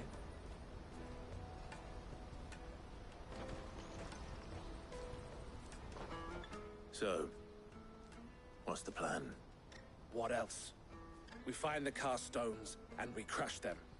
You get your trader's pass back, and I make Boklad a safe place again. All right then. All right then. Hansa, where are they camped? Don't worry. They'll never know you told us. Couldn't if I wanted to. They always come to town to collect the passes. Meet us outside the gate. I tried following them once, but they spotted me halfway down the trail. Said they'd string me up. We'll try it this time. Which way were they going? Back down the road towards Leitney's Cleft. To Leitney's Cleft, then?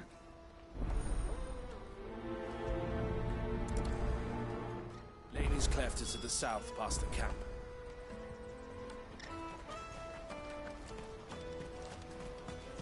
No, you better not have scared any of my birds.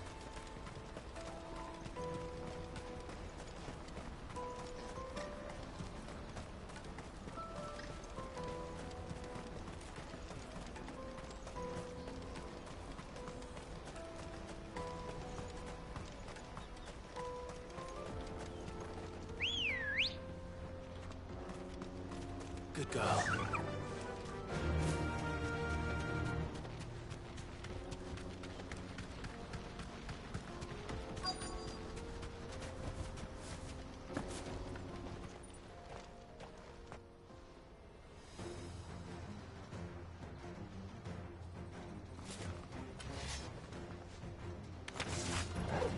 That's the one who's been sticking his nose in our business.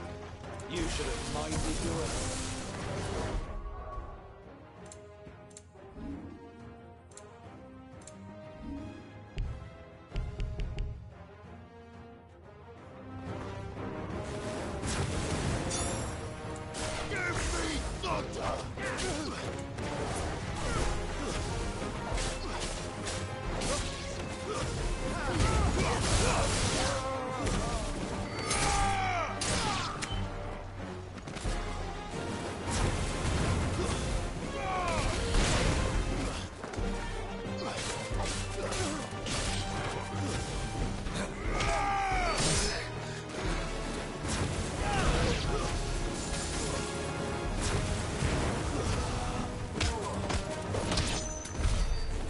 These were the ringleaders. But at least we're on the right track.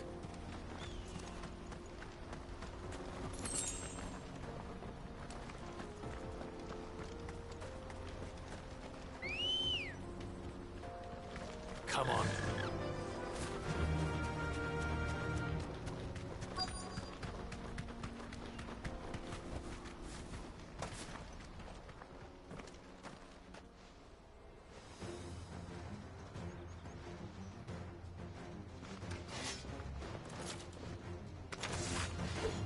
We got company!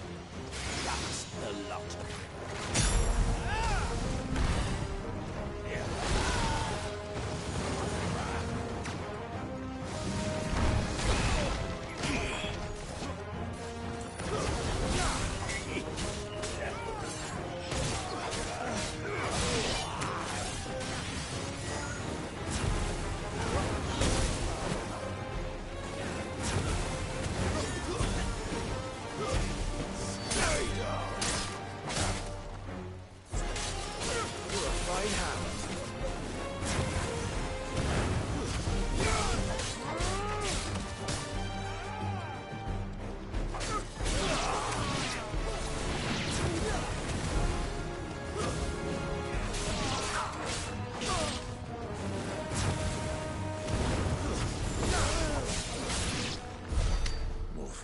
soldiers. Fewer now.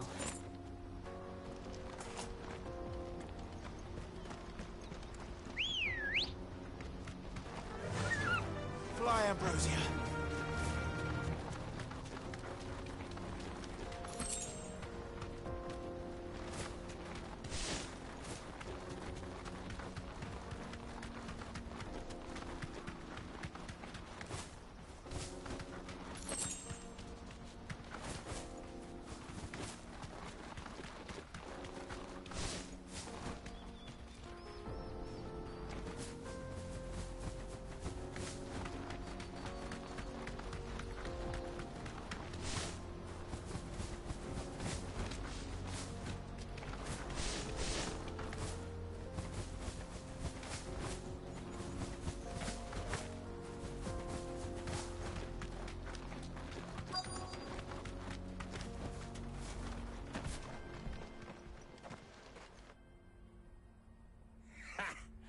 Not a bad haul today, eh? Aye.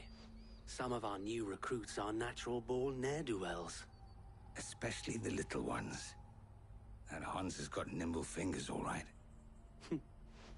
It will be a shame when they chop them off. But till then, let's make the most of it. Scum. The leaders of the cast stones, I take it. They don't deserve any mercy, Clive. I wasn't planning on showing them any. We're ready when you are, Theodore. Oh, I'm ready.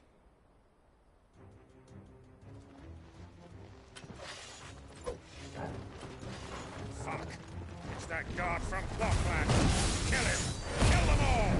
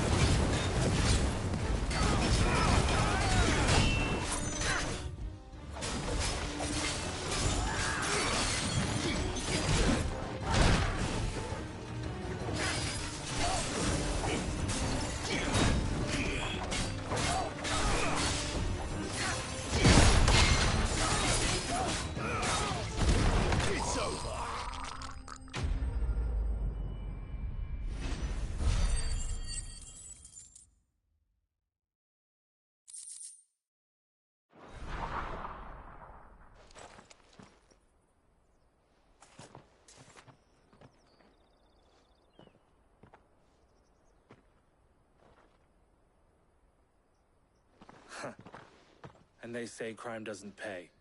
Gold chains, rings, purses. And traders' passes. Dozens of them. Have the names been changed? Not yet. I recognize some of them. No doubt Goots's is somewhere among them. Now I just need to sort through it all and return everything to the people it was taken from. We should go and give Eloise the good news. Can we leave things here in your hands, Theodore? Of course. Oh, and, be sure to tell her of the part I played, won't you? We'll be glad to.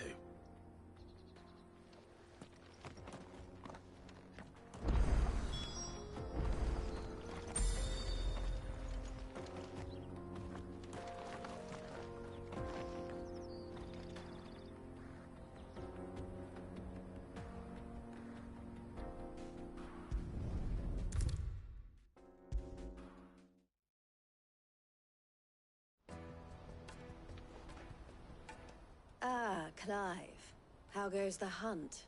My brother isn't getting in your way, I trust? Quite the opposite.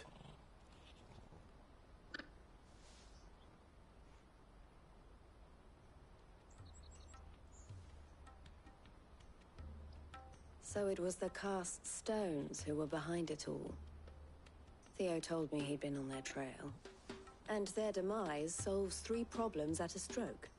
That of the pickpockets, the bandits pulling their strings, and the passes they were stealing. I only hope yours is among the items you recovered. Only time and Theo's return will tell. Speaking of whom, welcome home, dear brother. You are too kind, Eloise. Here, Clive. Goods' pass. Ask him to keep a closer eye on it from now on, would you? I will. Thank you. El, I've asked our boys to carry the rest of the goods back. Can I count on your help in sorting through it all? Of course. I'll make some space in the storeroom. I expect you'll soon be on your way then. But it wouldn't do to leave without introducing yourself properly. Would it now? Sid. Don't look so shocked. We're on the same side. I don't understand. As you now know all too well, we at the Crimson Caravans are always happy to help those in need. For a small fee, we will move anything that needs moving. Be that goods to market, or bearers away from it. I was the first my sister helped escape. If it wasn't for her, I'd have been branded as a boy. I had no idea. It just so happens that we are seeking to expand our operation. And who better to join forces with than the leader in the field? Wouldn't you agree, Theo? I would. It seems our purpose is the same in more ways than one. So what would you say to working together again? It would be our pleasure. And our honor. The honor is ours. Here, Clive. This is for you.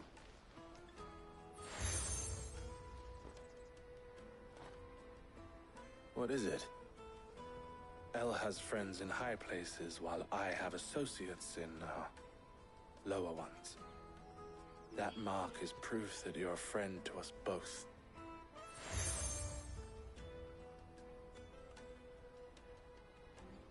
I shall bear it with pride. Well, all that remains is to wish you a safe onward journey. Goots' pass should secure you a place on the caravan, but if you encounter any difficulties, we would be delighted to provide you with a coach of our own. For a discounted price, of course. Say, 9 million? We'll try the caravan.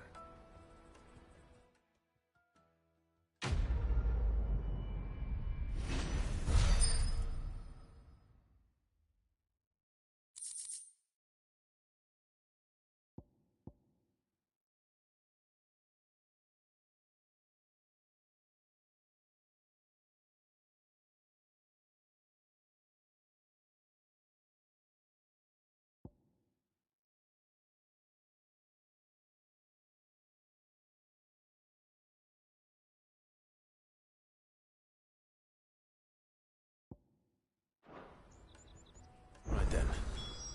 Let's get this back to Goots. And then it's on to the Dominion.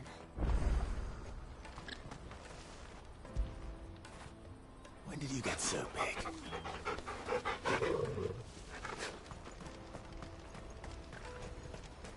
Out of my sight, wretch!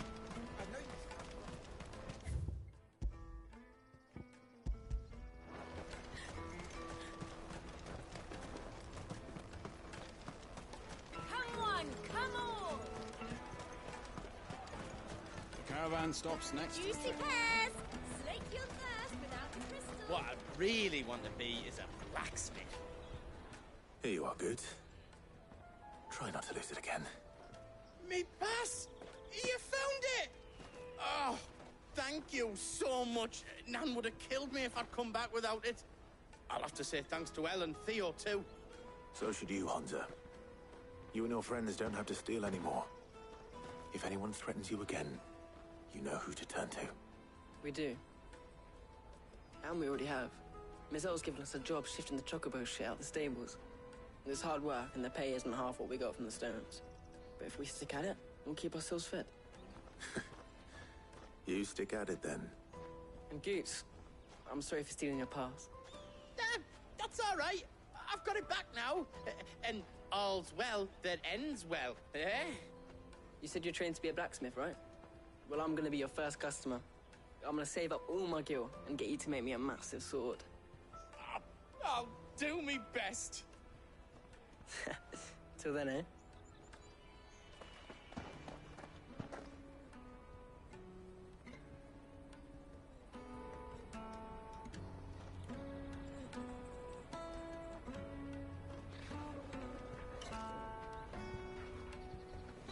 All right. We have a place on the wagon.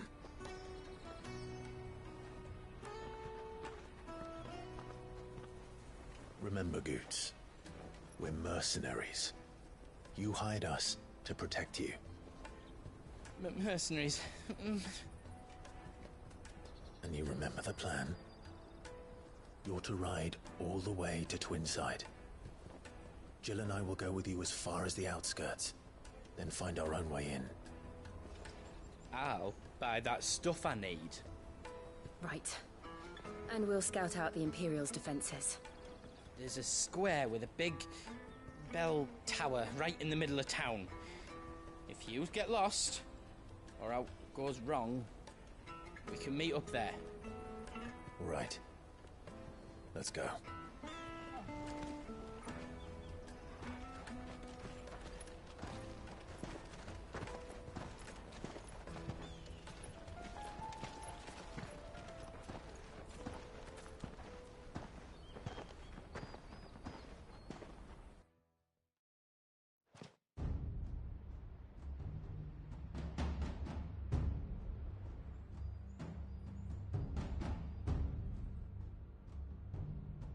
I see.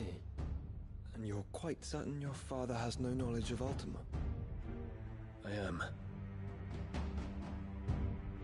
I have no difficulty believing a sinister force has come to exert an influence on Sanbreque. But be that as it may, it is yet to claim my father. For better or worse, his radiance speaks his own mind. Then the fiend works from the shadows. I confess, when first you told me of this fiend, I had my doubts, and more than a few at that. A beast that labors to plunge Valisthea into turmoil, all in pursuit of your brother. But that wound is proof enough that evil is afoot. Then I have your answer, Your Highness. You will join me in my fight. I cannot. Not yet. Your Highness, please. As you are aware, the Dhalmekian army is at our gates. They have lost their mother crystal, and with it all hope of a negotiated withdrawal. It is but a matter of time before they invade. If Bahamut is not here to meet them, my people will be slaughtered. Though not by Hugo Kupka, thanks to Ultima's machinations. I know the fate of your people weighs heavy on your conscience, but if we do not put an end to Ultima's plans, they shall face a far darker fate. The chaos he would wreak would sweep all of Valisthea into the abyss. The lives of every man, woman, and child in the Twins are at stake. I believe what you say, Phoenix. But I have duties of my own, and I must discharge them. Come what may.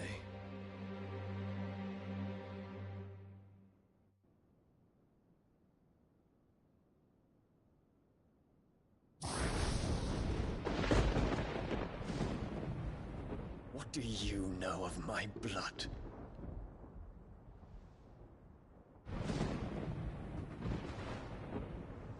I I know that it is wholly unworthy of the highest offices of state, which rightly belong to those of purer breeding. Alas. Your bloodline runs through the Oriflamme gutter, from a whore who weighed her child's worth in gil. Have you threatened my father? Of course not. I merely whispered in his ear that his mongrel son is plotting a rebellion. What? Sylvester listens to the words of his astrologers. And they have ears too. You have been feeding them your lies! Should you remain loyal to Emperor Olivier, his radiance may yet crown your head with laurel, and not with tar. Fork-tongued witch!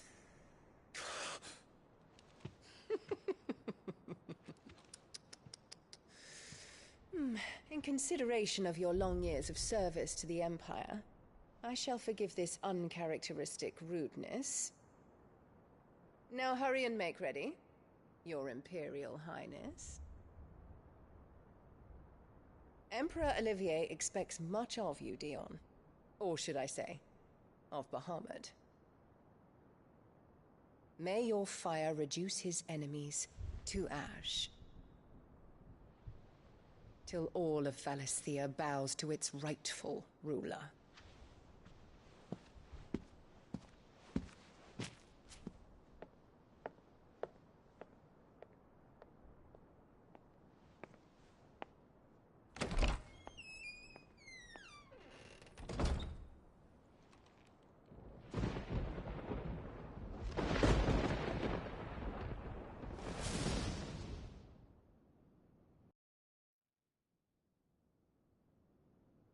There is another darkness that has taken hold of Sanbreque.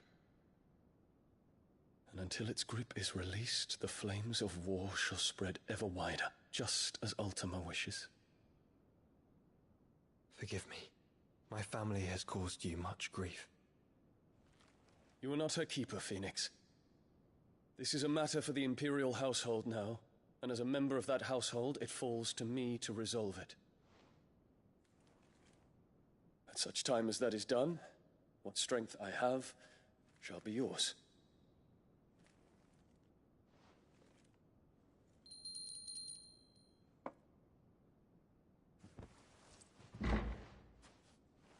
Thank you, Your Highness. Let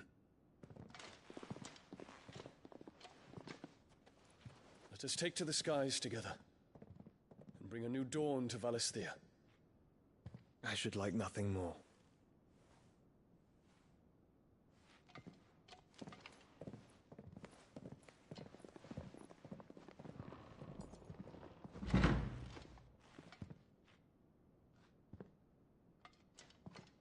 Terence. My prince. Tell me true. Do you believe what I'm about to do is wrong? We dragoons have but one leader, Your Highness. And we shall follow him unto the very end. Thank you. And this is my decree. For their crimes against the crown, the traitorous Annabella and her usurping son shall be put to death, and the Empire restored.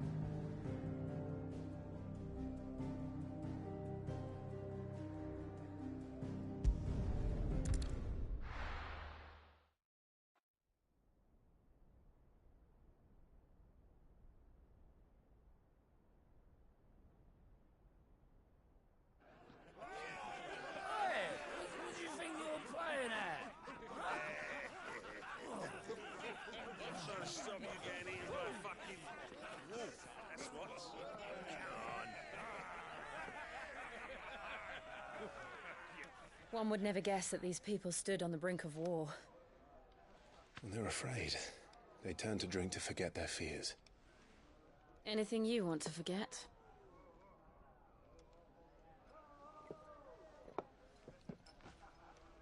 The harbor is empty, and half the market stalls too. The city may seem peaceful on the surface, but it's balanced on a knife edge.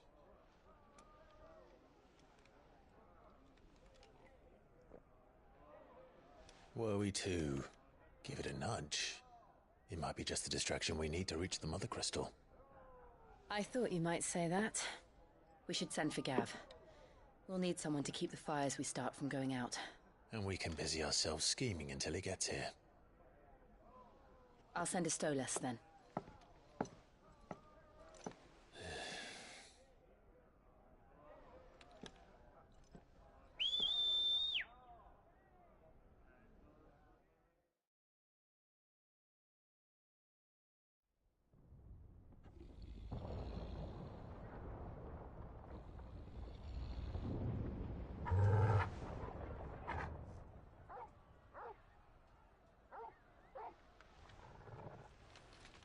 What is it, boy?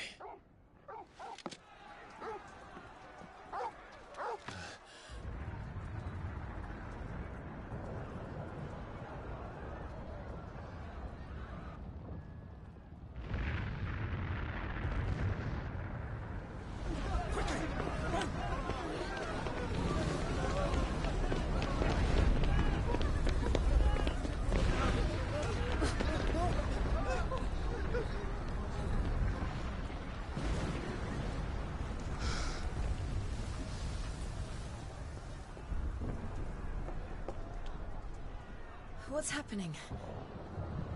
I don't know. Torgal!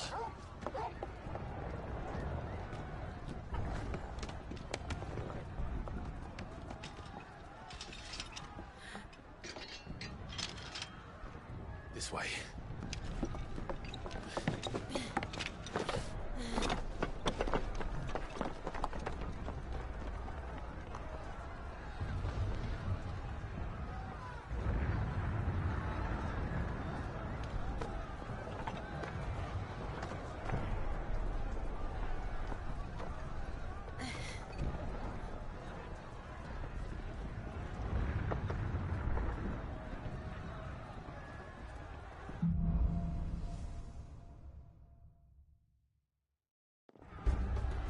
The city's on fire.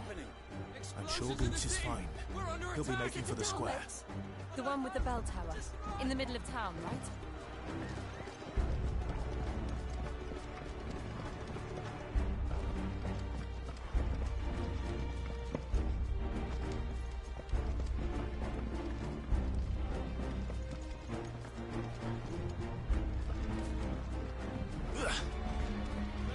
Watchman or sentry is to be slain on sight. But spare the citizenry. His Highness's orders were clear. The people are to come to order. Those were Imperial Dragoons.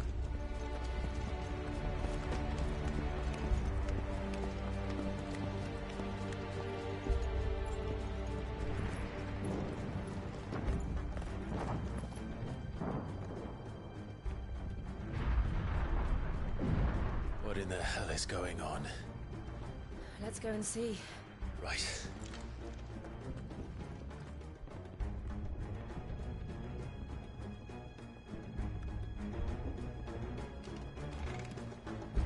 But first we find Goots. I just hope he's all right. You there! Identify yourself! Do we have to?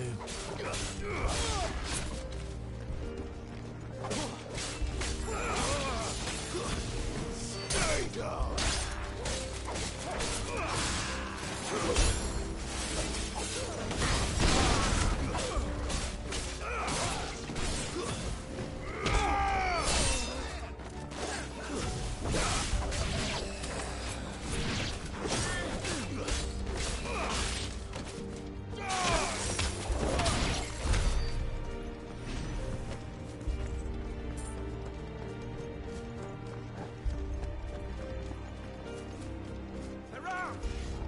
quickly! Cut them down!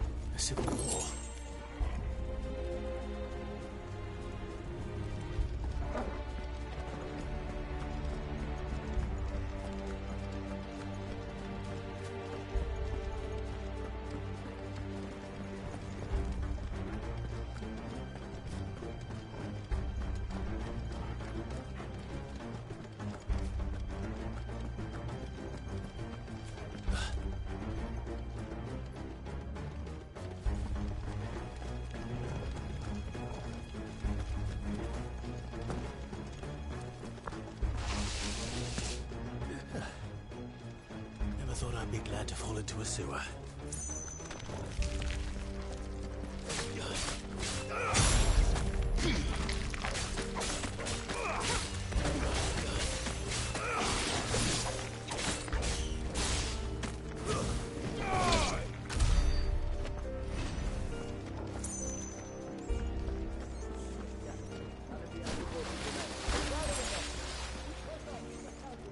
What of the men and women in the market?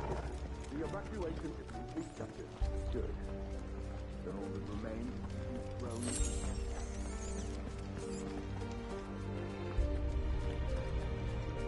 There it is. The bell tower. Right. Let's go.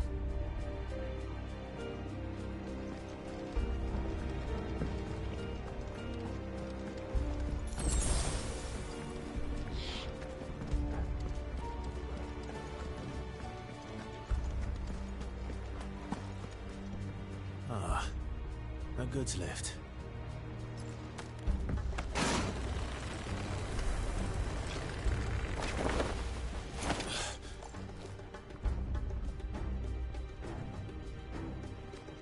Where in Rigger's name did you come from?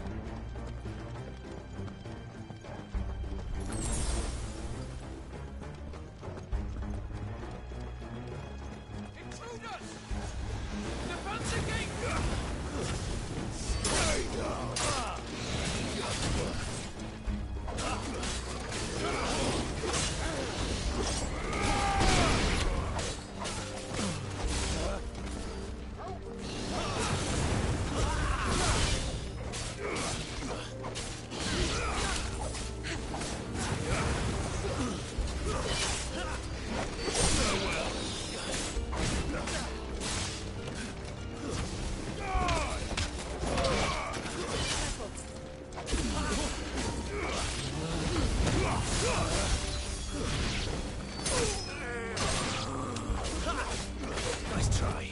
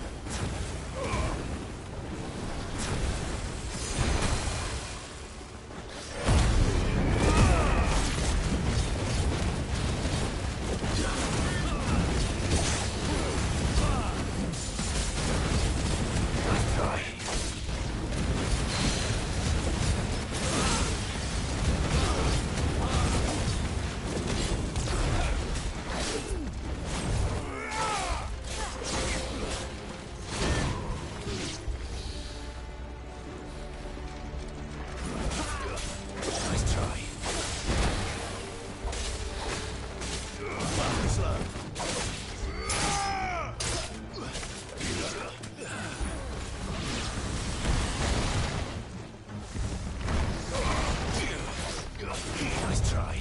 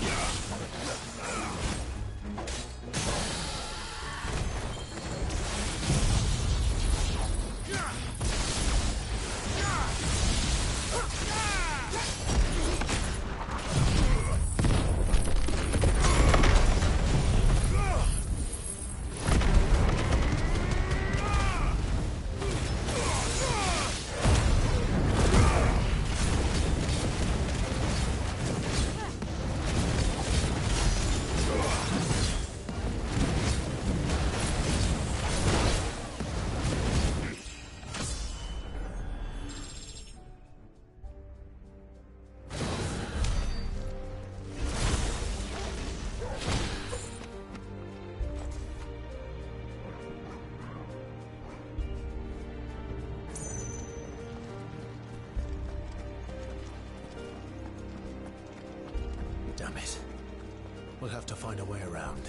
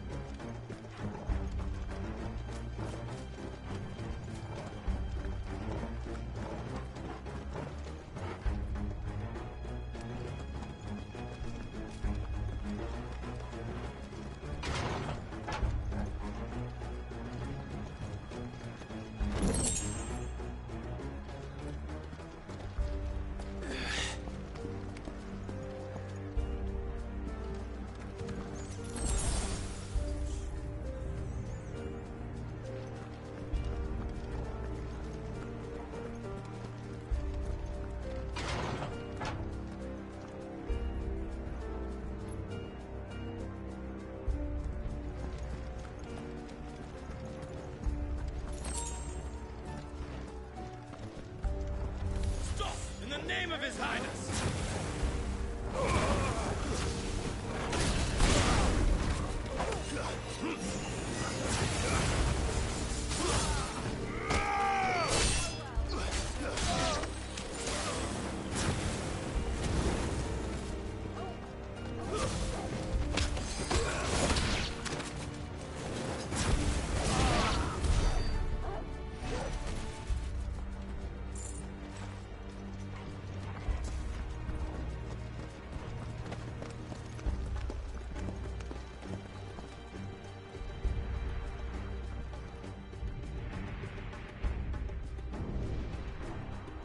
Hold on, kids. We're coming.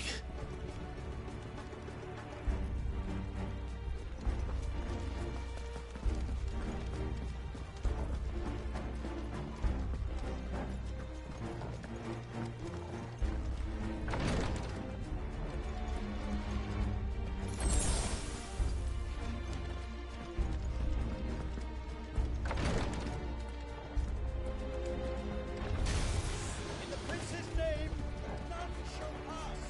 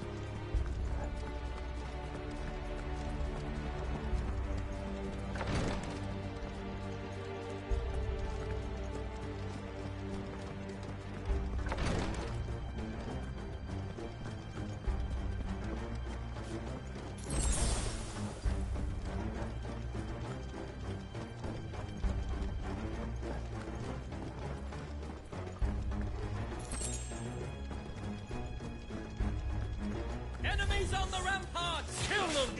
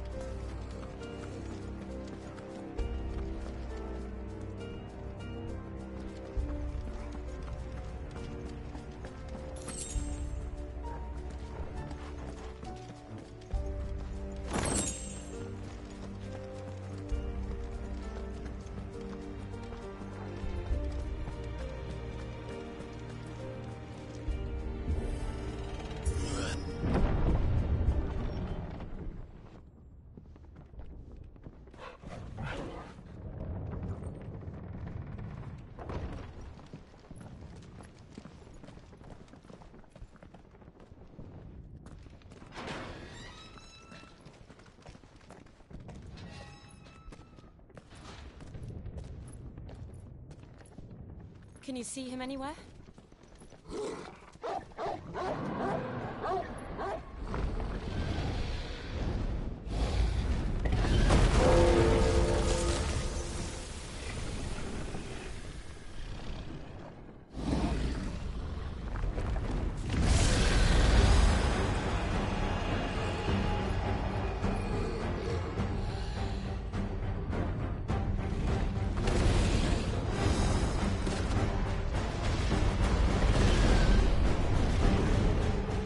It must be one of the Dragoon's pets.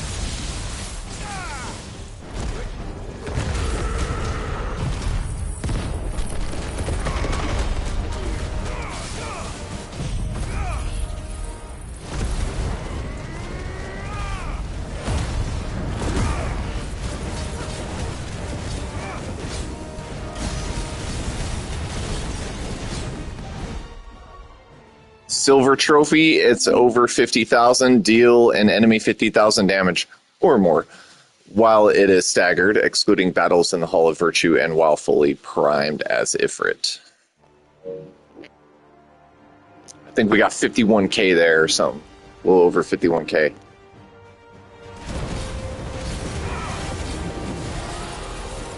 think it has something in store for us. Get ready to move. Let's try.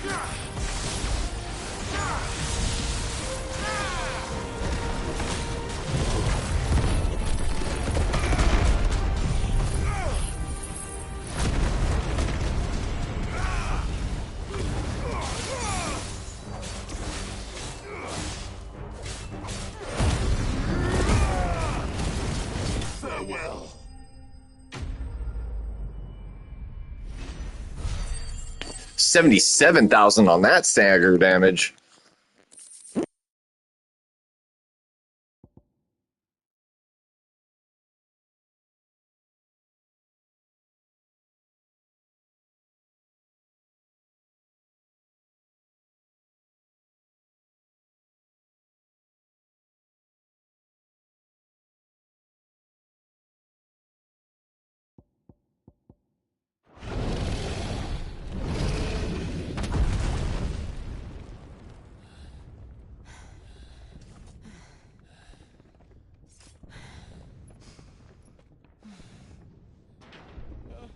Over here, Clive!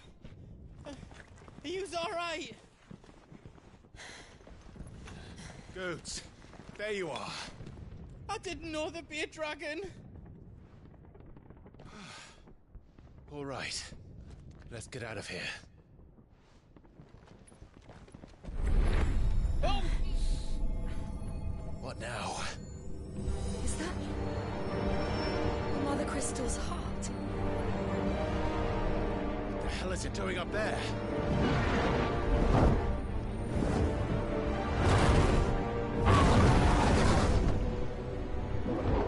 Bahamut.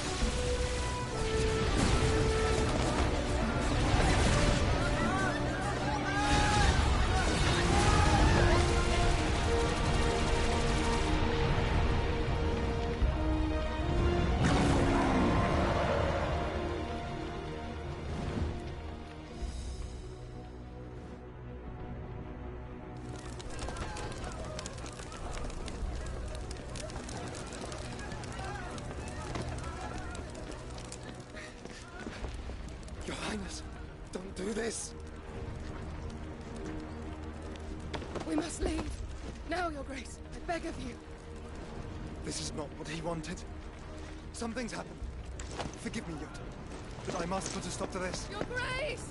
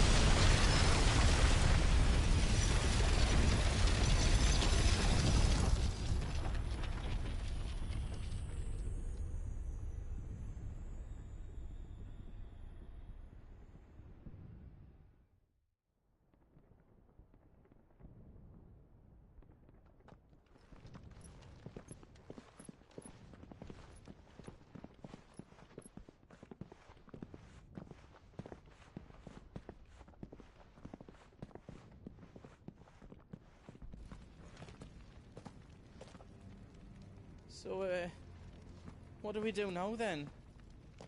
We destroy the heart. But he might come back! As soon as the flames die down, the Imperials and the Dalmex will move in. This may be our only chance. And Bahamut has gone for now. You should get as far away as you can, Goots.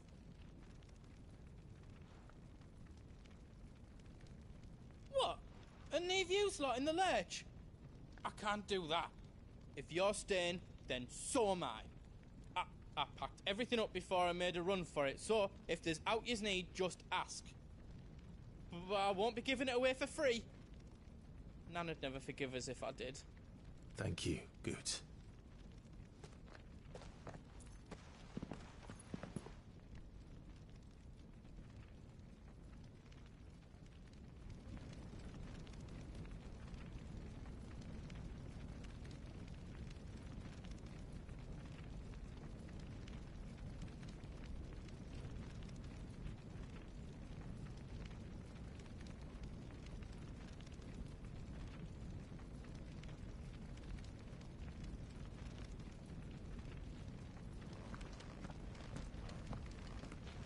What can I do for yous?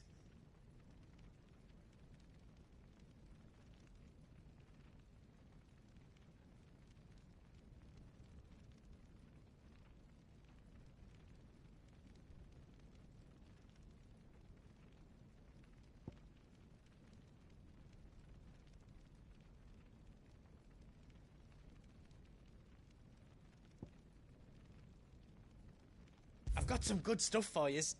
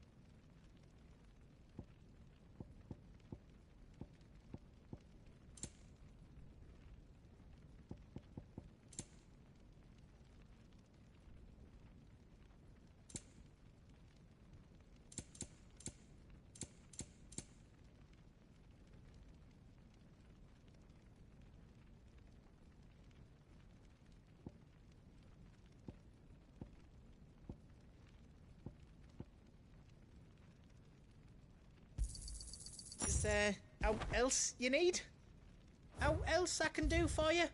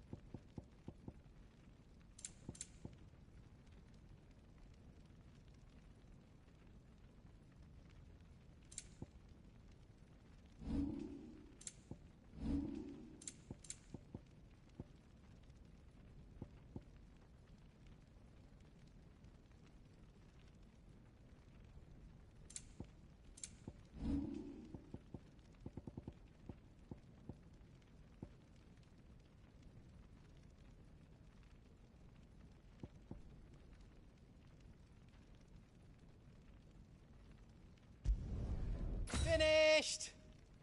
I think.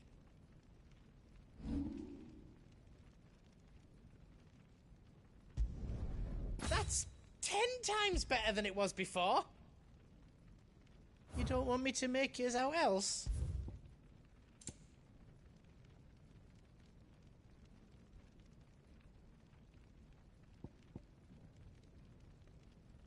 You've got everything you need then?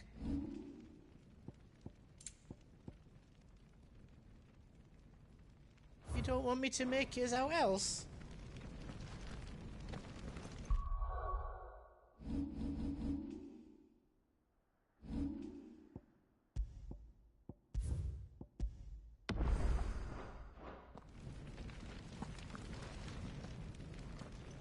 brave now, boy.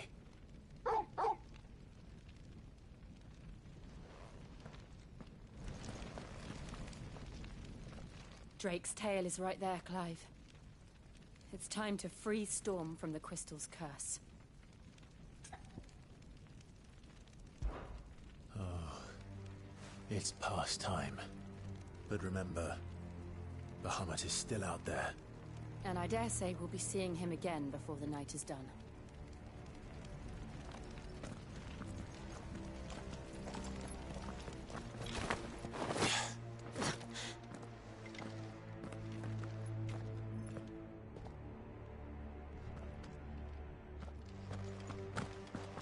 No more roads. We'll have to find our own path.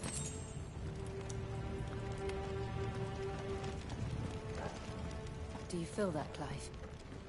Ether.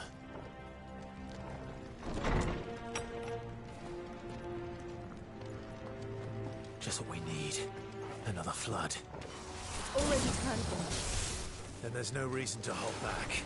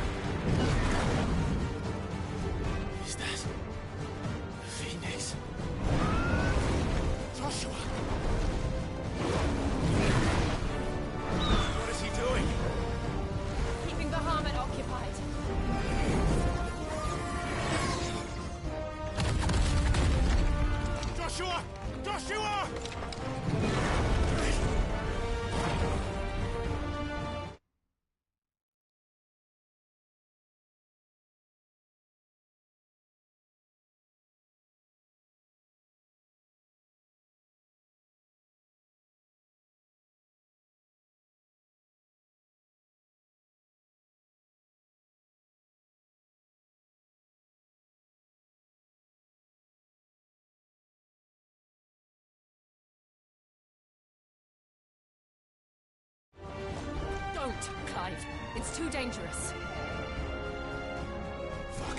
Hold on, Joshua. I'm coming!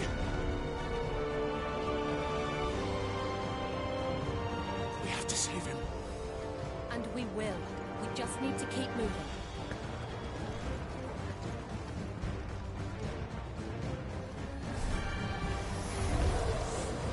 Them again. Not now.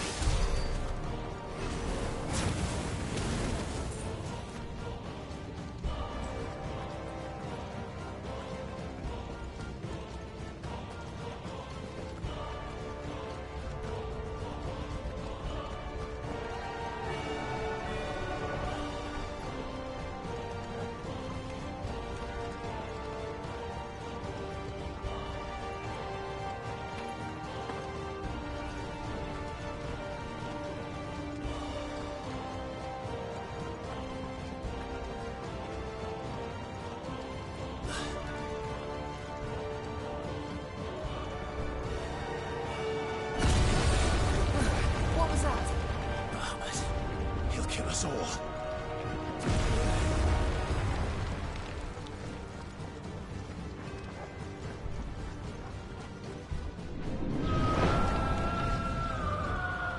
There he is.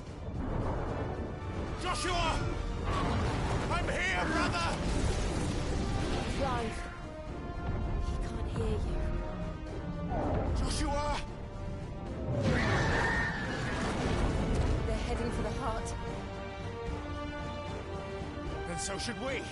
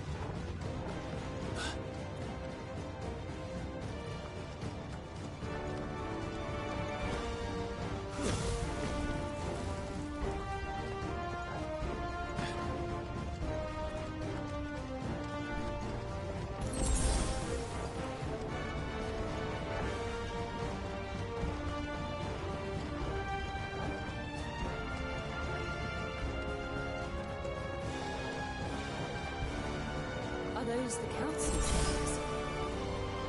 How are they still standing? I don't know.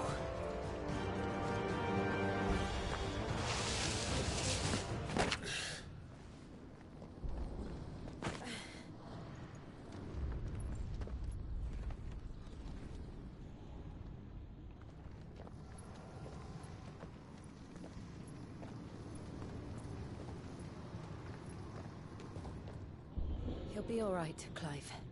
He's a survivor. We're getting close.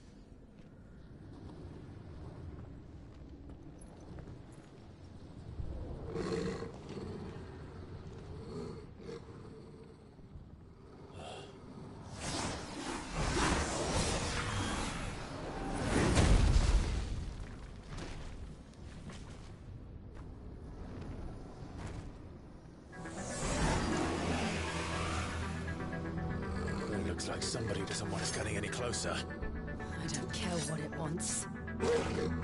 Neither do I.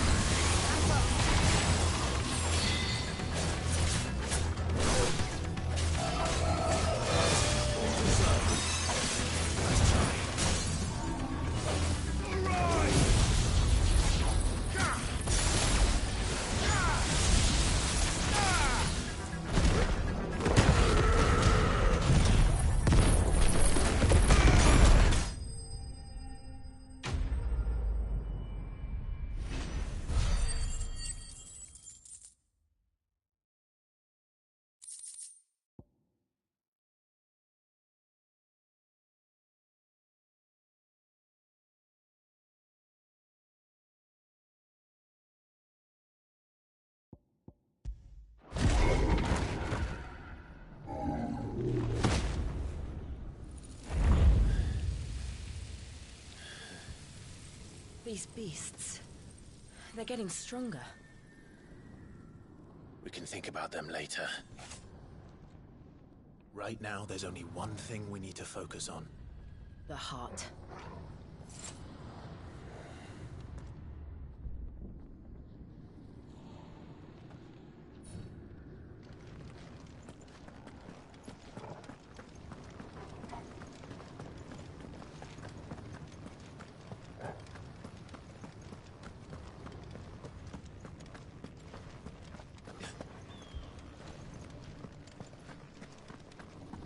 We might be able to get up through the building. It's worth a try.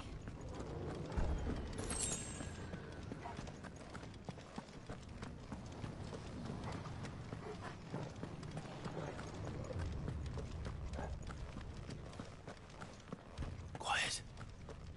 There's someone up there.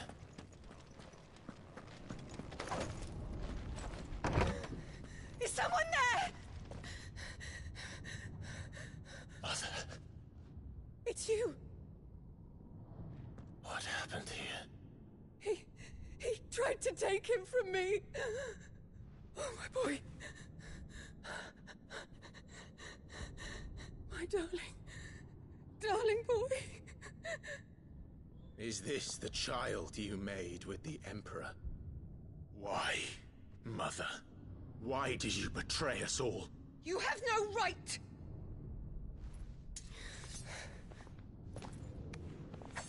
Answer him.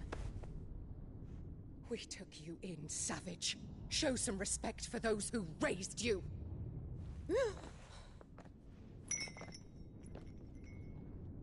Honorable Elwyn, always thinking of his precious homeland.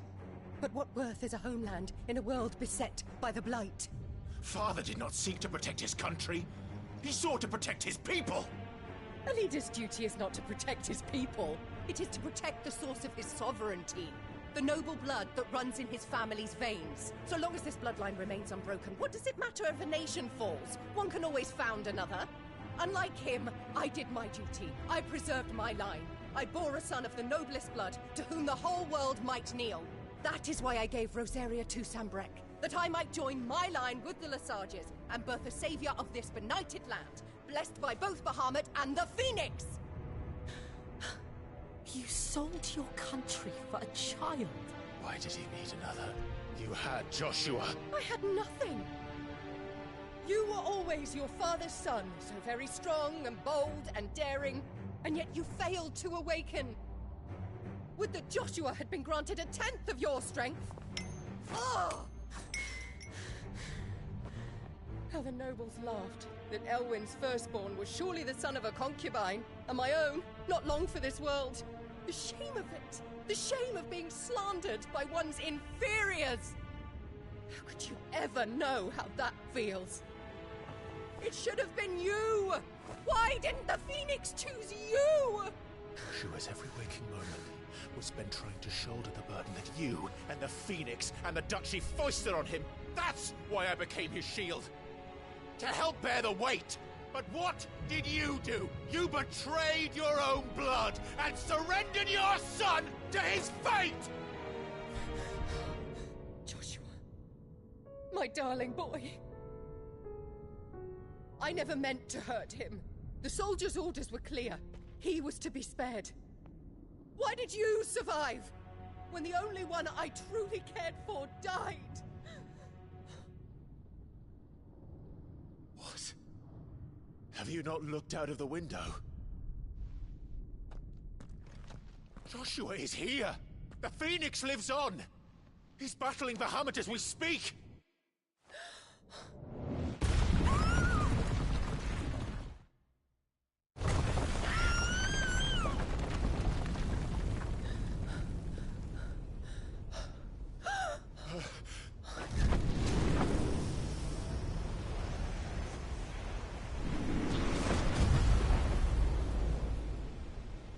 Joshua! Wake up!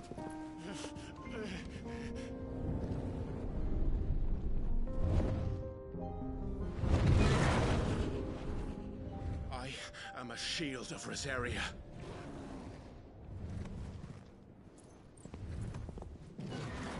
I will do my duty. What are you...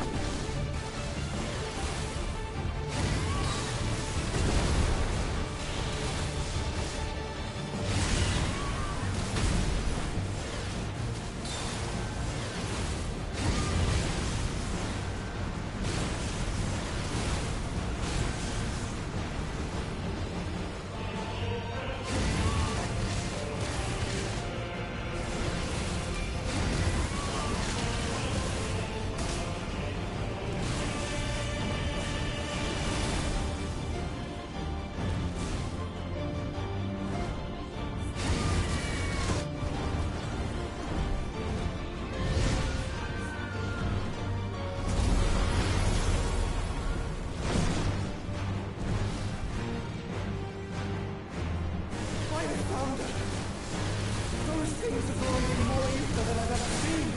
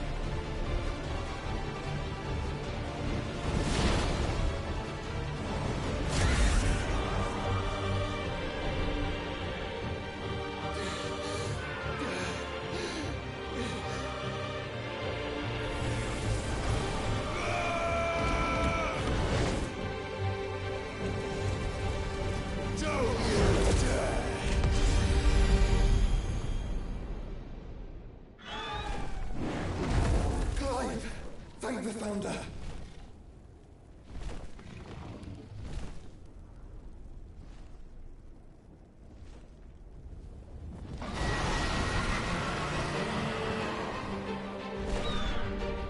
It's now or never, Joshua.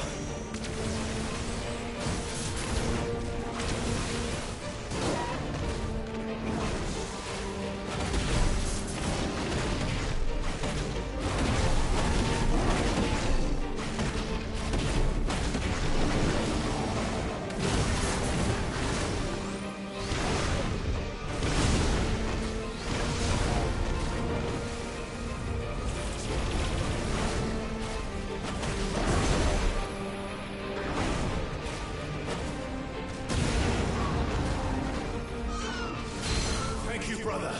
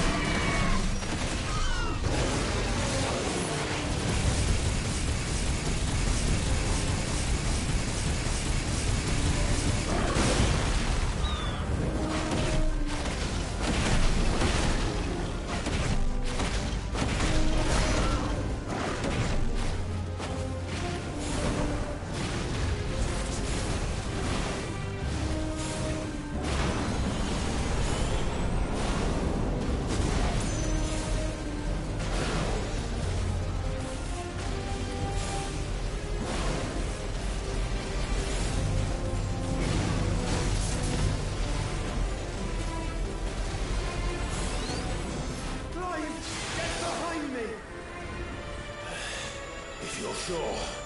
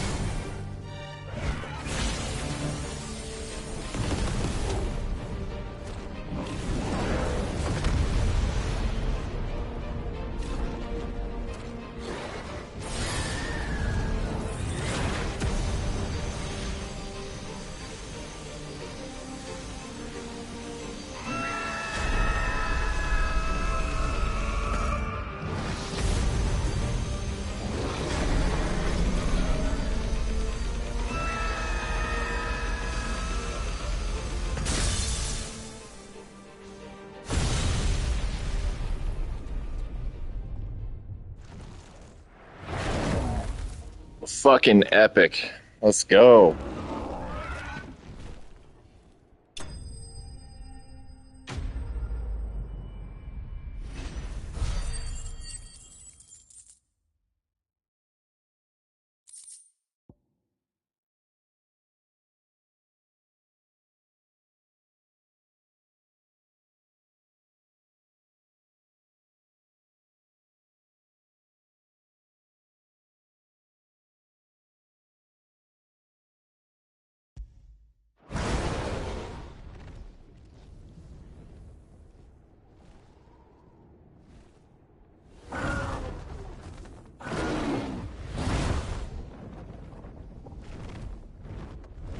What now?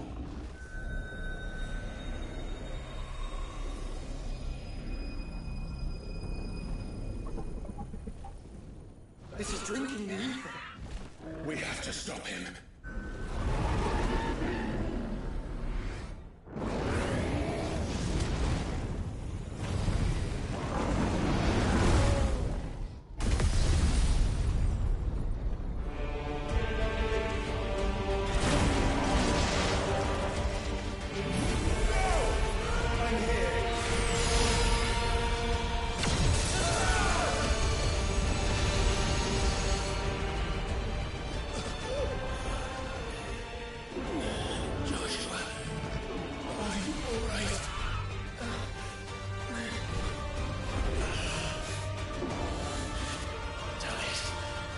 You have to be stronger than this.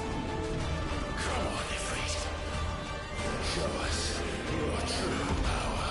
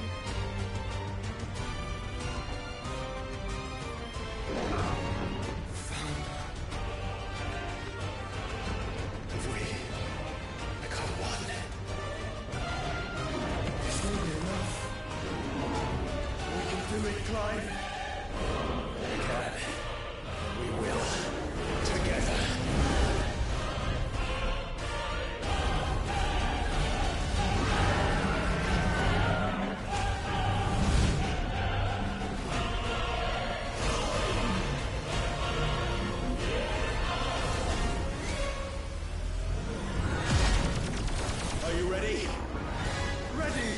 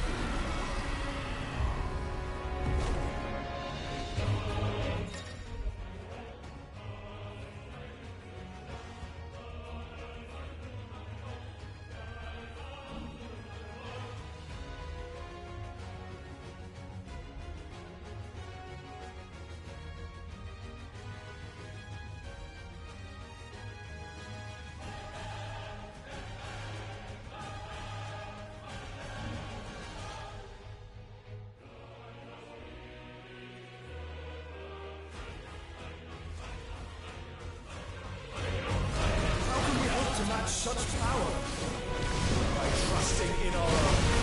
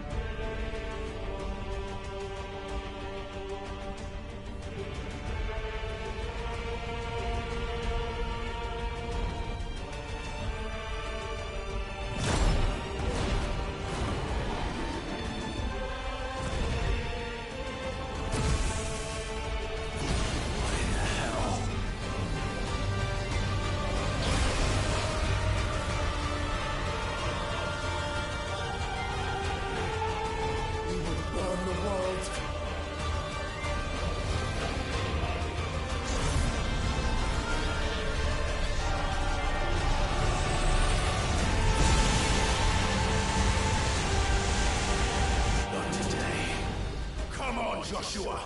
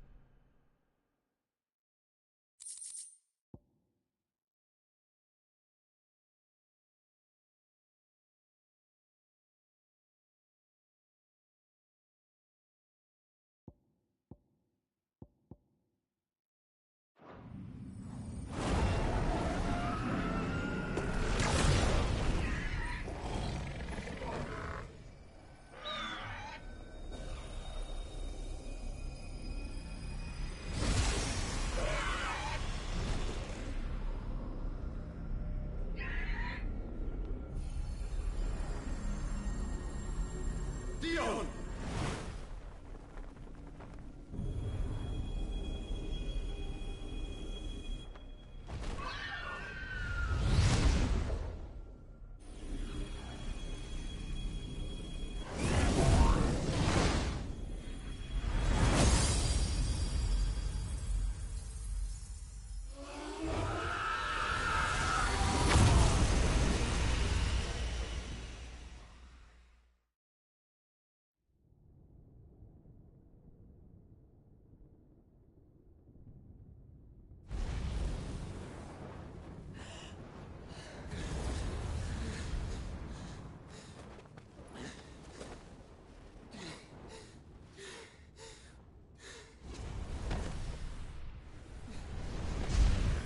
Joshua! Clive!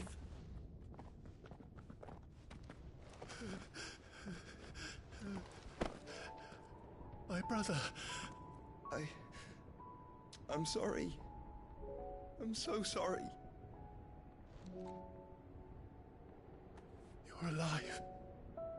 We both are. Nothing else matters.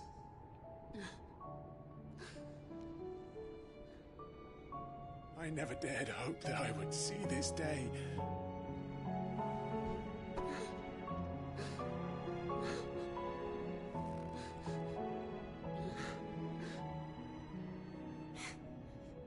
Reunited at last. Jill.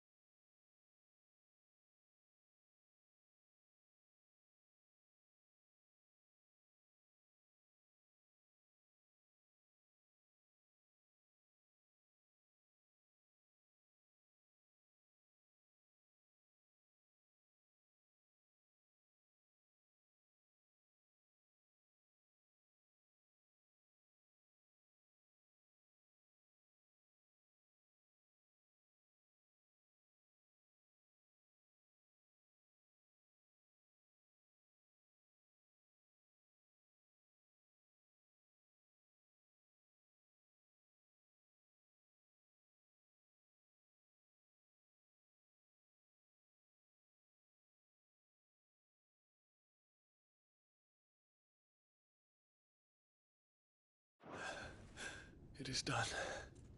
The demon that would tear our house apart is no more. Father.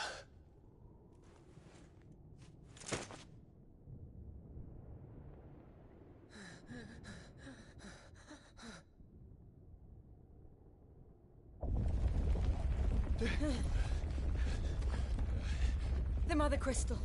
It's collapsing. Right. We need to leave. No. Wait.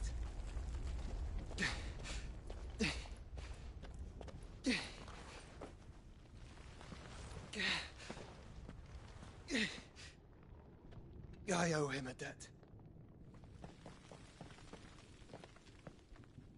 Fine.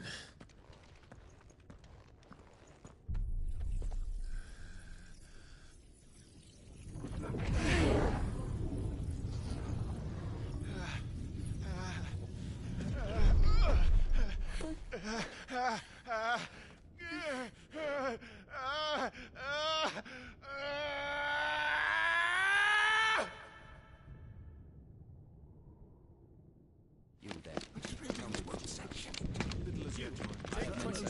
Don't reinforce the walls. Situation. Report, Captain. Can nothing be done to call them off? I regret not, Your Radiance. The Dragoons answer to none but His Imperial Highness. The Council is powerless to intervene. We're hearing reports of rebel Madness is this, Dion. throughout the neighboring districts. Focus all efforts on extinguishing the fires around the capital. The city can wait. What about stocks of weapons and armor? Don't dally, man. Go! Your Radiance. And I want you to find out Make sure the doors are locked. Dalmec's movements. By the light. Dion. Have you taken leave of your senses? Call off the Dragoons at once. Fear not. The populace will come to no harm at their hands.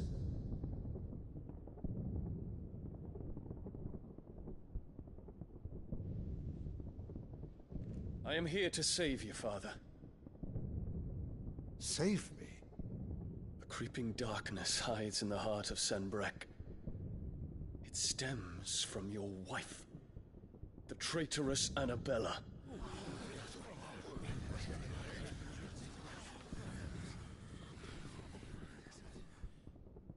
Not another word, Dion.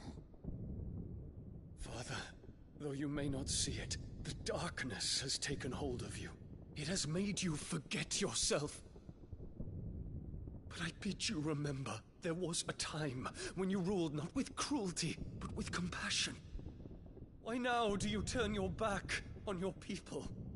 Why now do you seek to stoke the fires of war? You too have borne witness to this change, Your Eminences. And you know, as well as I, who is responsible for it. A puppet now sits upon the throne, but cut his strings, and the master loses the power! What? Dion, you bear steel before your emperor? Guards! Take him!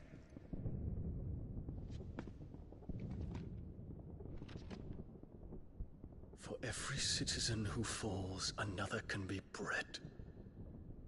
For every home that burns, another can be built. Those were your words.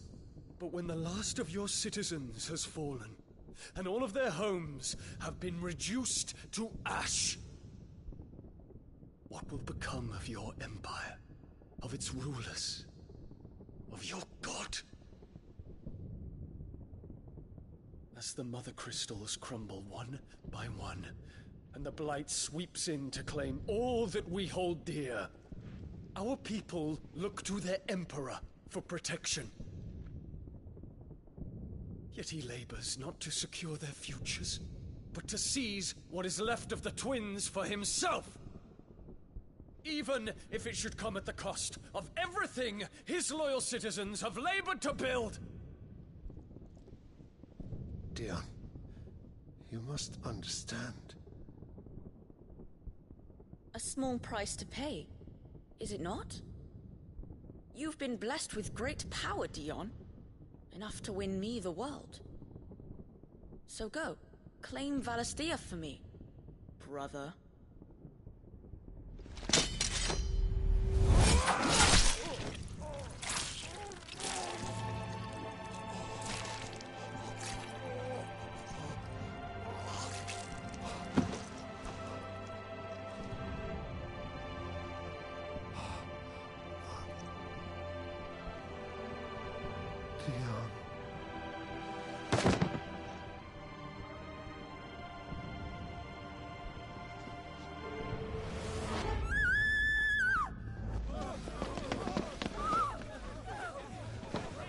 Gods! Gods! Father. Poor father. How he doted on his children. That he would die to protect me was plain. It was but a matter of when. You planned this? You did well to endure so long. But you broke in the end, as I knew you would. And now Muthos approaches. Put him to the proof. I would see if he breaks. Go, Bahamut. Kinslayer.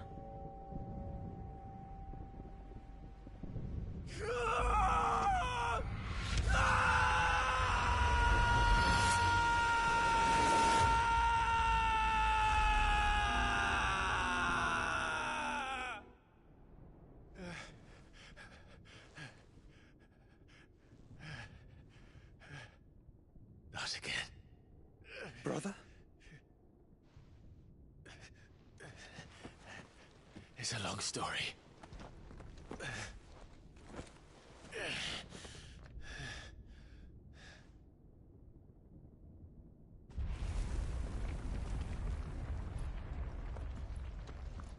You cannot stay here, Mother.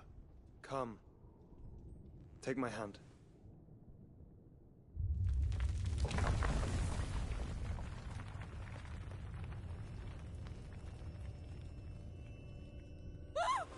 Get away from me! This is all just a dream, just a bad dream! You will not take me, Shadow! You will not take me!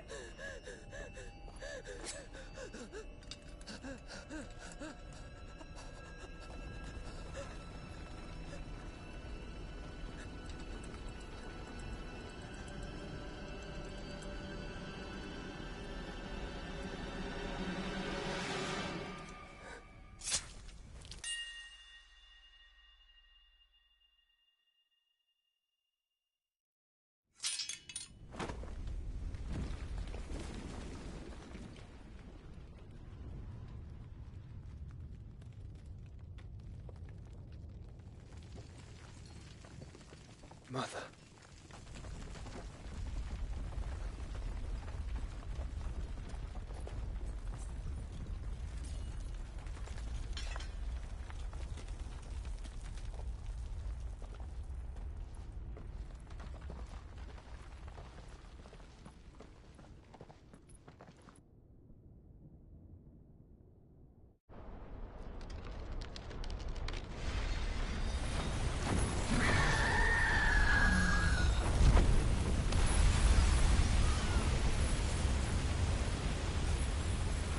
If it is consciousness that weaves your wills together,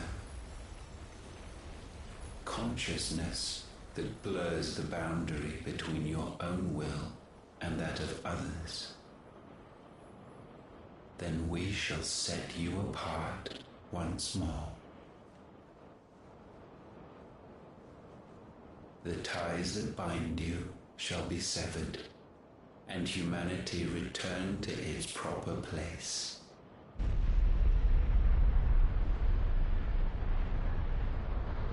By primogenesis shall a new age of reason begin.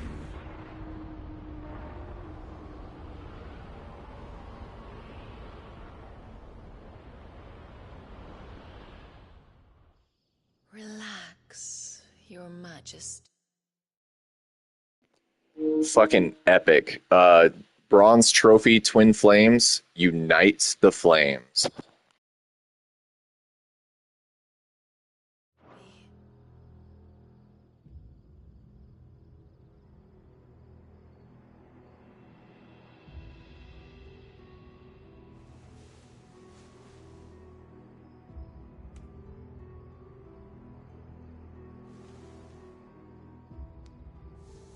Don't you want to play? It's been a long time. If that is your wish. Men, you are as meek as all the others.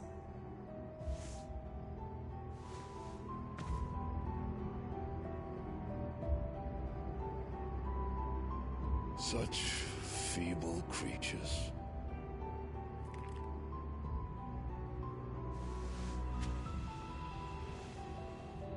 Gifted the power of icons, yet slaves to fickle emotions which usher you to your doom. And so you bind your fragile wills with strands of consciousness. The wretched handiwork.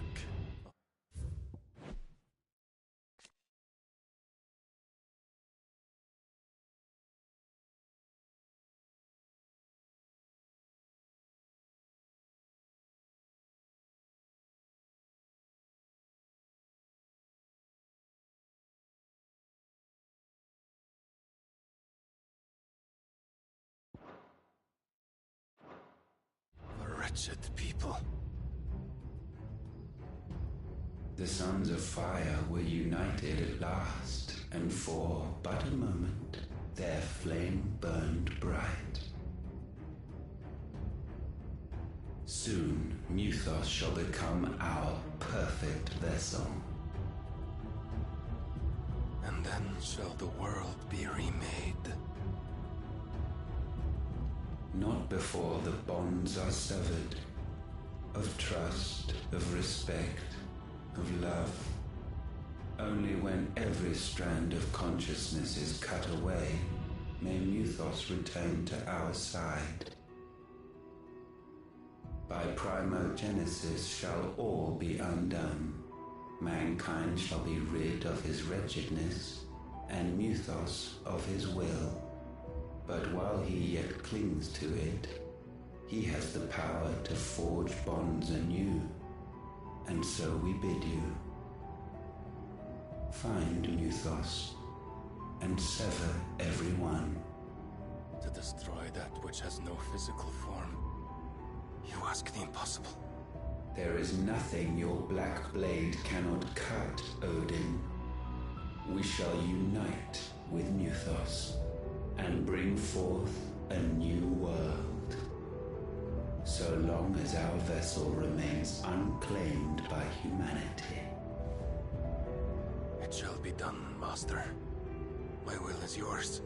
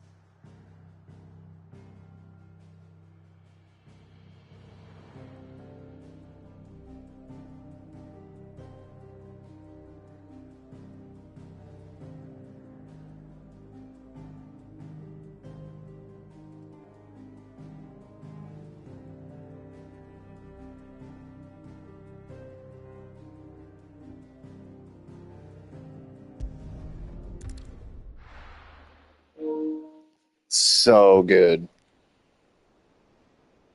Why is it direct?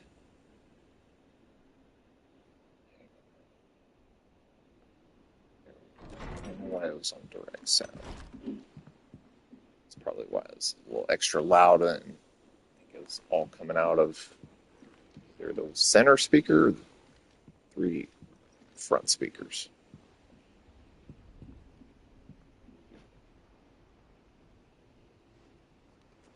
How is your brother?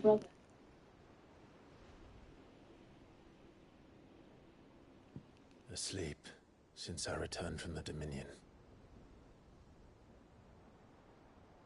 Taya says he should be back on his feet soon enough. For a while, at least. She discovered something on his chest. A swelling, circled in stone. The curse.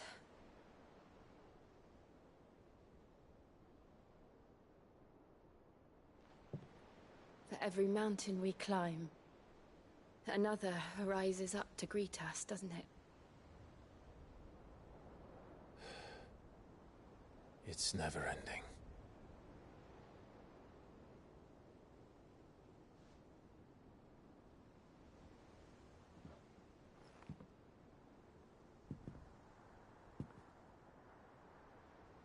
Even the sky seems to have grown tired of it all.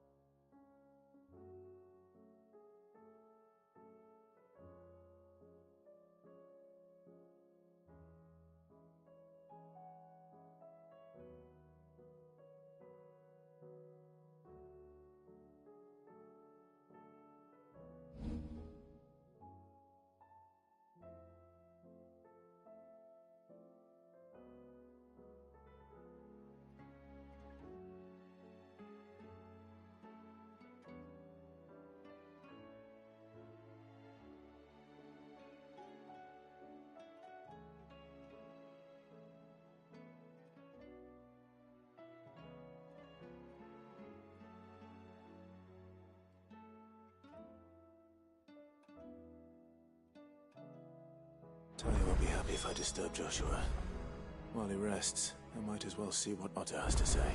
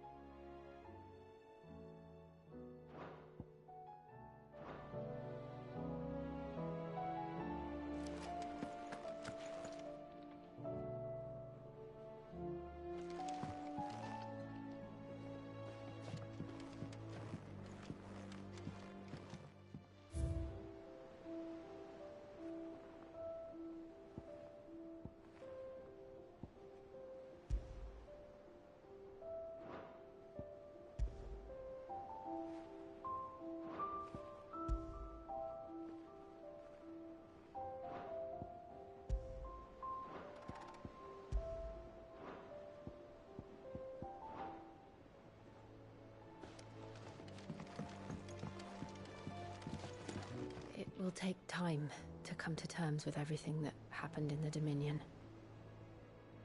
But time is the one thing we always seem to lack.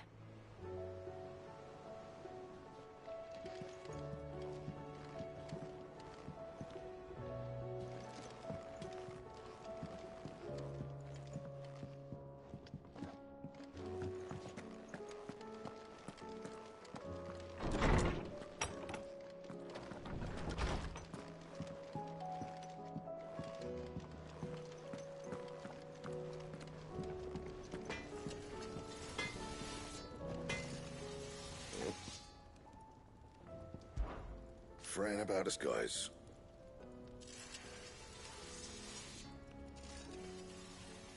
Unless that is...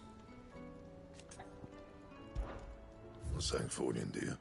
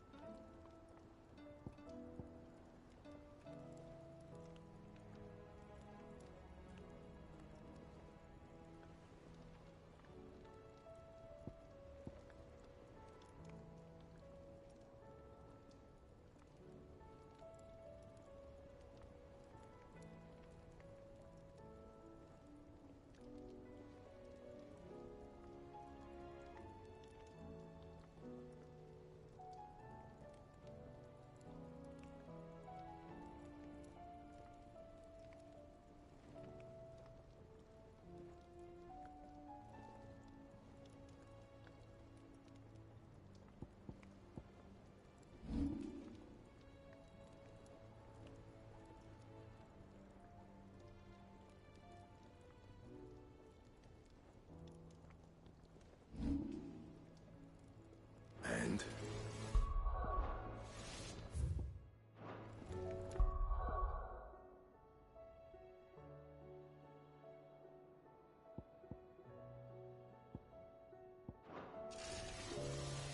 Trouble with your gear, or what do you want?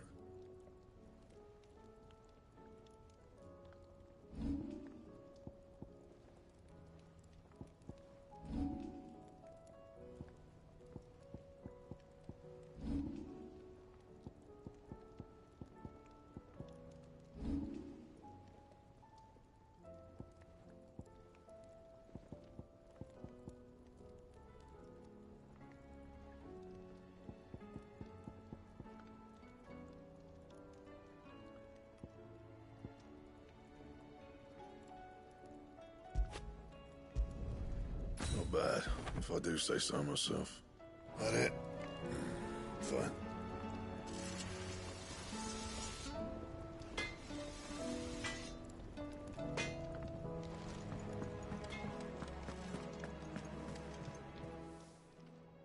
Clive.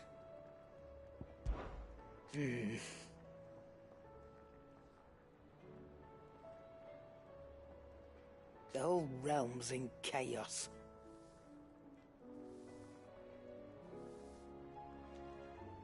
But as the old saying goes,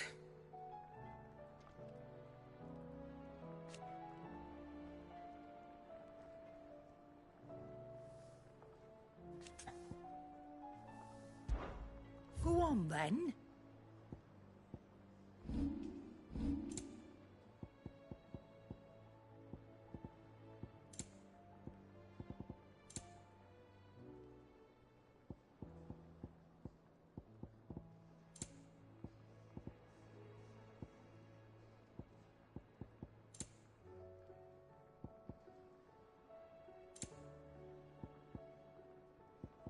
Come again.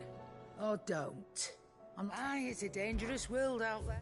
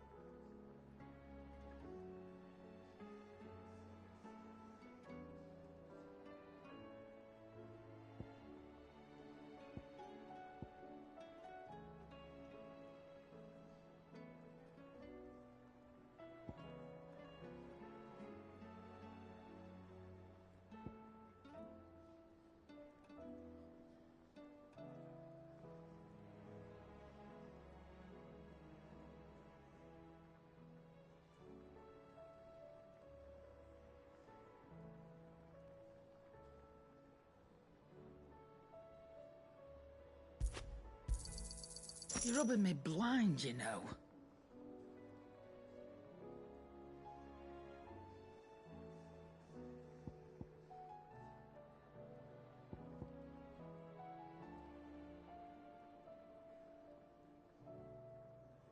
Finished, are you?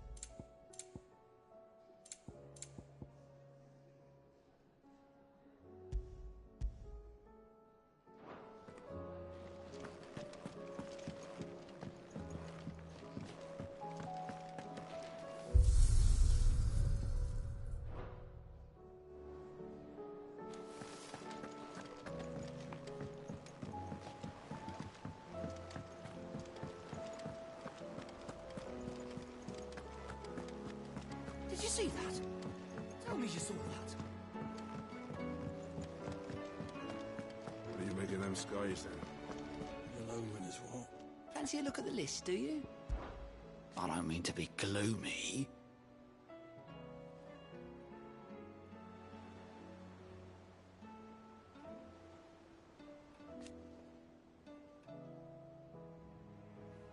They need all the help they can get. Anything catch your eye?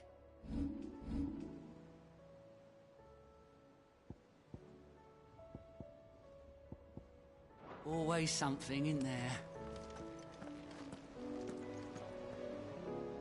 Otto, how fares the realm? The realm? Oh, she's just fine. As long as you look past the fat storms out mother crystals and her skies are a roiling cesspit. And Gav? He's with your uncle in the Free Cities, helping Mid with her project. Sent an owl their way the moment the winds turned foul. Still waiting on a reply, though. Do you have any good news? Well, that depends on your definition of good. All right, fine. What do you suggest we do? Oh, no, I'm just the messenger. I'll leave the scheming to those more suited to the task. Could be that Lady Vivian and Old Tomes have their own thoughts on the current state of things. Could be that they don't. It certainly can't hurt to ask. I suppose not.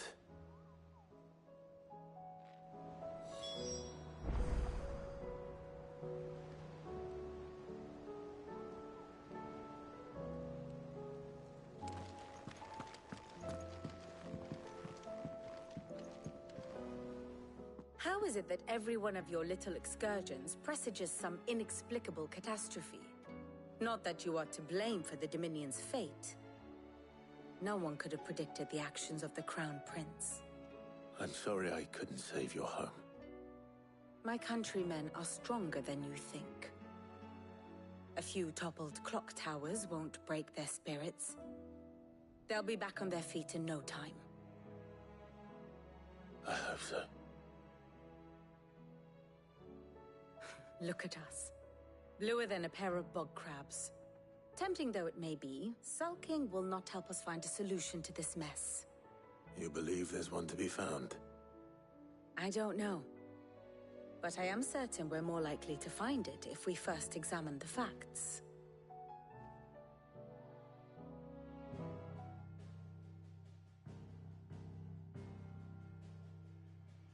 Beneath these darkened skies, fear and confusion reign over Valisthea. Oh, the lands around the fallen Mother Crystals had already begun to wilt for want of ether. But not like this. Crystals that filled wells and fueled furnaces. Now nothing but pretty shards of rock. And those that hang from the people's necks cast nary a glimmer of light to keep the dark at bay. It is only a matter of time before the common folk convince themselves that the end of days is upon us. Yet Yet I fear a swift end is more than we can hope for. While most of the world thirsts for ether, the remainder drowns in it, spawning Akashic in droves. And amidst the hordes of mindless beasts, with magics as like to fail as function, even the strongest nation would falter.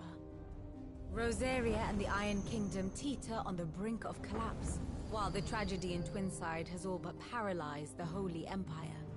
Dhalmekia fares little better.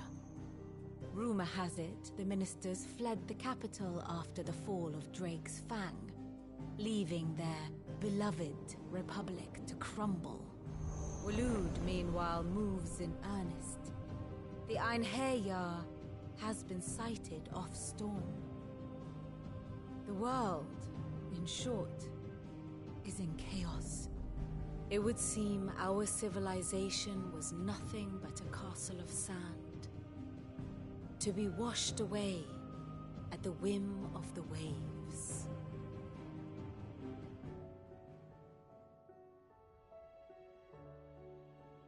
A castle of sand.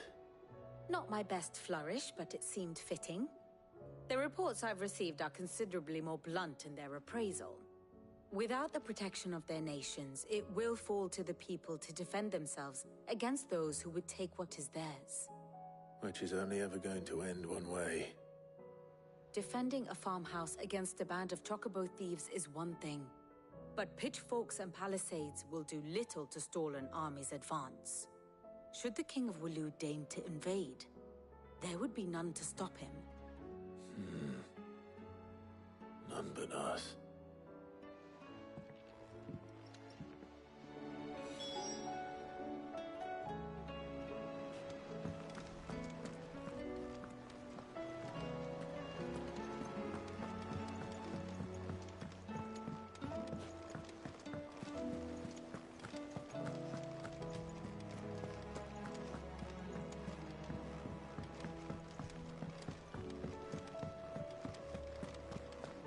Seems the hideaway's lost its appetite.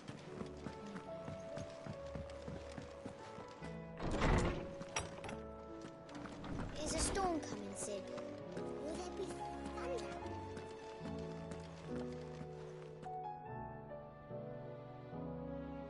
Let me guess. You're here about the skies. Is there anything you don't know, Lawsman? It doesn't take a court astrologer to augur the obvious. As for what has disturbed the heavens, that, I believe, is a question the Fallen might be better placed to answer than I. And on the 6th day did the gods tear the sun from the firmament, visiting darkness upon their prideful sons and daughters. But I dare say you remember your childhood lessons on the sins of Zemeckis only too well. You think they're connected? That Ultima was one of the gods responsible? Well, he has certainly exhibited powers that we mortals would associate with the divine. There is nothing divine about him. But he wouldn't be the first god of whom that could be said, now would he? Yet for all the fairy tales that tell of the sins, there is almost nothing in the way of actual historical accounts. Had I the Journal of Moss the Chronicler, I may have been able to tell you more, but alas, I fear all remaining copies have been lost to time. You will forgive me, I hope? Certainly not. Because there is nothing to forgive. Even without this journal, you've provided us ample wisdom. And we will always be grateful for it. Perhaps Otto will be more inclined to share his thoughts when he hears what the others had to say.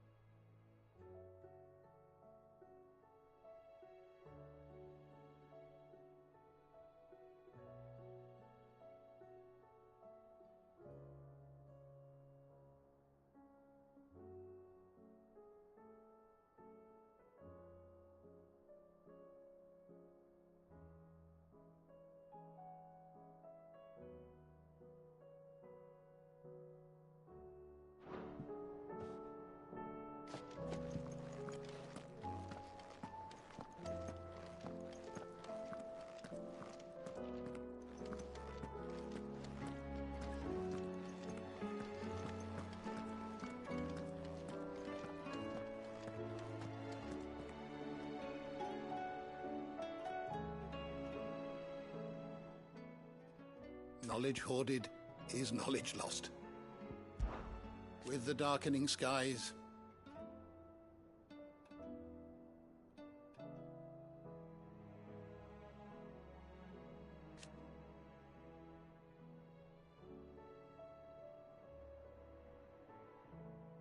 but be that as it may,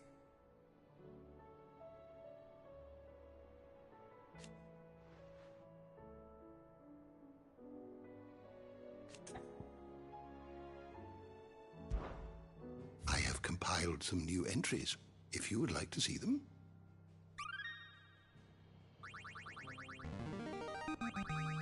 Now this. Bronze trophy, the more you know. Help Harpocrates attain a knowledge of level 5. I believe you will find most interesting.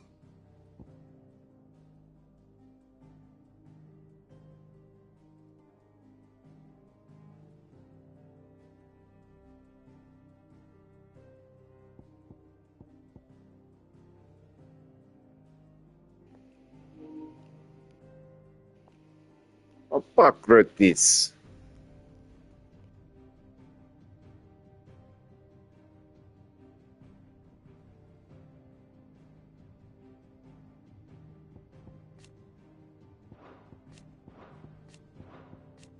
If you have a question for me, I should be happy to answer it.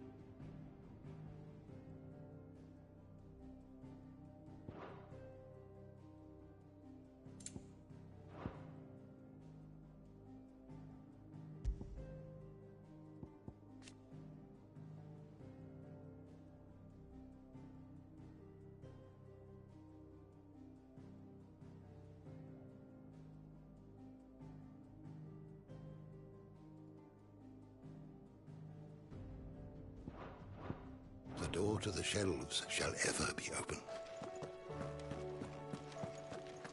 Is a storm coming soon? Will there be thunder?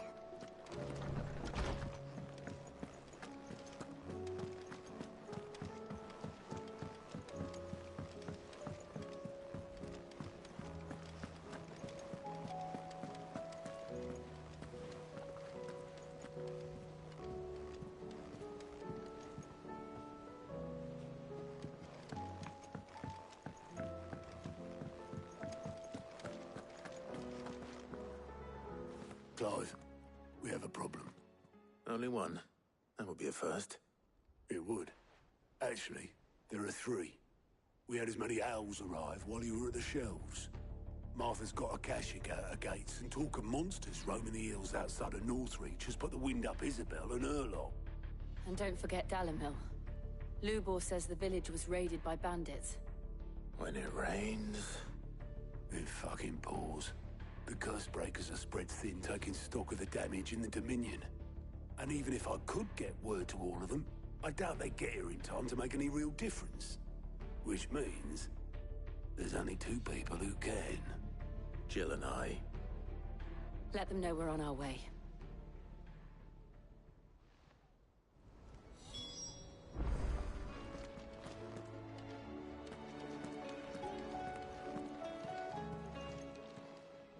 How are you doing?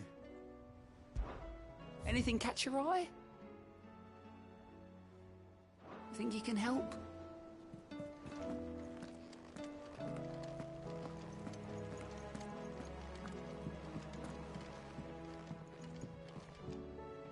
What will it be today?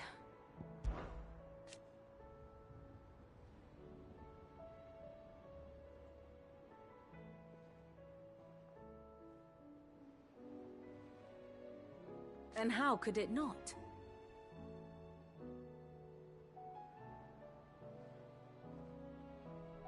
But are we any better?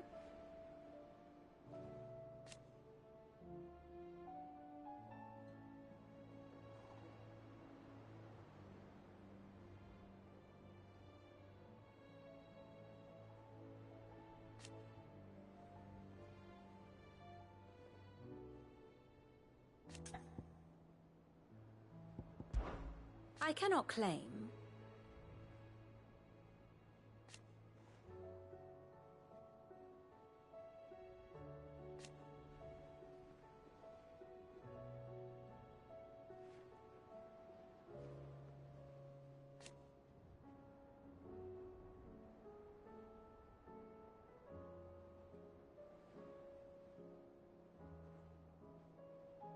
Such are the wages.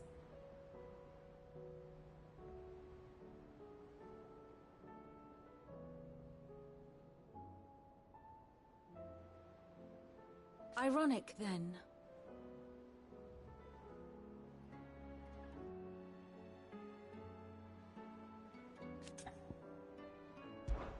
What is it that you wish to learn?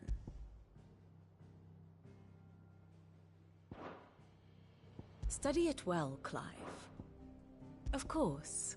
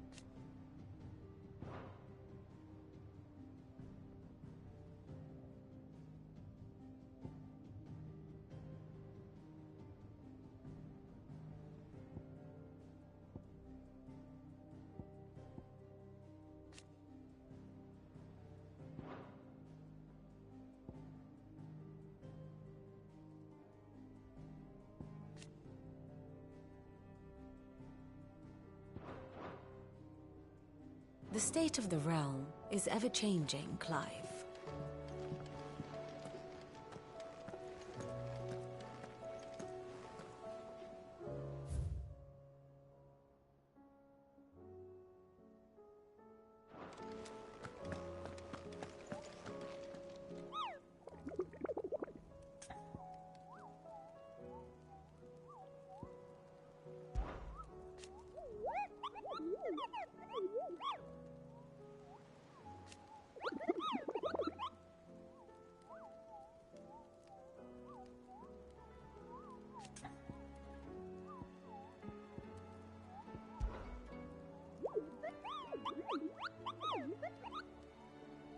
You mean the Iron Kingdom?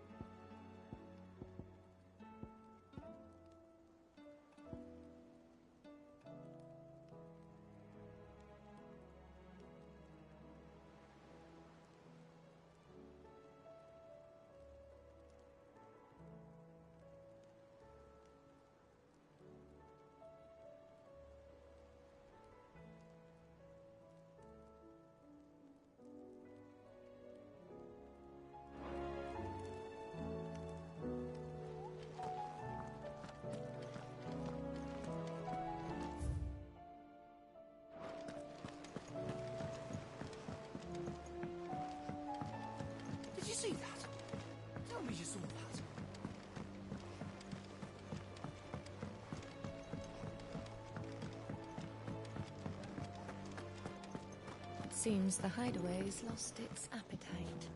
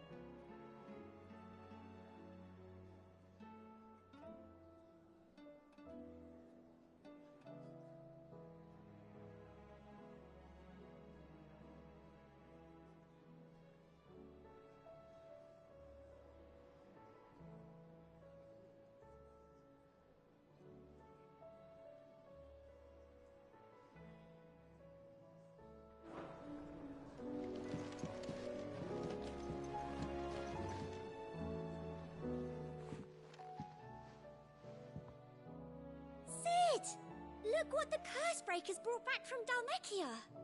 Said they were all the rage in Dalimil. Looks sort of funny if you ask me. I'll be damned. Have you had one before? Something smells good. What are we having? Bombs! And they are good. You should try one.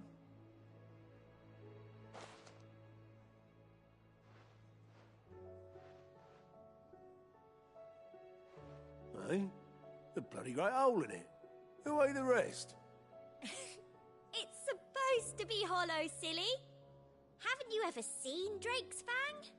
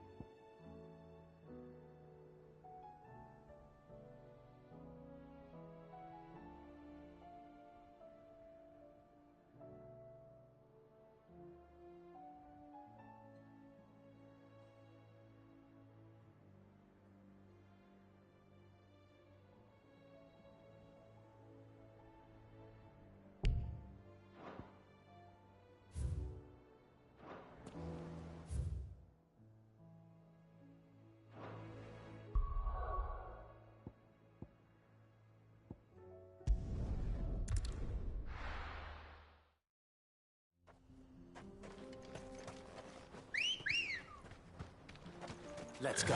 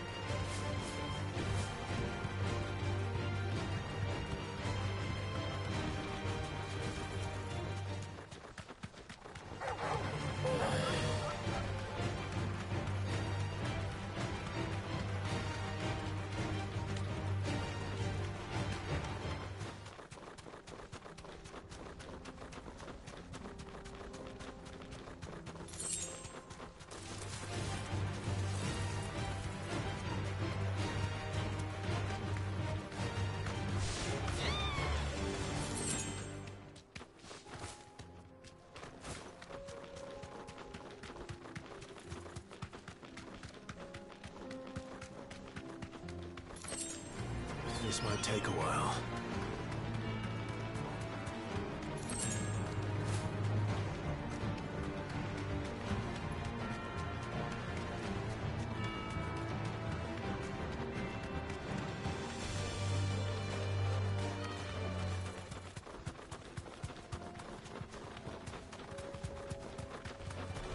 No holding back.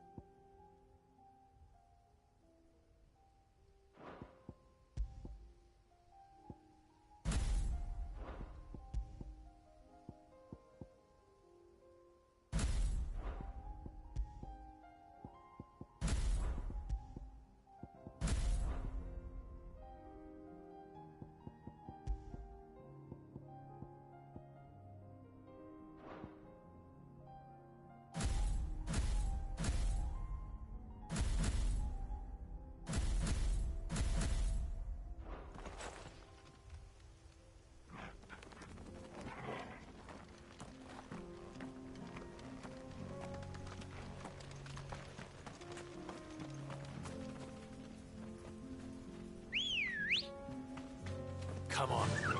Yeah!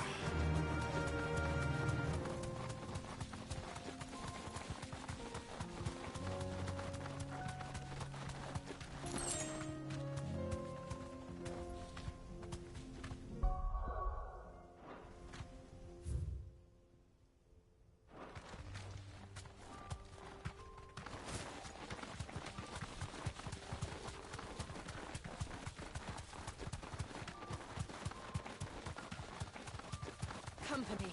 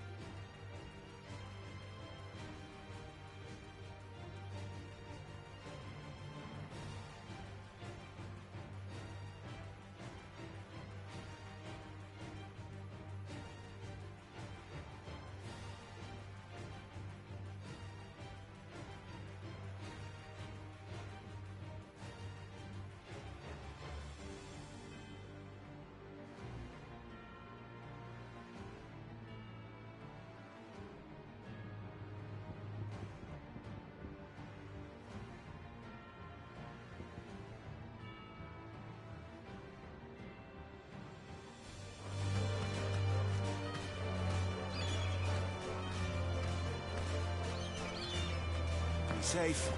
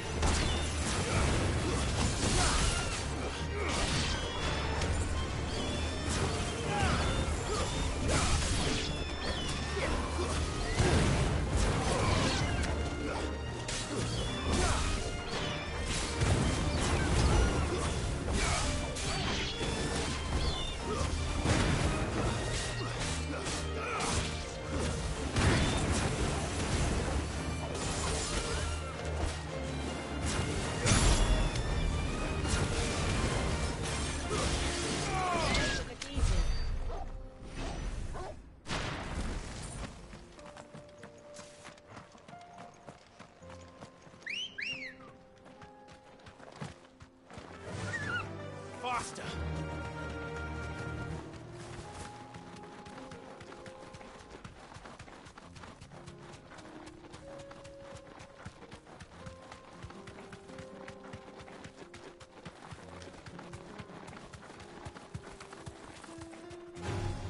This won't be easy.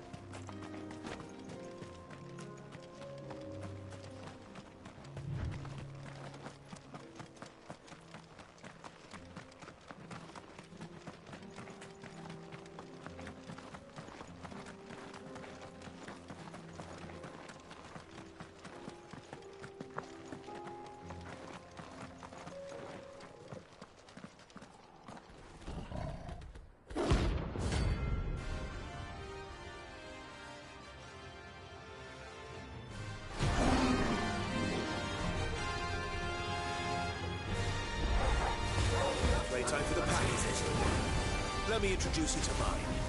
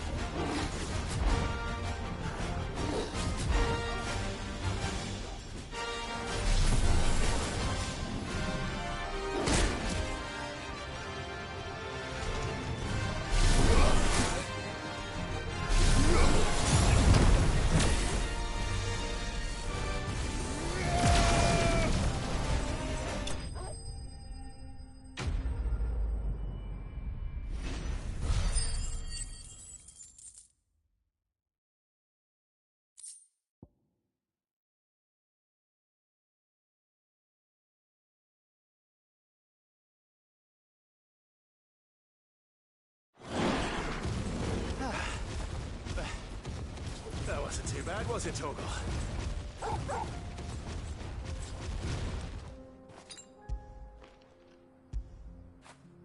Get it, boy.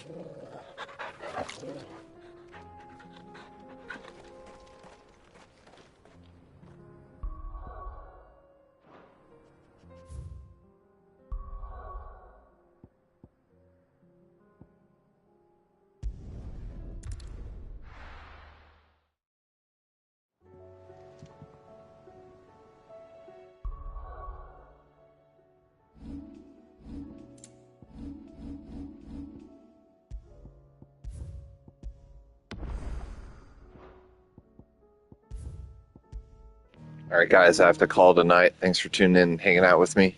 I have to get up early for an appointment. I usually don't schedule appointments in the morning, but it's the only available time they had. So I usually do my appointments in the afternoon because I'm not a morning person. But it's a kind of one of those must do things or whatever. It's for my back. Chiropractic one, so it doesn't take long, but I still have to get up and roll out of bed and go over there. But thanks for tuning in, hanging out with me tonight. I have to wrap it up and go chill and go to bed. So thanks for hanging out.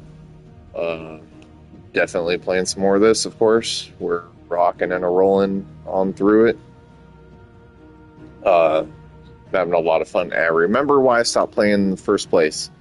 Because this launched, I think 2 weeks before Diablo 4 did, and I was just, all over Diablo 4, so once that came out, I think that's when I stopped playing this. That must have been what happened. But I don't know, two weeks before Diablo 4, and I only had 38 hours into it. I don't know what was going on there. But whatever. I digress. Anyway. Alright. Cool fucking game. Really enjoying it. Hell yeah. Such a dope Final Fantasy. I liked it before. I just never finished it. Too many games were coming out. 2023? Fuck, this was 2 years ago. Shit. I guess that's about right. That is when Diablo... Yeah, I think that's what happened. It was like this in Diablo 4. Maybe it was a lot closer in release than I thought. A week. Maybe it was a week. Anyway. Alright. Cool.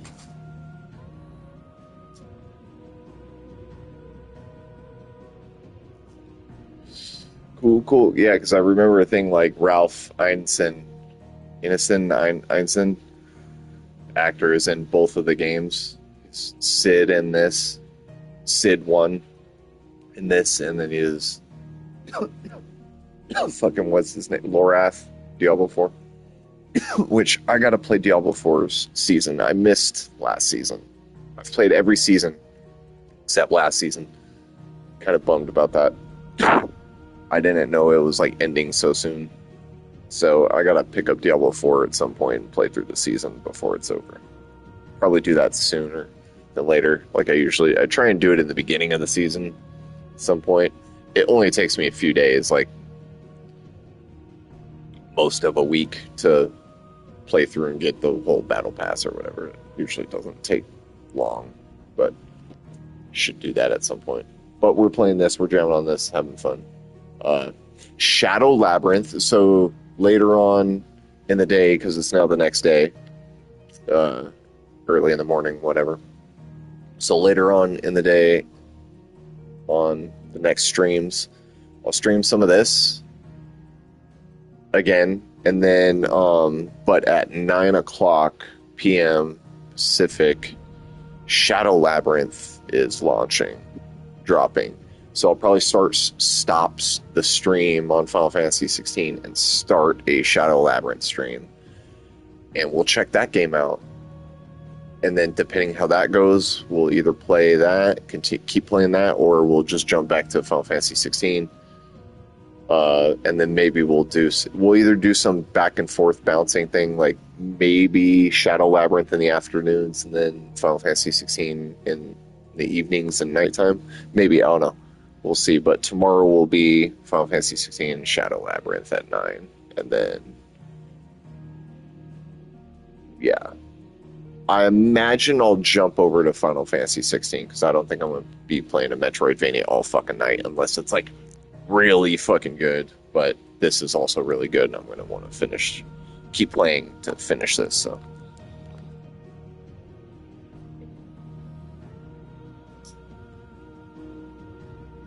All right, that's that. That'll be that. So tune in later for more Final Fantasy 16 and the launch of Shadow Labyrinth. And until next time, take care. Peace out.